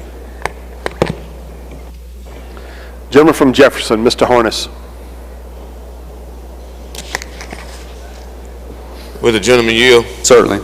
And how does this bill affect the Circuit Court districts? It doesn't do anything at this point in time except bring the code sections forward. We're still having conversations with the Senate. Are the code sections in it? It is, every district. Gentleman from Adams, Mr. Johnson. This may be redundant, so there is no plan. These are just the code sections that will enable you to work on the redistricting plan. No, sir.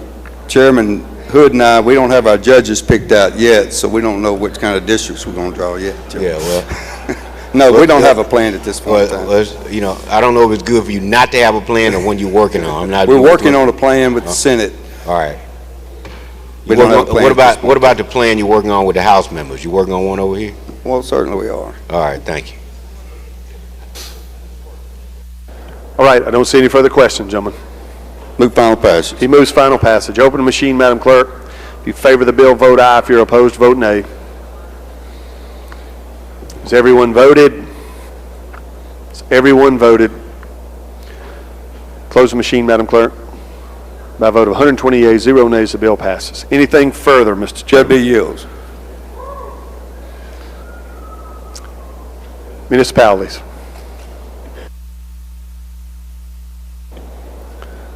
Recognize the chairman.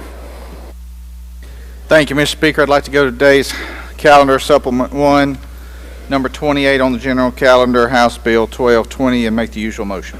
Gentleman calls the bill up, moves the rules be suspended, the bill considered engrossed, read the third time, and placed on final passage. All in favor say aye. Opposed, no. The ayes have it. You're recognized, gentlemen. Thank you, Mr. Speaker.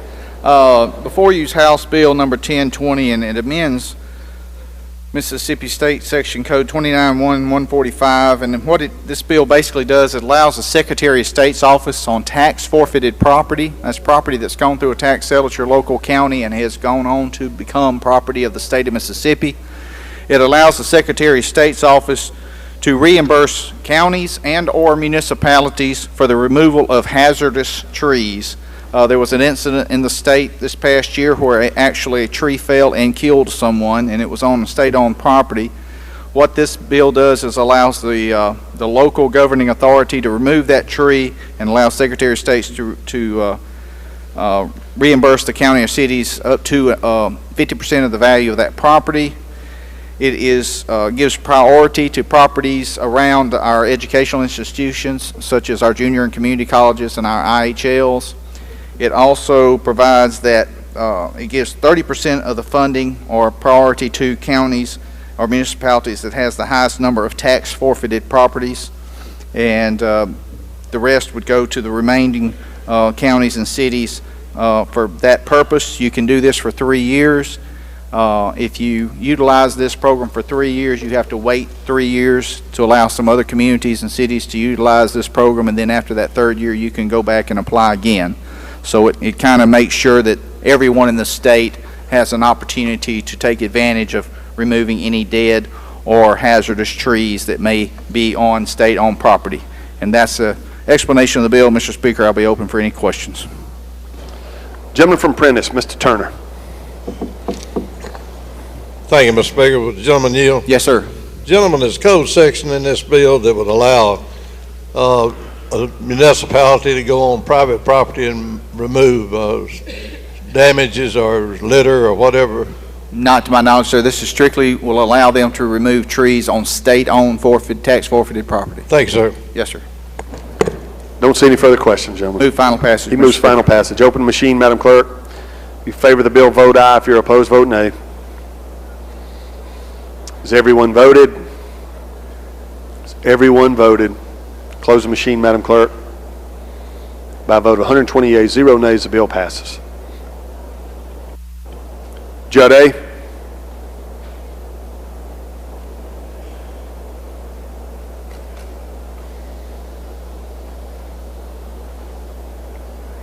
He passes. Insurance. He passes. He doesn't pass. We're down to item 34, gentlemen. Thank you, Mr. Speaker. I'd like to go to item number 34, House Bill number 1627. Call it up and make the usual motion. Gentleman calls the bill up, moves the rules be suspended, the bill considered engrossed, read a third time, and placed on final passage. All in favor say aye. Opposed, no. The ayes have it. You're recognized, gentlemen. I'd like to recognize the gentleman from Lafayette to explain the bill. Gentleman from Lafayette is recognized to explain the bill. Thank you, Mr. Speaker. Thank you, Mr. Chairman. This is House Bill 1627, which comes to us from Farm Bureau. Many of you have had a lot of interest in this bill. What we're doing here is creating a nonprofit agricultural membership organization that will provide health care benefits to all its members and families. This benefit program will be self-funded, administered by a third party, which will be bid out once the and contract awarded. They'll have a liaison between the Department of Insurance and the NAMO is what they're going by, nonprofit agriculture membership organization. This affects about 180,000 members of Farm Bureau. It's a great bill. I know a lot of y'all have had a lot of interest and want to sign on to it. It's the explanation. Yield for questions. Questions on the bill? Don't see any, gentlemen. Final passage. He moves final passage. Open the machine, Madam Clerk. If you favor the bill, vote aye. If you're opposed, vote nay. Has everyone voted? Has everyone voted? Close the machine, Madam Clerk. By a vote of 112 yeas, 3 nays, the bill passes. Public health. Thank you, Mr. Speaker. Need to go to item number 35, House Bill 42, and make the usual motions. Gentleman calls the bill up, moves the rules be suspended, the bill considered engrossed, read the third time, and placed on final passage. All in favor say aye. Opposed, no. The ayes have it. You're recognized, gentlemen. Thank you, Mr. Speaker. House Bill 42 simply increases the number of scholarships for the Mississippi Rural Dental Scholarship Program from 3 to 6. The cost of each of these scholarships is $35,000, and this program has produced 16 dentists since its inception in 2013, 13 of which are still fulfilling their obligations, 2 of which have fulfilled their obligations but still practice in rural areas. And I think we have an amendment at the appropriate time, Mr. Speaker. That concludes an explanation of the bill.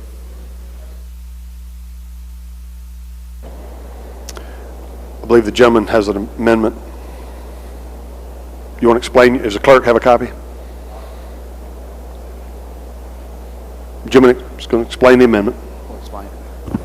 Thank you, Mr. Vice Chair, Mr. Speaker. For the last couple of years, I've introduced this bill, and we get it out of here unanimous, and it's kind of died a slow death on the other side. But my local dentist has been requesting this thing for years and years, and on January 30th, he died suddenly. And he finished top in his class at University of Tennessee Dental School, and he chose to come back to Ripley, Mississippi, and practice dentistry for over 40 years. He's a former president of the Mississippi Dental Association. He was due to go back on as president of the Dental Association on July 1st of this year. And my amendment, all it does is name these scholarships after Dr. Gene Norris Howell Jr. Scholarship, Rural Scholarship Fund. And that's a brief explanation of my amendment. I will entertain any questions. Questions on the amendment? Don't see any, gentlemen. If you favor the adoption of Amendment 1, indicate by saying aye. Opposed, no. The ayes have it. The amendment's adopted. Anything further on the bill, gentlemen? No, sir. Move final passage. I'm sorry, gentleman from Holmes, Mr. Clark, for a question. For a question. You're recognized. Would the gentleman yield? Yes, sir. Gentlemen, I want to commend you on your hard work on this bill, but we also have a problem throughout the state in many rural parts of the state, especially my area, with physicians. Do we presently have a program for rural physician scholarship program? It's I'm not real knowledgeable about it, but I do believe I can say yes, we do. Okay. I just don't have the details of the program, but I can get them for you. And if we don't, gentlemen, assure me as this go through the process that you would keep the rural physician scholarship on your radar? In consultation with the chairman, we'd certainly do that. Okay. Thank you, gentlemen. Yes, sir.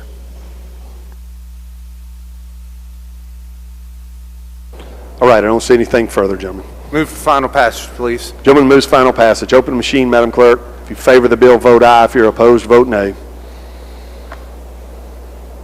Has everyone voted? Has everyone voted? Close the machine, Madam Clerk.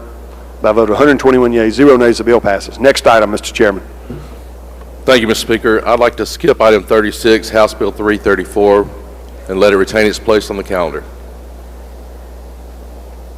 All right, next item. I'd like to bring up item 37, House Bill 177. Recognize the lady from Lincoln to... You make the usual motion, gentlemen. Make the usual motion. Yes, Gentleman sir. calls the bill up, moves the rules be suspended, the bill considered engrossed, read a third time, and placed on final passage. All in favor say aye. Opposed, no. The ayes have it. Lady from Lincoln is recognized to explain the bill. Thank you, Mr. Speaker. This bill pertains to a dietitian licensure compact. As you know, we always do compacts and have done them for physicians, nurses, physical therapists, audiologists, occupational therapists, and the list is long, so I'm not going to go down it. But for people who don't know, a compact means that you have a compact to be able to practice in another state. And so the dietitians want that, and of course it does help them. Most of their things actually right now are done online, so this will help increase their access to additional jobs, and that's my explanation of the bill. Questions on the bill? Don't see any, lady. I see you. Anything further? That's it. You move final passage. Final pass. She moves final passage. Open the machine, Madam Clerk. Favor the bill, vote aye. If you're opposed, vote nay. Has everyone voted? Has everyone voted? Close the machine, Madam Clerk. By a vote of 121 yeas, 0 nays, the bill passes. Next item, Mr. Chairman. I'd like to bring up item 38, House Bill 315, and make the usual motion. Gentleman calls the bill up, moves the rules be suspended, the bill considered engrossed, read the third time, and placed on final passage. All in favor indicate by saying aye. Opposed, no. The ayes have it. You're recognized, Mr. Chairman. I'd like to recognize the gentleman from Rankin to explain the bill. Gentleman from Rankin is recognized to explain the bill. Thank you, Mr. Chairman. Thank you, Mr. Speaker. This bill is a chance for us to do something that shows an act of kindness. All throughout the law code, there is some terminology that's offensive, and this bill replaces the words mentally retarded with intellectual disability. There's been hesitation to do this in the past because a couple of the code sections are CON code sections. But I would say to you, there are two other bills on the calendar where, there are opportunities, if that's what your desire is. I would ask for a clean bill here and ask for, as an act of kindness, let's remove these offensive terms from our code, changing mentally retarded to intellectually disabled all throughout our code. That's an explanation of the bill. Questions on the bill? Don't see any, gentlemen. Move final passage. Gentleman moves final passage. Open machine, Madam Clerk. If you favor the bill, vote aye. If you're opposed, vote nay. Has everyone voted? Has everyone voted? Close the machine, Madam Clerk. By a vote of 121 yeas, 0 nays, the bill passes. Next item, Mr. Chairman. Thank you, Mr. Speaker. I'd like to bring up item 39, House Bill 317. Make the usual motions. Gentleman calls the bill up, moves the rules be suspended, the bill considered engrossed, read a third time, and placed on final passage. All in favor say aye. Opposed, no. The ayes have it. You're recognized, gentlemen. Thank you, Mr. Speaker. As we all know, across our country and in the state of Mississippi, emergency management personnel are vital to our society and mean a great deal to us. And this bill is an act to provide that the Mississippi Department of Health commission, construct, and maintain a memorial for emergency medical service personnel who've given their lives or make significant impacts to EMS. The location would be near or in the city of Jackson, and the cost is estimated to be about $60,000 that would be funded by appropriations and private donations. The memorial shall be designed and constructed by July 1st, 2025. We passed this bill last year, and it's back again. And please note, in the last few months, we've actually lost 2 lives, EMS personnel in the state of Mississippi. That is an explanation of the bill, Mr. Speaker. Questions on the bill? I don't see any, gentlemen. Final passage. He moves final passage. Open the machine, Madam Clerk. If you favor the bill, vote aye. If you're opposed, vote nay. Has everyone voted? Has everyone voted? Close the machine, Madam Clerk. By a vote of 121 yeas, 0 nays, the bill passes. Next item, Mr. Chairman. Mr. Speaker, I'd like to retain item 40, House Bill 906, on the calendar, please, and move to item 41, House Bill 1129. And you make the usual motion. The usual motion. Gentleman calls the bill up, moves the rules be suspended, the bill considered engrossed, read a third time, and placed on final passage. All in favor indicate by saying aye. Opposed, no. The ayes have it. You're recognized, gentlemen. I'd like to recognize the gentleman from Pike, also known as Sam 5, to describe the bill. Sam 5 is recognized to explain the bill. Thank you, Mr. Speaker and Mr. Chairman. Ladies and gentlemen in the House, this is House Bill 1129. And if you remember, some of y'all were here in 2012, we created the Office of Existing Workforce, which was the legislation that created more residencies throughout Mississippi. So many of your hospitals now have residencies, and we've seen this really work and have more doctors here in Mississippi to stay in Mississippi. So all this piece of legislation is doing is transferring where this program is housed from UMC to the Department of Health. The leaders at UMC think this is a very good idea. I have a letter from Dr. Edney that also thinks this is a very good idea to have it at the Department of Health to really focus on rural health and focus on hospitals in Mississippi. So this is all this legislation does, Mr. Speaker. Questions on the bill? I don't see any, gentlemen. He moves final passage. Open the machine, Madam Clerk. If you favor the bill, vote aye. If you're opposed, vote nay. Has everyone voted? Has everyone voted? Close the machine, Madam Clerk. By a vote of 121 yeas, 0 nays, the bill passes. Next item, Mr. Chairman. Thank you, Mr. Speaker. I'd like to bring up item 42, House Bill 760, and make the usual motions. Gentleman calls the bill up, moves the rules be suspended, the bill considered engrossed, read a third time, and placed on final passage. All in favor indicate by saying aye. Opposed, no. The ayes have it. You're recognized, gentlemen. I'd like to recognize the gentleman from Harrison to explain the bill. Gentleman from Harrison is recognized to explain the bill. Thank you, Mr. Speaker. Thank you, Mr. Chairman. House Bill 760 just extends the repealer for Mississippi Qualified Health Centers for the grant program. For those of y'all who don't know or what have you, the Mississippi Qualified Health Center grant program provides funding to 21 community health centers in our state. The community health centers provide access to primary health care and preventative health services for those who are underinsured, indigent, or just no insurance at all. And these people who have medical bills would actually threaten their households and financial stability. Of the 76,728 individuals served through the program, 45% of the patients were uninsured, 55% of the patients were medically indigent, and the average award for each health center is $163,000. Mr. Speaker, that concludes an explanation of the bill. Questions on the bill? I don't see any, gentlemen. Move for final passage, please. He moves final passage. Open the machine, Madam Clerk. If you favor the bill, vote aye. If you're opposed, vote nay. Has everyone voted? Has everyone voted? Close the machine, Madam Clerk. By a vote of 120 yeas, 0 nays, the bill passes. Next item, Mr. Chairman. Thank you, Mr. Speaker. I'd like to bring up item 43, House Bill 44, to make the usual motions. Gentleman calls the bill up, moves the rules be suspended, the bill considered engrossed, read a third time, and placed on final passage. All in favor indicate by saying aye. Opposed, no. The ayes have it. You're recognized, gentlemen. I'd like to recognize the lady from Lincoln to discuss. Lady from Lincoln is recognized. Do it.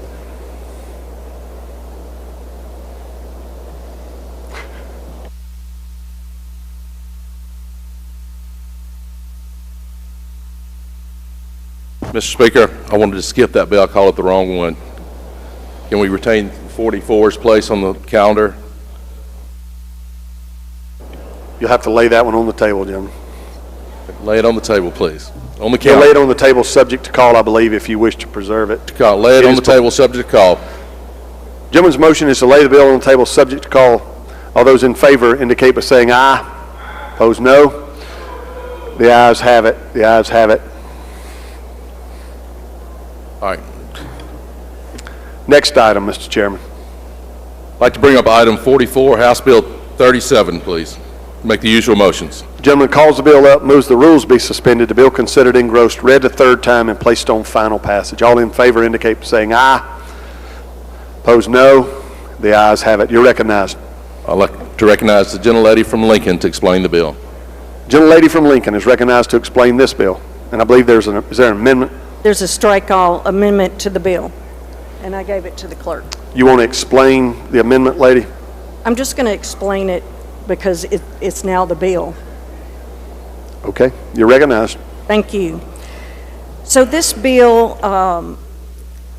the APTA, which is the physical therapist, is seeking deregulation and opportunity for patients to have an option to have direct access, excuse me, for treatment with physical therapists without prior approval from a primary caregiver. This is not an expansion of their scope. That is just them continuing to do their job. The patient, if you know that if you have bursitis and you still have the same thing, my shoulder hurts, I'm going to go back to the physical therapist because their treatment makes this better. So you already have 180 days that you continue to go back and see the therapist. So if the patient makes no measurable improvement in 30 days, the physical therapist shall refer the patient to an appropriate healthcare provider. This increases access to care, especially in rural areas. And that's my explanation of the bill.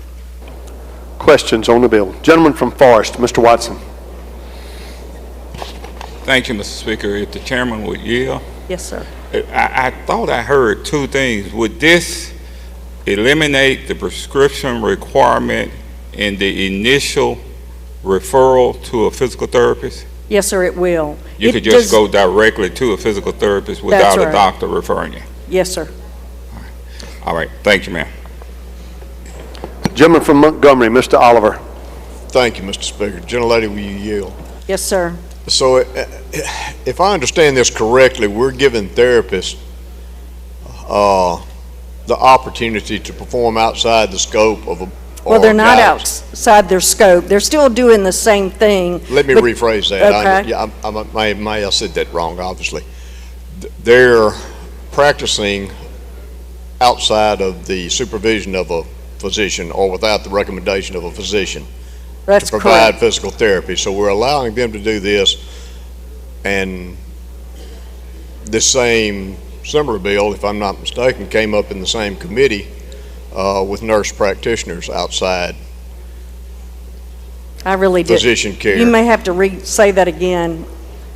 Did we also, I mean, would this be similar to the nurse practitioners practicing outside of the scope or the overseeing by physicians? Is this a very similar piece of I will tell you that physical therapists have never practiced with under the supervision of a doctor or nurse practitioner or a PA. So they've always been separate. But this gives you the opportunity to go to your physical therapist, and if whatever they normally do with you, any kind of therapy, if it doesn't get better, then they are to refer you to their doctor. So this just has you going to the physical therapist first. My bursitis is acting up again. Can you help me? If it doesn't go well after so many days, they have to go see their doctor. Thank you. Gentleman from Rankin, Mr. Yancey. Thank you. Will the gentlelady yield? Yes, sir. Just one question. If this bill were to pass and I went to the physical therapist, would my visit be covered by insurance? Not necessarily, because if your insurance company requires a physician referral, it will not pay for it. Thank you. And this mainly, I will be honest with you, is going to be cash paying patients, unless the insurance companies change their mind. And in some states they have. Blue Cross in other states does pay for this. Lady from Jones, Ms. Scott, for a question.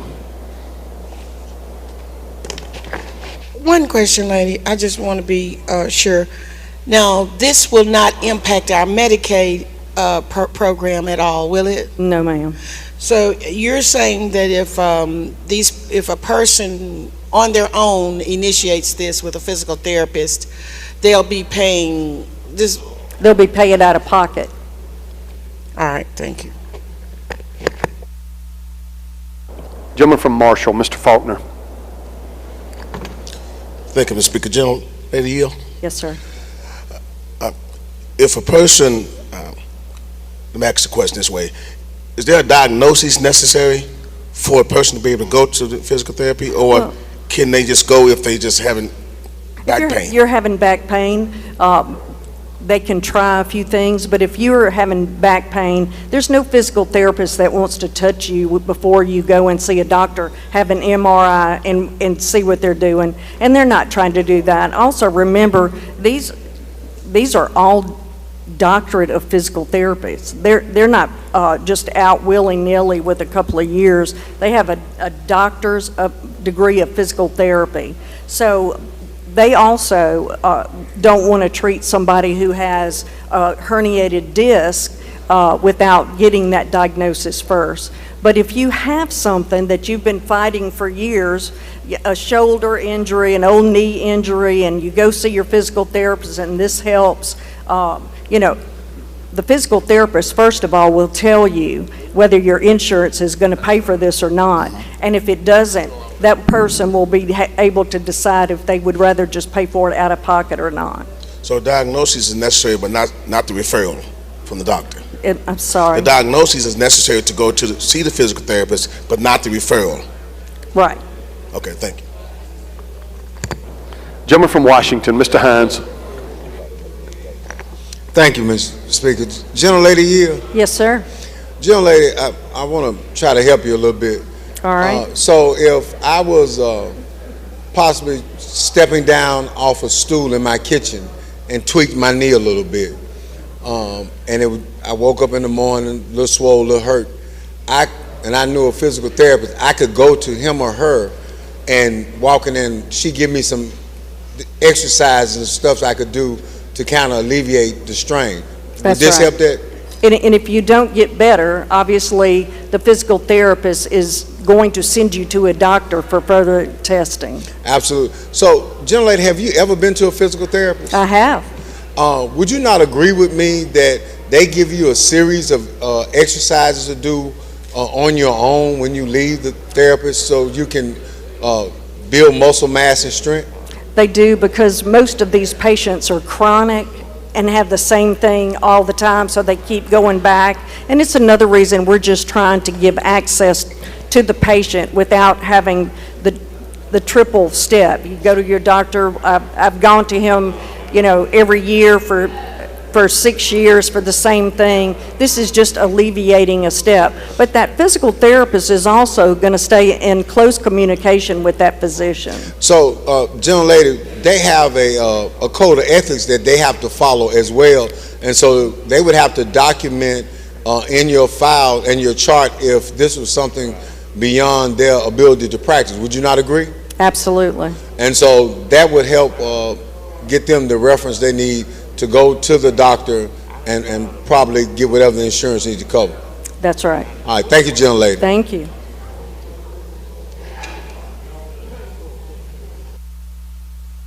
All right, I don't see any further questions. Question occurs on the adoption of strike-all amendment number 1. If you favor that amendment, indicate by saying aye.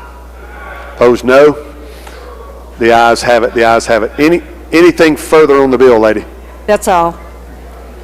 All right, open the machine, Madam Clerk. If you favor the bill, vote aye. If you're opposed, vote nay. Has everyone voted? Has everyone voted? Close the machine, Madam Clerk. By a vote of 106 yeas, 13 nays, the bill passes. Chairman of Forestry. Thank you, Mr. Speaker. I'd go to House Bill number 45 on today's agenda, House Bill number 1533. Call it up and make the usual motion. Gentleman calls the bill up, moves the rules be suspended, the bill considered engrossed, read a third time, and placed on final passage. All in favor indicate by saying aye. Opposed, no. The ayes have it, gentlemen. I'm going to let the gentleman from Lincoln handle the bill. Gentleman from Lincoln is recognized to explain the bill. Thank you, Mr. Speaker. Thank you, Mr. Chairman. House Bill 1533 is an act to provide that bioenergy produced from biomass is considered renewable and carbon neutral. Now, that's a mouthful, but what we're running into, currently, the wood pellets from Mississippi are being shipped across the ocean to fire power plants in Europe and Asia. This bill would send a message that our forest industry, which is struggling currently, would welcome and could very easily support such power stations in Mississippi. It doesn't mandate anything. It doesn't impact the tax code or environmental regulations at all. This is a piece of legislation supported through the forestry industry by the Forestry Association, Loggers Association, Farm Bureau, and everybody else that is involved with farming. We in Mississippi consider biomass-produced energy to be a carbon-neutral, renewable energy resource. This bill doesn't limit it to one form of biomass or support industry using residues by products from forestry and agriculture. What it does is send a message to investors and industry that Mississippi is open for this type of biomass-produced energy. This legislation is about jobs. The large economic development projects we approved earlier were all about raising the issue of a growing demand for renewable power sources by industry. We hope this bill would help position the forestry industry to cover that role. That's my explanation, Mr. Speaker. Questions on the bill? Gentleman from Oktibbeha, Mr. Taylor, for a question. Gentlemen, I was privy to some information. Well, first of all, gentlemen, will you yield? Yes, sir. I was privy to some information about the harmful effects of how we actually harvest wood pellets here in Mississippi, and that there are certain communities that's actually having really, really bad health conditions, from cancer to lung disease and things of this nature. I'm really perplexed by this because while it says bioenergy, energy, while it says carbon neutral, this is actually a harmful product that I think that our constituents may not know, and probably a lot of legislators don't know. Do you have any documentation? Do you have anything that talks about the risk? I do not have any information to your point. What they use the carbon for is in well systems, oil wells. That's the reason they're going for the carbon. But this is the production of wood pellets. Is that correct? Or this is the use of any of the wood byproducts, not just pellets, because the wood byproducts are used to make the pellets. Okay. Is this a foreign? Is this a? I know we said U.S. Forestry or Mississippi Forestry, but are the companies involved? Are they actually out of the country that are doing business here? No, sir. I mean, this is dealing with, like, I mean, for example, down in my area, we have Georgia Pacific that does paper products or whatever. They're using this biomass raw products to make their product. You've got companies all across the United States that are doing something similar with the byproducts from sawmills or chip plants or anything like that. Gentlemen, I would love more information on this bill.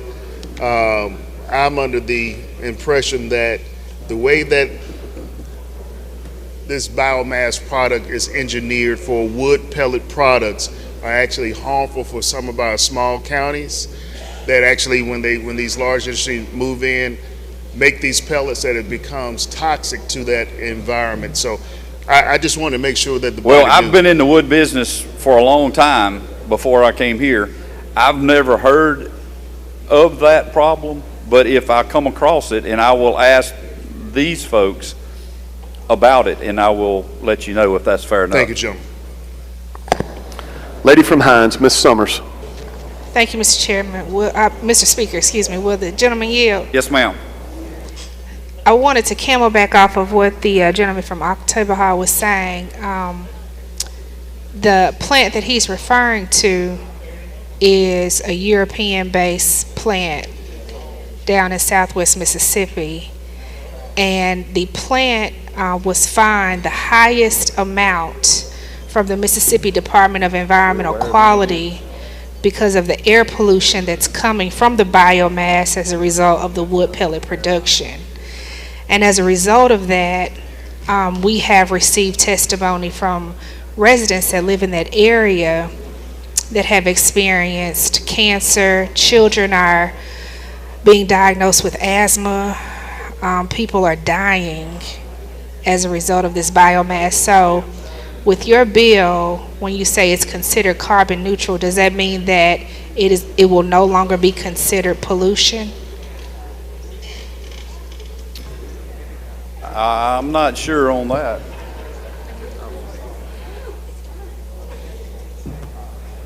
We both live probably within 100 miles. Well, I can't hear you, Mr. We Chair. both live with about 75 miles of the plants you're discussing. I cannot hear you, I'm sorry. I said we both live within 75 miles of where this plant you're talking about is. We hadn't heard anything about it. Now, you may have got some information from Morgan or Richard Schwartz, but I don't know where to tell you got that information Well, yeah, from. I mean, it made national news. Several I watch media Channel outlets. 7 News. That's out of Hattiesburg. That's the closest station you are to the plant, darling. Yeah, well, it is a fact. It has been reported, and you can check with the good team over The company we're talking MD&Q. about has been in the Carolinas for over 40 years now in South and North Carolina, and is the largest company in the world. They've been shipping 7 boatloads a month to the UK and in London for pellets for fuel.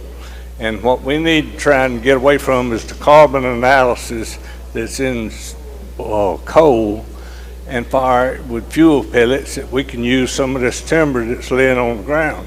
when we have tornadoes and all in Mississippi, that timber is useless to us because it's been blown down, it's been twisted, and it couldn't be used for anything else other than pulp. It'd make a perfect example for pulp.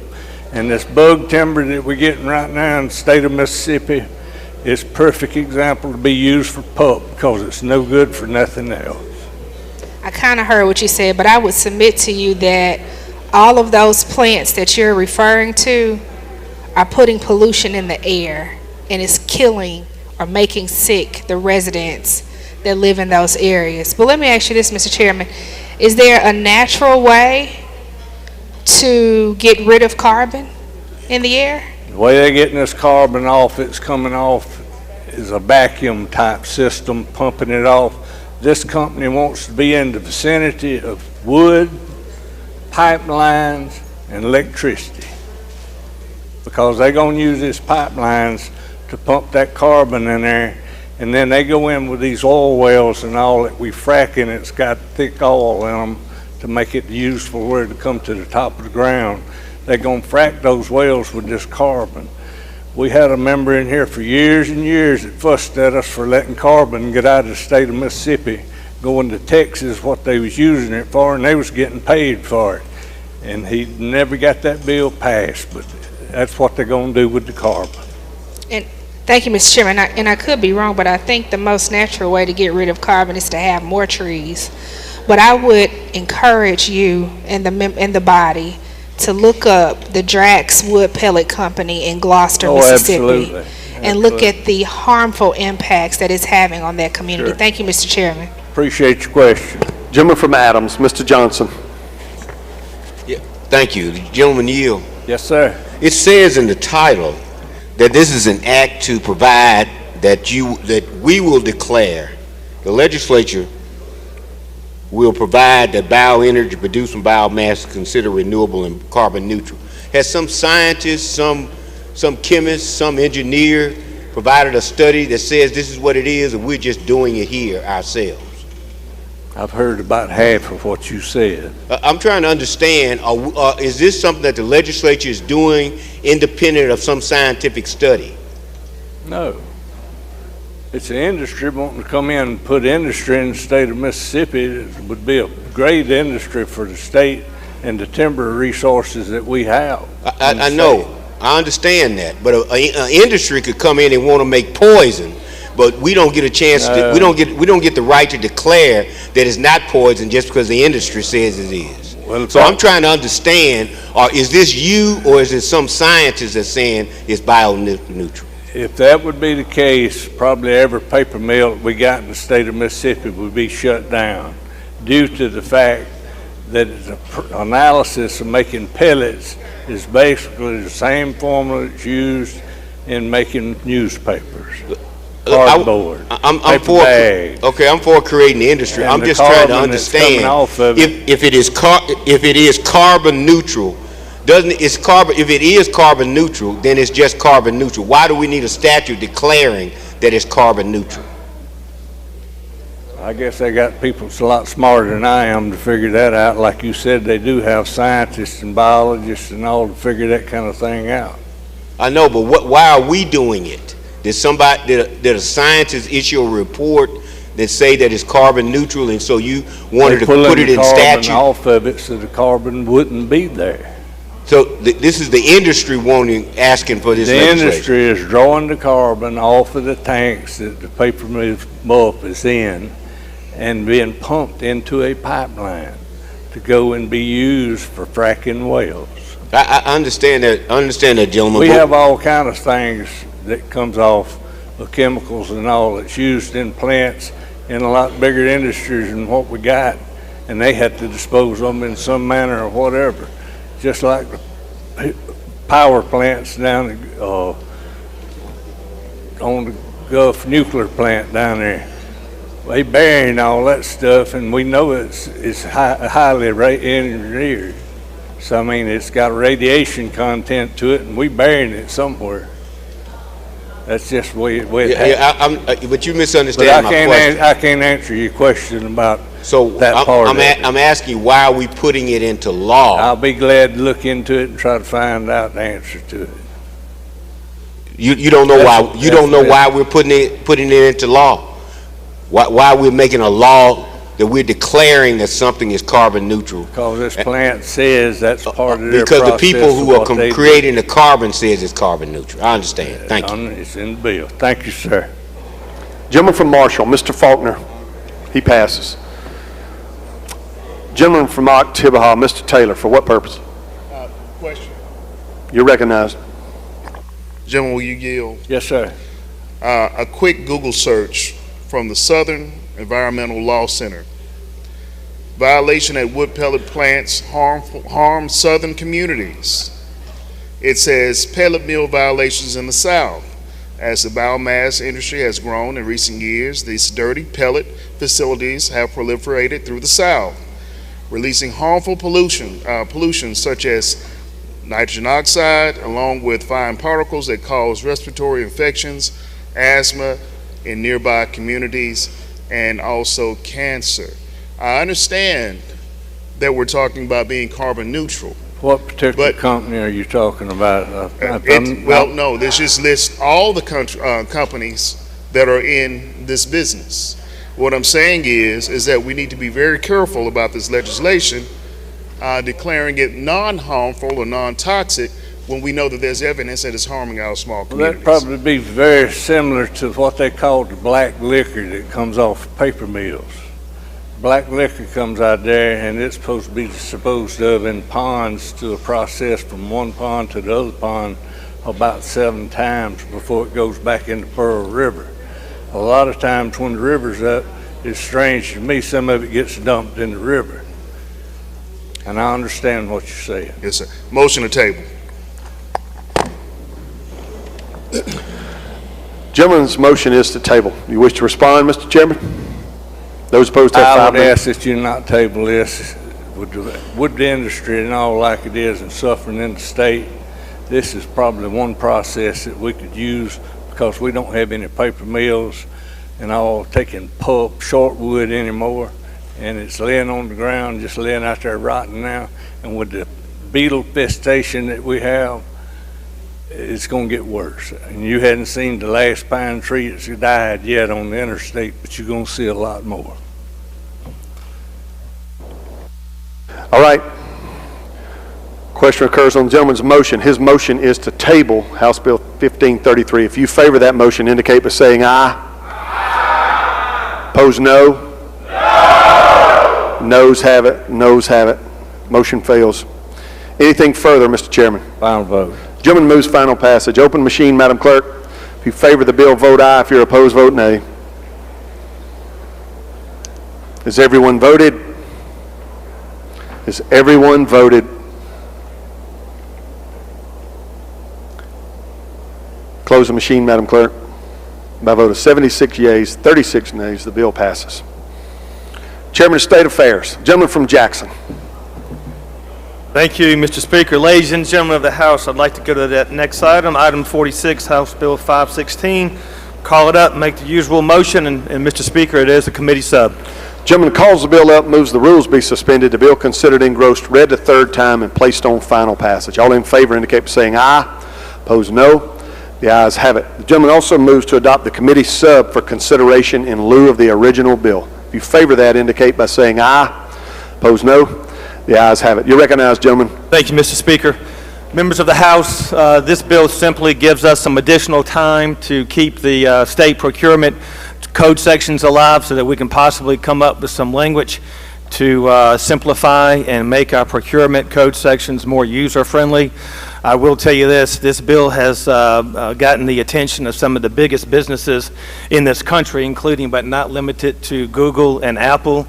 And I don't know if we can get something done this session, but I assure you if we can't, we're going to come up with something next session to simplify these procurement code sections we have. That's what it does, Mr. Speaker.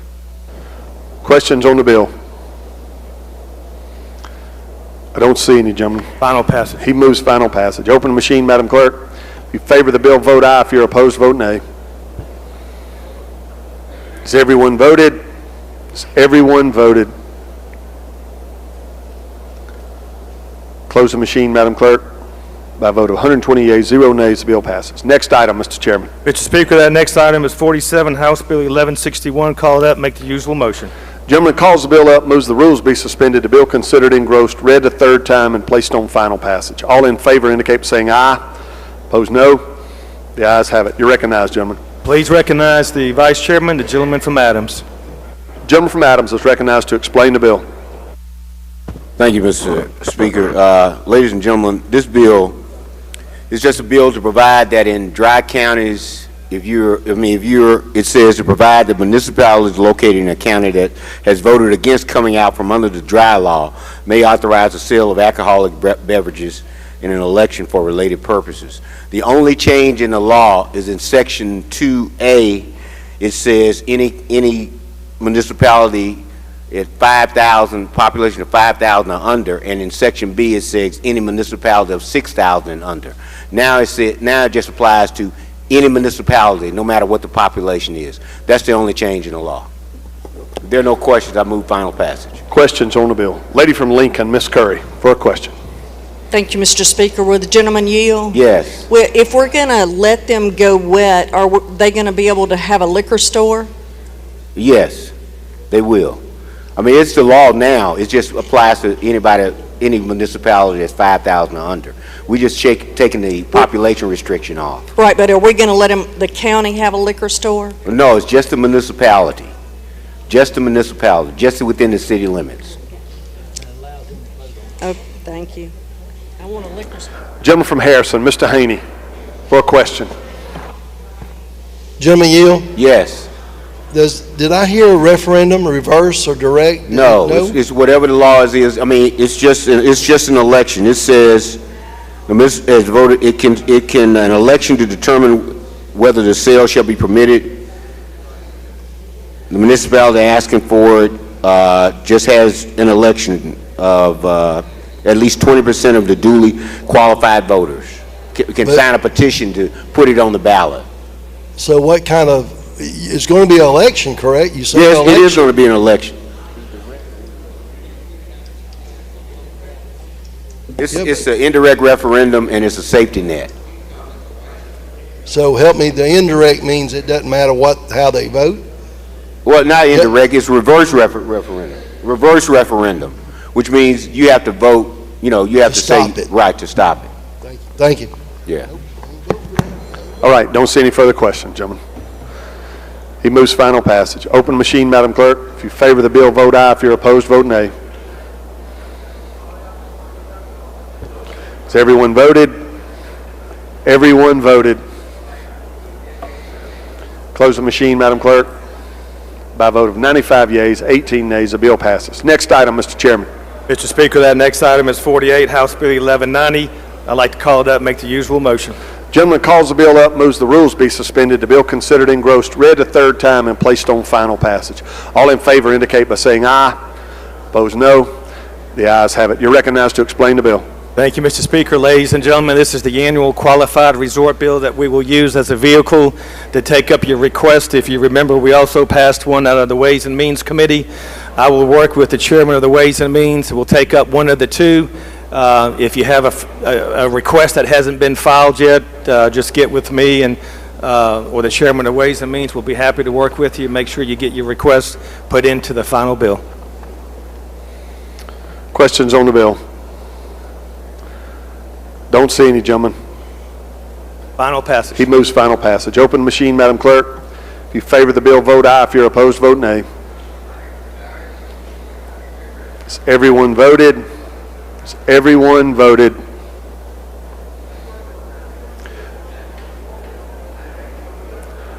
Close the machine, Madam Clerk.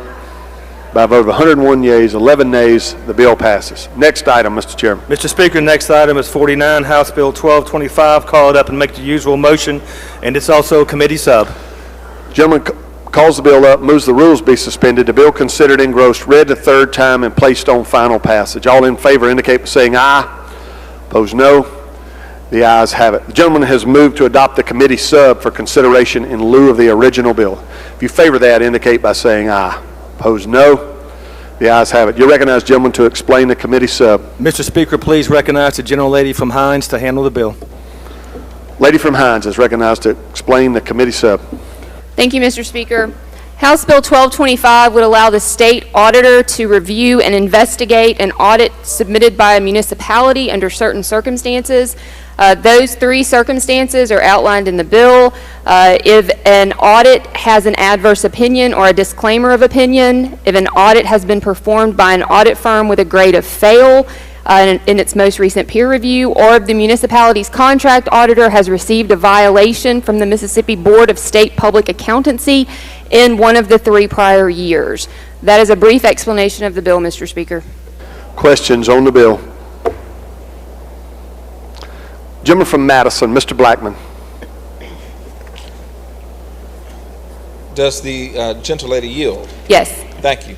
So under this bill, who would be liable if the state auditor were to review the audit that was submitted and there were inconsistencies or other things that he found to be wrong? Would councilmen and aldermen, would they be liable?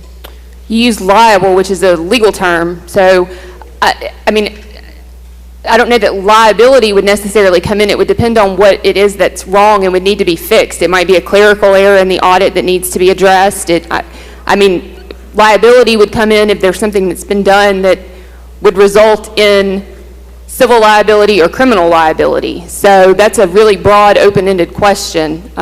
Do you have another specific example that I could answer? Well, I serve as as a board attorney for a small town here in Mississippi, and we ran into a situation where documents had been prepared by board members who had already either been defeated in the previous election or were no longer a part of the board, and some of the members of the board were hesitant to sign the audit that they had done, that had been done previously, because they didn't want to face criminal liability. And so my question is, would this bill expose people like that to criminal liability if they were to be audited by the state? If the auditor reviewed and investigated an audit that was triggered by one of those 3 triggers that I read earlier, and the state audit office discovered something that triggered criminal liability, that would be up to the state auditor's office to handle. This bill itself, as written, has no liability provisions in it at all. I mean, there's nothing in this that imposes criminal liability or civil liability against any municipality or anyone that holds office for a municipality. Understood. Thank you. You're welcome. Gentleman from Adams. I'm sorry, he passes. I don't see any further questions, lady. Final passage. Lady moves final passage. Open the machine, Madam Clerk. If you favor the bill, vote aye. If you're opposed, vote nay. Has everyone voted? Has everyone voted? Close the machine, Madam Clerk. By a vote of 84 yeas, 35 nays, the bill passes. Military Affairs.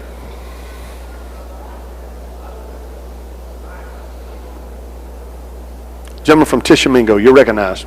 Thank you, Mr. Speaker. Thank you, ladies and gentlemen of the House. I'd like to call up item number 50, House Bill 978, make the usual motion. Gentleman calls the bill up, moves the rules be suspended. The bill considered engrossed, read a 3rd time, and placed on final passage. All in favor indicate by saying aye. Opposed, no. The ayes have it. You're recognized, gentlemen.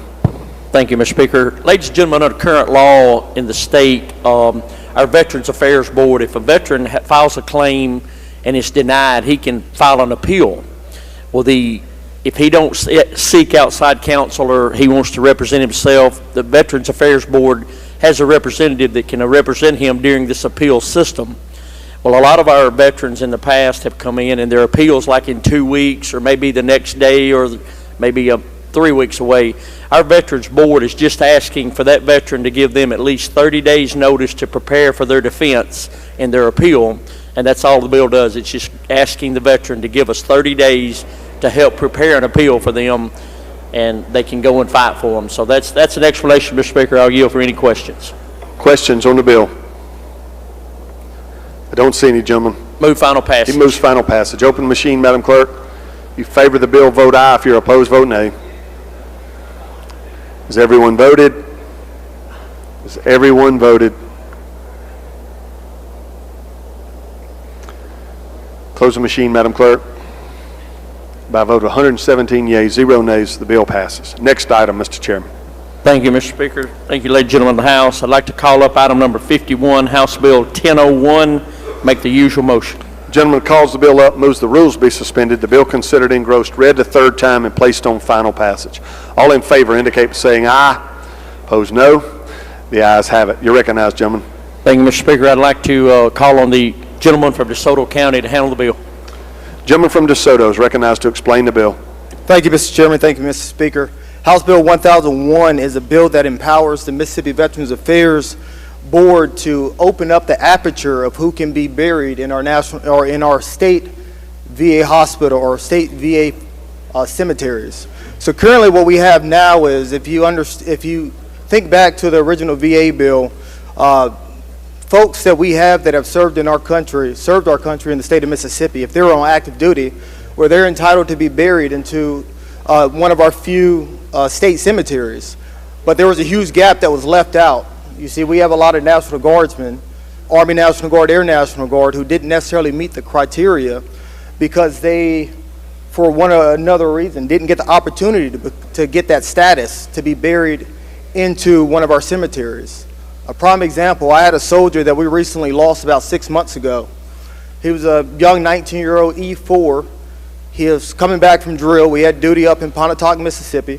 He was driving back over to his home, and a tree fell on him. A tree fell on him while he was driving. He hadn't had the opportunity to deploy yet. He hadn't had the opportunity to serve on active duty. And so he, as we currently have in our statute, is not afforded the ability or is not allowed to be buried into one of our state VA cemeteries.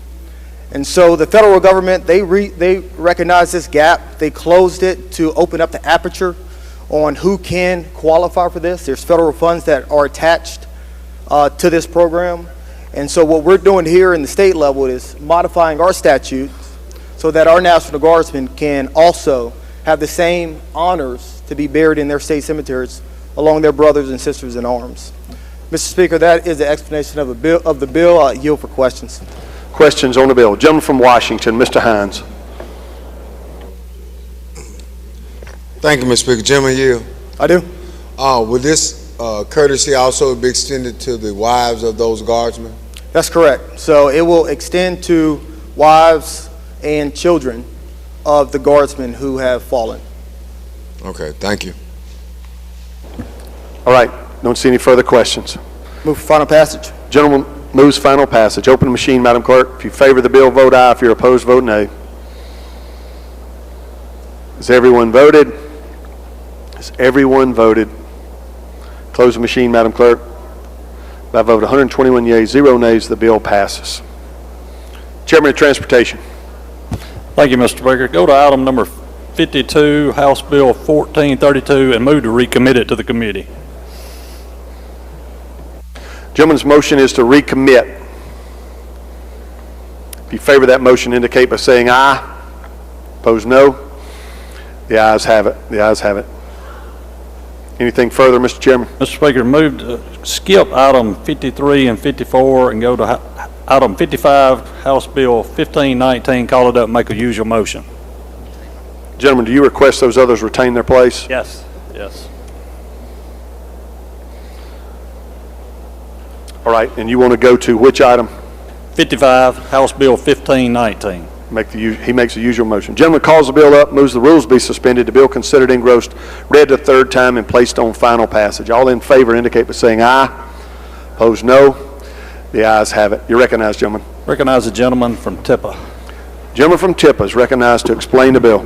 Thank you, Mr. Speaker, Mr. Chairman. House Bill 1519 is a bill that just clarifies existing law that needed clarification for a town to proceed with work restoring a rail line being funded by the federal government and a portion of state funds as well that's already been funded. The rail line will serve an existing industry and sawmill being constructed currently, and a gravel pit is also under construction.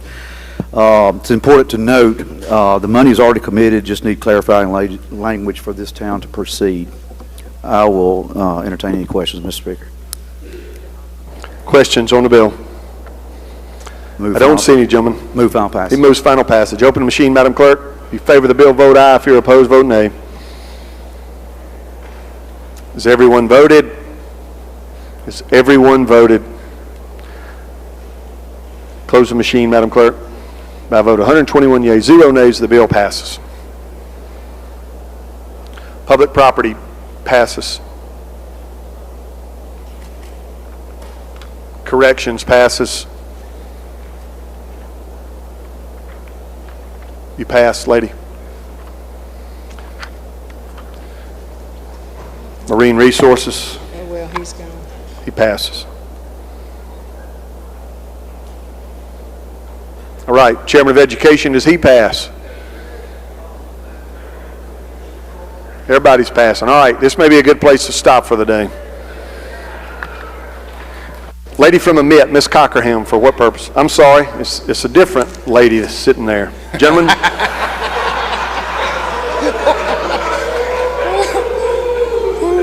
The gentleman from Tunica, Mr. Burnett. He crossed the aisle. Yeah, I accidentally pressed the wrong button for Mrs. For the lady from MIT on House Bill 1533, item number 45. I pressed present, but would like to vote yes. All right. Madam Clerk will make a note of that. Thank you, gentlemen. All right. We will suspend business for the day, and we will get ready to adjourn for the day. Gentleman from Adams, Mr. Johnson, for what purpose? Mr. Speaker, to the vote on House Bill 298, item 1 on the Ways and Means calendar, I'd like to change my vote from present to yea. Is there objection? Change the gentleman's vote. Thank you. Gentleman from Clay, Mr. Gibbs. Yes, Mr. Speaker, on House Bill 1453, I'd like my vote changed from nay to yea. Is there objection? Change the gentleman's vote. Gentleman from Madison, Mr. Blackman. Thank you, Mr. Speaker. On the Inspire bill, I voted present because I needed more time to consider everything that I heard. Having taken that time, I now want to change my vote from present to yea. Is there objection?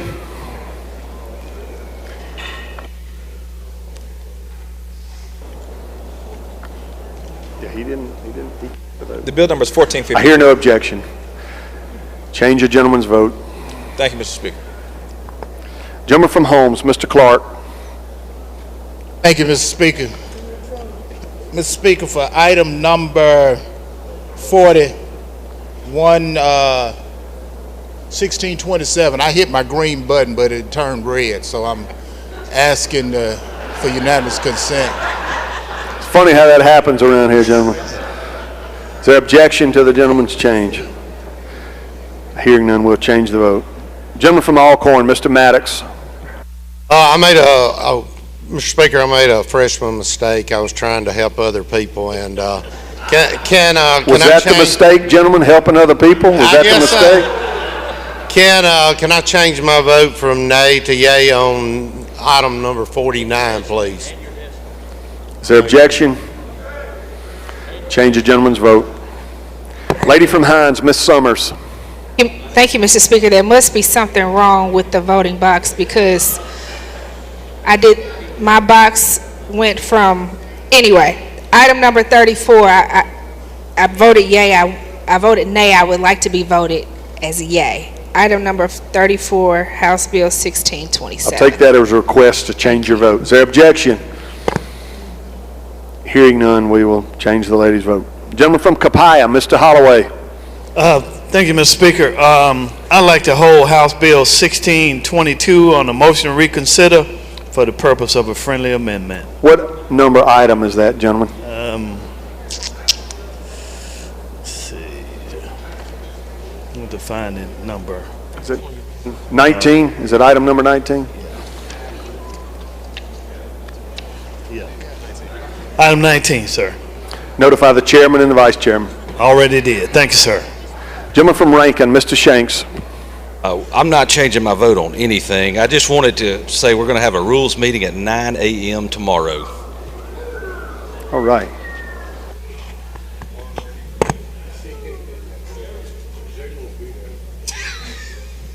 He's getting penciled in, per usual. Oh, yeah, in the building.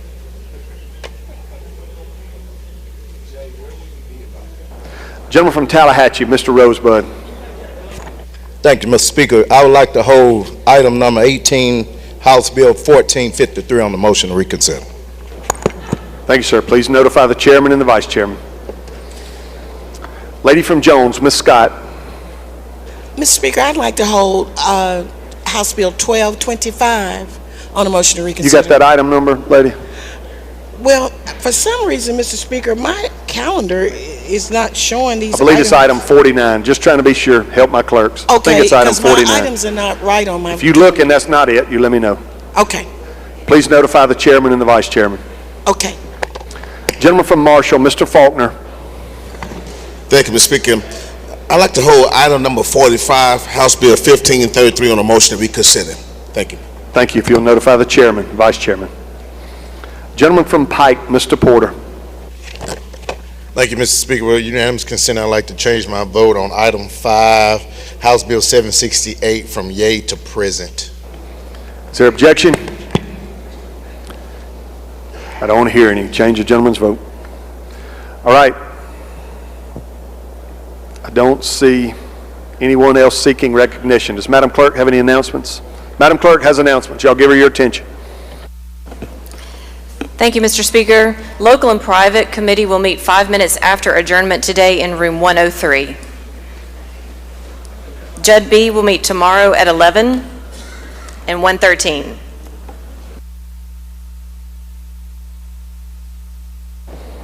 Announcements by the members. I don't see any. I recognize the gentleman from Rankin for the motion. I move that the House stand adjourned until 10 a.m. tomorrow. Gentleman's motion is the House stand adjourned until 10 a.m. tomorrow. If you favor that motion, indicate by saying aye. Opposed, no. The ayes have it. The House will stand adjourned until 10 a.m. tomorrow.